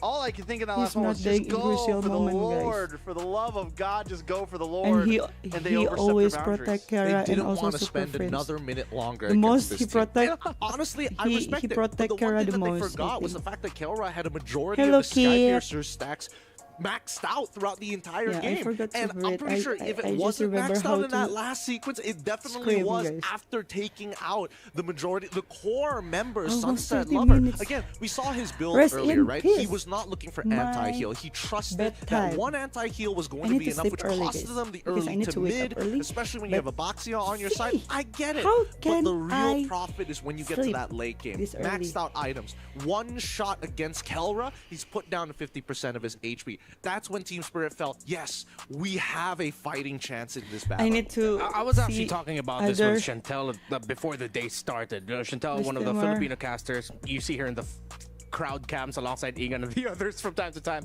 is that Onyx, one of their best qualities as to why they were able to end up becoming world champions is that their fearlessness, because they know they have so much coverage. King Kong falls, you have Kelra. Those two fall, you have Super Friends. And all the while, you get Kirk, Brusco being able to do little things that actually have big impacts in the long runs in the games. This time, that was a huge highlight reel of that, especially there near the end, with the fact that with majority of the team down, since Kelra stayed alive and was getting stack after stack and he could not be found by Team Spirit, he was the difference maker in that game. I'm sorry, I'm locked into the emotions on all the crowd's faces right now. I mean, I don't even... It's hard to even analyze a game like that when it's like when a game goes 10 minutes, it's hard to size what the winning factor was. When a game goes that long, it's, you know, items, so many things are just kind of out the window, and it just goes down to who makes the final mistake there. And I do feel like Team Spirit made the final mistake there. They did. If we're talking about potential adjustments for early to mid in terms of the draft, I hope they get Sawo off of this Arlet. It is costing them games. And right now, with the mechanics and how sharp we see Onyx PHB, they've got the Emperor Eye. Everybody's John Wick. They apparently can see everything that is going on within the battlefield, and they pivot so fast on the balls at their feet, like actual fighters. So at this, It's 10 minutes. It's hard to size what the winning factor was. When a game goes that long, it's, you know, items, so many things are just kind of out the window, and it just goes that long. It's, you know, items, so many things are just kind of out the window. Game goes that long. It's, you know, items, so many things are just kind of out the window, and it just goes down to, items, so many things are just kind of out the window, and it just goes down to who makes the Brusco on what used to be way back then a very comfortable Edith pickup for himself. So good in game number 2. Now in this game number 3, this show for him, I feel like was a huge unsung hero, but multiple times, whether it was for initiating or stopping Hiko from being able to follow up to what eventually Kid Baba and Sawa got to do. That was a big problem that Team Spirit had to deal with. So you need to look at the Brusco-Sawa matchup and make that your focal point now for these drafts. They were in the zone. They really were in the zone, which is why we are seeing a lot of the tricks being thrown out of the well, not thrown out of the book, but really implemented in this game. The fact that we saw Brusco go for the horizontal, vertical, the back flicker G Kundo onto Kid Bomba because he knew his exact position with the help of Super Friends. Process of elimination. The only thing that I have to say, the resilience of Team Spirit, the adjustments from Kid Bomba as well to make sure that they weren't getting consistently outplayed in the late game. It was all him. I think resilience is honestly going to be the key in either this maybe last game or one more game. We've seen Team Spirit go the distance, even with the pick if that maybe texts Sawa's me not that doing they win, good on. I won't And spoil we you heard, guys. we're going to say it earlier. How do you you go 30 minutes, you take a loss, can Araki you keep already go yourselves home, collected? Kira. But honestly, Shut even up. the winning faces of Onyx Page, they seemed worn out after that game. Super Friends was just sitting in his chair, blank stare at holy crap, like that was a lot. Yeah, exactly. We're at a point now where we could still have 2 more games. It's still very possible after seeing that last one. Unless, of course, Team Spirit taps out here. Unless, of course, Onyx PH is tapped out here. Just like for the first 3 games, this crucial game number 4 is really going to be determined by the early game. Which of these 2 teams are going to pick the more aggressive lineup? And which of these 2 teams have the sharper execution in the first, I won't even say 3 minutes, 2 minutes of the game now. It's all on that. Because if any of these 2 take momentum very quickly and get very quick double kills early on, that might spell doom for the one that didn't. The adjustments are here, boys. The adjustments are here, but it's actually from Onyx PH, banning out the Basha this time. Team Spirit is going to pick up the 1-1 up front, blue side now. That's the same pick we saw last game. What I want to... They keep banning out this Lancelot. I'm wondering, Team Spirit won their first game with damage on one shot. If wins today, I Should hope they pick will up some damage for one shot here? The Bosch is gone. You might as well at this point. Brusco gets his Kalea, and it's Onyx PH saying, no, we are going for the throat. Those first 2 picks from Onyx usually signal that they're going to be going for a fast tempo, high scaling, or quickly scaling lineup that can end the game sub 14 minutes. It's up to Team Spirit now to adjust and respond to that. Here's a fun fact about Keller. He's the first player in MSC history to surpass 300 total kills. He now has 312 after scoring 14 kills as Granger last game. Again, to remind you, Keller is a former MSC champion, won it in 2021, and he did so at the age of 15 or 16, if I'm not mistaken. And he's only been to 3 MSCs, right? This is his 3rd? Yes, this is his 3rd. So he's averaging a little over 100 kills per MSC. That's nuts. Just to put that into perspective for everybody. Yeah, that is kind of crazy. However, based on what I'm seeing in the draft here, they're not taking immediate counter picks against Onyx PH. Again, they're foreshadowing what Super Friends is going to do because, again, Super Friends as well as Brusco were huge problems. Not to mention the fact that King Kong was kind of eating up both Sawo alongside with Sunset Lover for the first 13 minutes of the game. I like this draft from Team Spirit here so far. Even though I said damage one shot, I think the Fredrin is solid, and it does preemptively stop the possible Joy. But Hayabusa is going to get picked up by King Kong. Remar, I see your face. Yeah, Onyx PH are clearly going for aggro, we end this quick. Team Spirit are taking a more defensive route. But now, since it's a Hayabusa Fredrin, you're actually looking at Team Spirit's lineup to have that exact same potential as you have it also paired up with a Lapu Lapu. So yes, they're going to play around the 1-1, but there's a chance if Onyx slip up with the execution in the early game, it's Team Spirit taking the momentum early. Yeah, that too.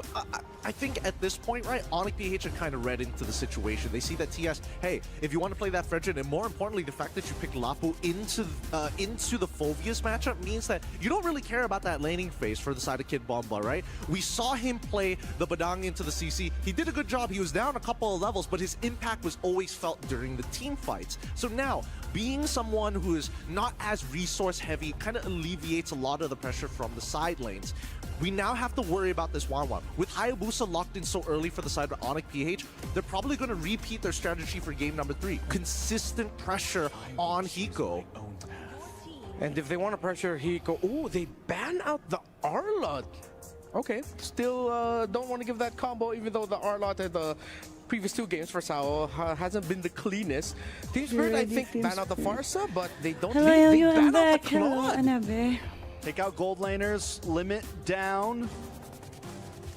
Why didn't they ban Farsa? Why didn't they ban Farsa here? Why are they worried about this Claude? Especially when there's still a Granger open, still plenty of options for Kelra here. Yeah, and Kerrigan honestly also, even just Have a 1-1 counter carrier hero, Matrix. guys. He can do whatever he wants, it's 1-1 Kelra. counter hero? Yeah. I guess they want to limit it just enough. They want to see that Granger one more time for the side of Onyx, and then look to pick up maybe Farsa for themselves, maybe something that scales in that mid lane, and they're trying to initiate this trade. The question is whether Coach Why Not is going to allow it. Because worst comes to worst, right? We get the Beatrix on the side of Onyx PH, and they can pick Farsa now. They do not go for the Farsa. They Granger go for the again? Granger instead. So I mean, I think on Team Spirit you pick up the Farsa, but again, I think a lot of teams overestimate the counters of Farsa, like the Lapu. Maybe that's why Onyx PH doesn't pick it up. The Hayabusa, things like that. But either way, Sunset Lover did a great job on her last game. They decide not to just yet. They're still taking their time with that mage pick. Huh. Should just be a quick Farsa pick, right? Because if they pick Farsa, Hayabusa can definitely punish them. Yeah. And I think that it's better not to give it over to Onyx PH more than picking it up for yourself. Because, again, your composition still lacks the innate burst other than the Lapu Lapu. And let's not forget that they don't scale as well. Huh.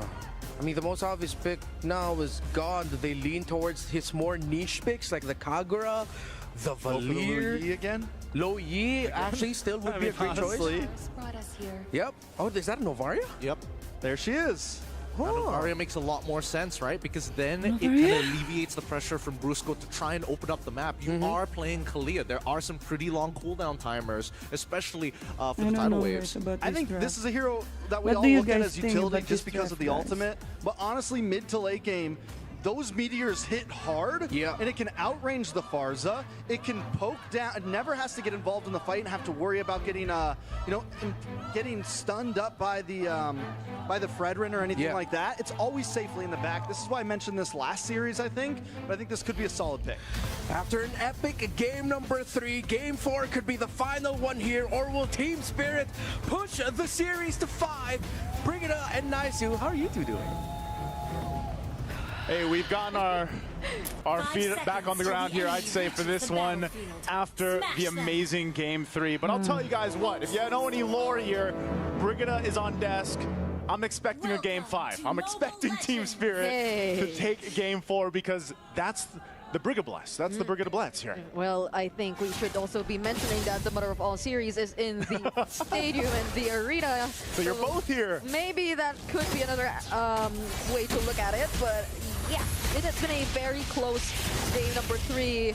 And it seems like Team Spirit this time around could be the one setting up that same tempo. They got the show for themselves, and I'm really looking forward to seeing how this is going to play out, because this is the typical Cho-Farsa combination.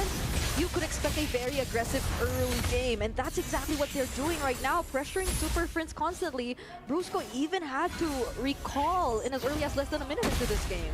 Yeah, this is interesting because as you guys saw it from the draft, this Novaria has not been picked much. It's been picked once, other than now from Super Friends, and it's one of those heroes that, was pretty strong before. My live stream. Thank you so kind of much, fell off a little bit, but okay, it just seems to be the case for Super Friends. He's one of those players that likes to bring some of these more non-meta heroes to the table. Now, will it play its part? Will it be able to provide Onyx Philippines with what they need?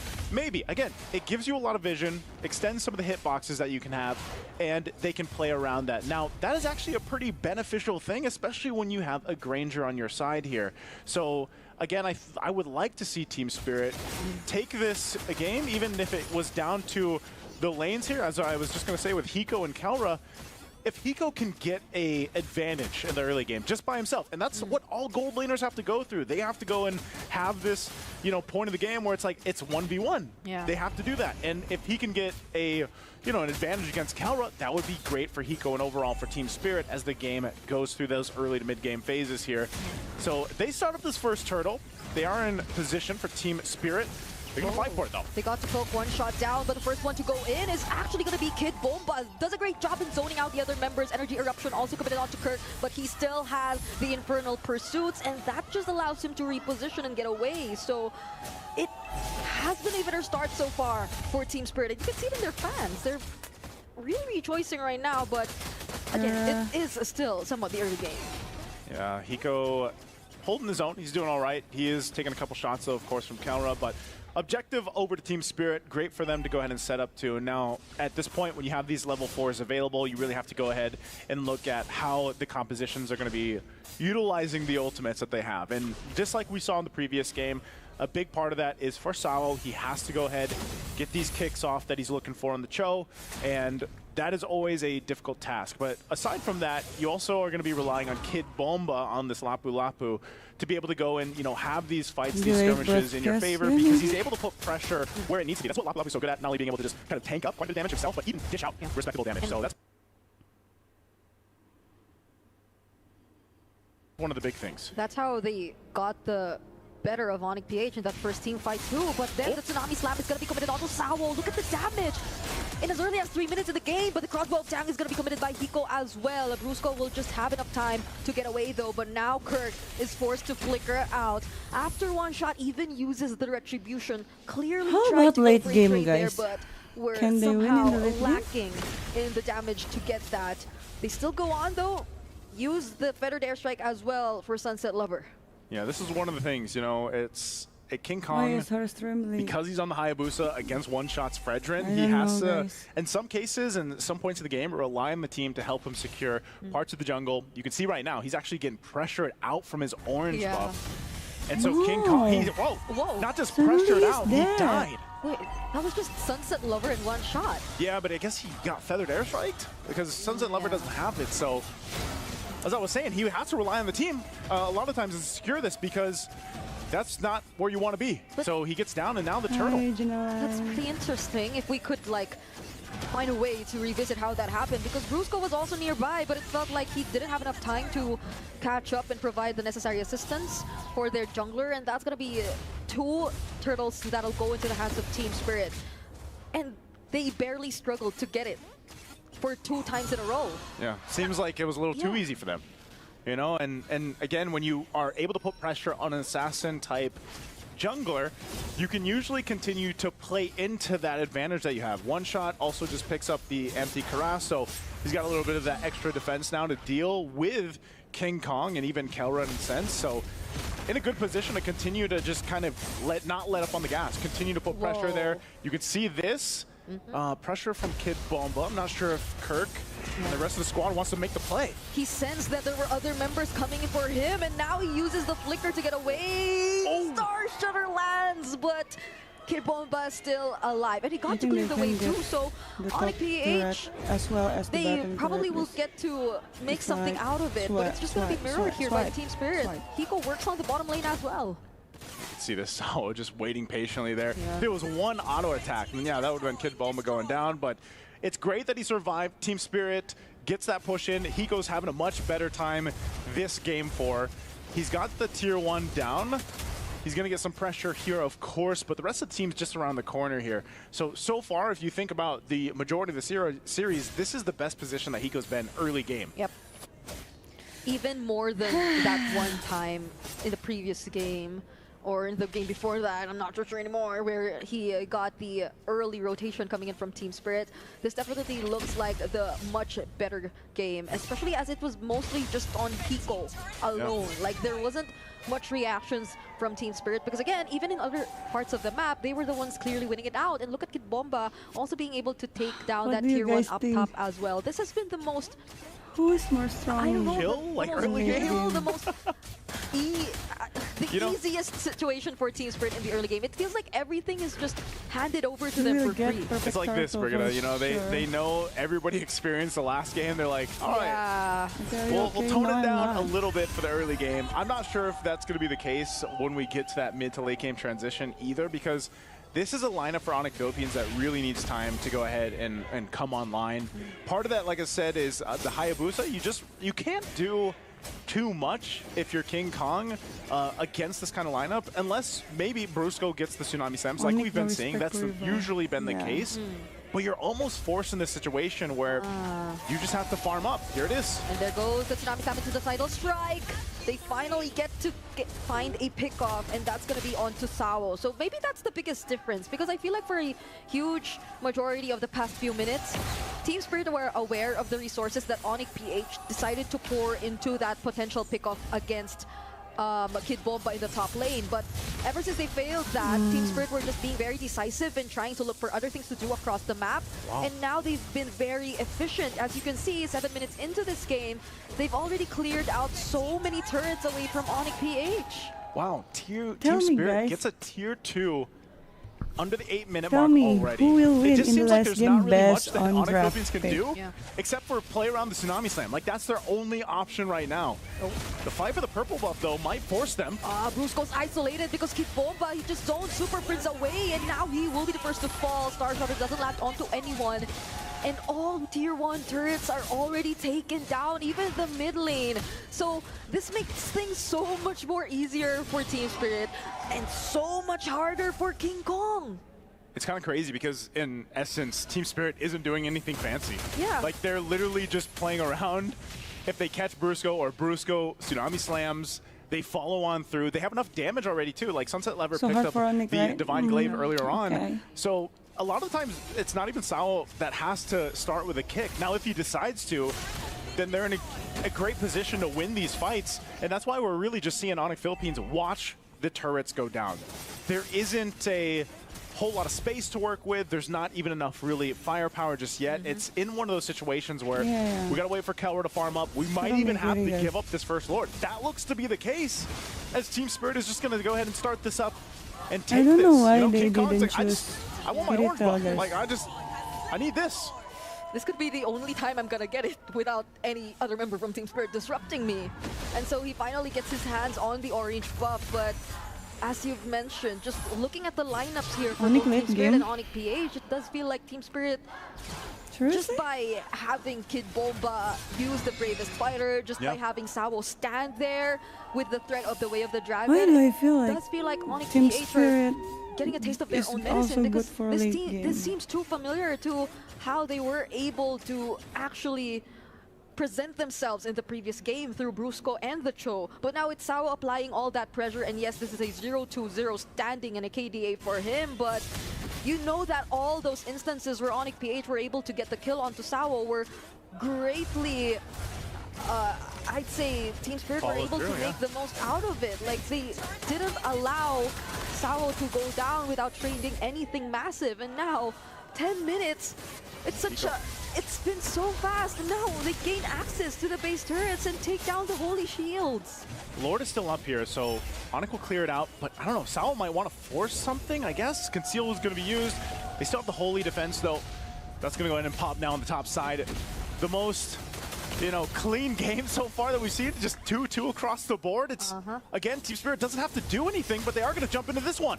Kid Bomba times the Bravest Fighter alongside the minion wave, and they actually find 2 kills even before anything happens. Clutch crossbow of Tang as well, coming in from Hiko, keeping him alive, and Kid Bomba, he's still standing in front of Onyx PH. He doesn't care. Kid Bomba is just flexing right now on the Lapu Lapu, staying in the base, He'll be fine. They gotta wait for those waves to push in, but man, I don't get the they draft, took out guys. 3 from I'm Onyx going to Philippines, be and they honest. have to scramble for the What defense. the hell with the draft? How is he still able to regroup with Team Spirit? He was sitting right behind that tier 3 turret, and he got the reset on his Bravest Fighter too. So that was a very long time that was bought here by. Look at how much damage he's done. 35,000. Talk about Ah, a bebas performance lah, from anjir, Lapu capek Lapu. gua This is why nonton we've been talking tidur, about XP cok. laners for so long throughout MSC because of the impact that they can have. And I know all the XP laners out there can rejoice because XP lane for a while was pretty, it was pretty stale. Yeah. But now you get to be in a good position where it's like you can literally carry games as an XP laner. Now, again, Team Spirit, they haven't done anything fancy. And even in the sense, because Hiko has had a much better game in terms of just winning the lane and putting himself in that position, he even survived Kirk earlier on. So, this is one of those cases where it's like, Onyx Philippines is really far behind. They're in this position where they've even lost the base turret already. They're not going to be in a place to actually get the next Lord for a while. So it's all just a waiting game. Are they able to do it? Because every single time we've seen Brusco try to set something up, who's he going to Tsunami Slam? Most of the time, even if he Tsunami Slams Sunset Lover still has a Purify. You still have to get through that. So, it's really just kind of trying to make something happen for Onyx Philippines. And the only place that's going to happen right now is in their base. That's the best place for them to possibly turn this almost 9,000 gold deficit around. And look at the And I mean, gold Trex and difference. the panel did mention it earlier too, that if you look at Onyx PH's lineup, especially the Novaria, they will have a bit more damage to rely on come the mid to late portions of the game.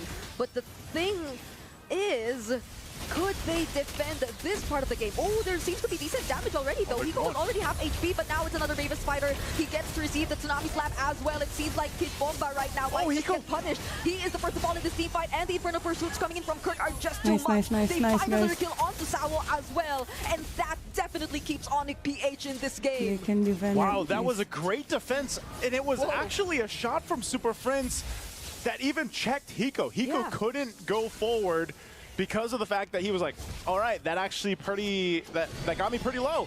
I shouldn't push this any further. Yeah, and that jump from Kid Bomba I don't get why they was choose something Onyx PH seemed to have calculated Granger already. instead of Irrital. Yes, Guys. the Irrital is Lapu Lapu once he open. does use the Bravest Fighter and his enhanced skills I once don't know. he I is think maybe actually they also have.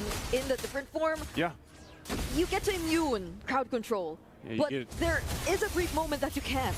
And that's what Onyx PH were able to capitalize on, clearly taking down the frontliners first, and that's where things started to fall for Team Spirit. But more importantly was, yes, the amount of poke that came in from Super Friends towards Hiko before that fight. And you can see that, like, in terms of gold lane, Kelra's where he needs to be. He's farmed up. He has the items that he needs. King Kong should be able to get away. He's going to get stunned, though, but Quad Shadow, he goes back. He goes back in, and now Sunset Lover gains easier access to him. There's another Tsunami Slam committed onto Sawo, but now Hiko, he needs to reposition himself. There's just too much damage coming in from Onyx PH, but will he find the stack, though? Not for now. But that's still another kill that goes into the hands of Team Spirit. Well, Super Friends, he's going to keep them at bay for now. Wave is still pushing in bottom, but as long as Kelra is alive, they should be fine to clear these out. Unless Team Spirit decides to force a fight, they might want to get this mid turret down. Someone's going to go ahead and jump on in. Can they defend? Oh, they want to make things happen now. They set up, they go for Brusco. There's the Winter Crown. It's going to buy him some time, but it won't save him from the energy eruption and from the kill. That will be handed over to Hiko, but the Appraiser's They still can defend, guys. It's just too much to handle as well. But nonetheless, Onyx PH, still another successful defense. That's what they have to do. More time. It's a hard time for King Kong, guys. Earlier on, we saw the difference. Really far behind They are in compared fighting to form, but the big thing is, again, their front guys. Jungler Kirk, from even King Kong, Brusco, for example, need plenty of time to build some of that defense. Finally! Oh, no, Thank God! Who gets picked off for Team Spirit. And even though Kid Bomba and Sawo might just make it to the fight, they don't have Sunset Lover, and that's such an important piece in the equation. That's a lot of damage gone. This is still a risk for Onyx Philippines to go ahead and start this up and take it. Their base is fully exposed, but they know they have at least one advantage, and that's Sunset Lever being gone. Wow. But look at the pressure from TS, still keeping them at bay. They might force the fight. Oh, they find the stacks. The crossbow of Tang might just be committed any time now. And there he goes. But the Winter Crown is going to keep Kirk safe. But Brusco might Keller not be has able the to space. escape this. There's the Bravest Fighter as well from Kid Bomba. Let's go! Let's go! Kara again and again, Kara again and again, guys. How did they do it? Again. But now Sunset Lever trying to just clear the wave out. He's forced down. Keller will pick up the Let's kill. go! And they'll work on the tier 2, even with a base fully exposed. They'll win a huge fight, dissipating any gold lead that Team Spirit had. It was just so unfortunate there. Hiko found the stacks as well. Also got to land the heavy crossbow. Kid Bomba also got to use the Bravest Fighter. All the resources were used just in time, but they weren't enough anymore because no one had their eyes on the damage that came in from Kellra. No one was able to deal with this guy yet again, and he's the least guy that you want to be left after a team fight, after all resources have already been burned. How many times has Kellra turned things around for his team already? I don't know. I mean, I know we talked about the gold lane here leading into this game, but you know, it doesn't seem like there's any hesitation at all for Kellra. He is sitting at 7-0-4. He's very aggressive, but very calculated this time. And this gives them a little bit of an advantage to push towards the base. They still have a lot of grounds to cover. But can TS defend against this push it? Oh, Dark Wave, one shot, already half HP. Hiko as well. It's not just the Star Shatter, it's also those Death Sonatas coming in from Kellra that really deals a huge amount of damage towards the gold laner of Team Spirit. So he definitely has to constantly reset every now and then because of all these skill shots that are coming in from Onyx. And that's going to be a problem. Like, there has to be someone blocking all of these damage, or Hiko has to do his part in dodging it. But these are also members you want to hide because they need to come in from unexpected angles so they could take Onyx. Oh my god, nice one, guys. They get... Let's go! Let's go, This might guys. just be an opening for Onyx PH as they get to cap the ulti shadow kill. It's another maniac for Kellra and a wipeout for the Super Fam as they gradually make their way towards the base. The reigning world champions prove themselves once again. Good game, Onyx And after PH. a well-fought fight, they take out Gila, the Kara. Dragons of Respect, Kara. Respect, Kara. What a turnaround. What a victory. I respect Kara a lot, for guys. Onyx Philippines and a You can heartbreak get, for you Team can have Spirit Brusco when they had whenever the you want, lead. okay? Whatever. It was so close to getting to a Game 5. But defense after defense from Onyx Philippines kept them in the game. They stayed calm and collected. And again, it's this guy, Kellra. Kellra seems to be just something always in the way of Team Spirit here. Again, big respect to them for putting on one of the best series so far that we've had here at MSC 2025 at EWC.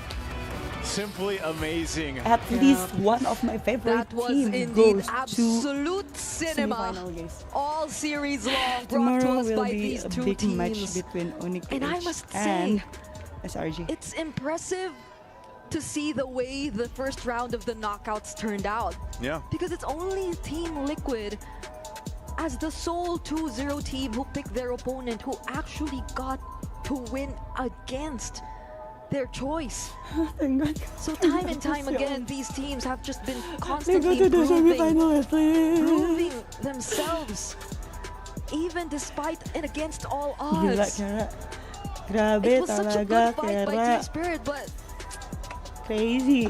Hey, how many times have we seen this, Brigida? I mean, How if you've been can watching MSC up to you this guys point, you know call that even if you Kara have a 7, gold 8, standard? 10,000 He's gold not a lead, standard, he's a game god. can still turn God of around. gold And that's laner. the way we are in the current meta right now. People And, can surpass you know, like I'm him saying, if- XP laners are great. if you guys gold keep laners are still saying that he fantastic is the because gold if you don't standard. control them, if It's you not a overstep a little standard, bit, it's too if you much get caught for a out in certain standard, situations, guys. sometimes that's the game. You know, and Kelra, again, it's his This stream positioning. is It's delicious, his game IQ. The fact that he's also just I already protected know. really well They from win, the super guys, ramp. I yeah. mean, I was saying, is you were saying this cool. earlier. If Hiko gets caught, if he takes a couple shots, you know, by being too forward, that's the game. It's gonna fall apart, and it ended with a maniac there from Kelra. So I'm sorry, again, you can guys. see the frustration because it was so Maksud saya close. Nick Like ID that yang was berat Team masih ada 2 Spirit's monster PH. game. Maaf guys, Very aku Nick calm PH early dulu, game. We baru didn't Nick see ID too ya. much action. Pacar And dulu they baru controlled it like Indonesia it's guys. nothing crazy. Maaf. So again, it's me and Isu and Brigida. We're gonna throw it over to the stage with Milosh Realistis and of jalan course our winners. guys. Aku lebih dekat sama pacar aku. Thank you very much, friends. And yes, Apa I'm ini? here with Brusco from Onyx PH, who just had an incredible matchup against their opponents at Team Spirit.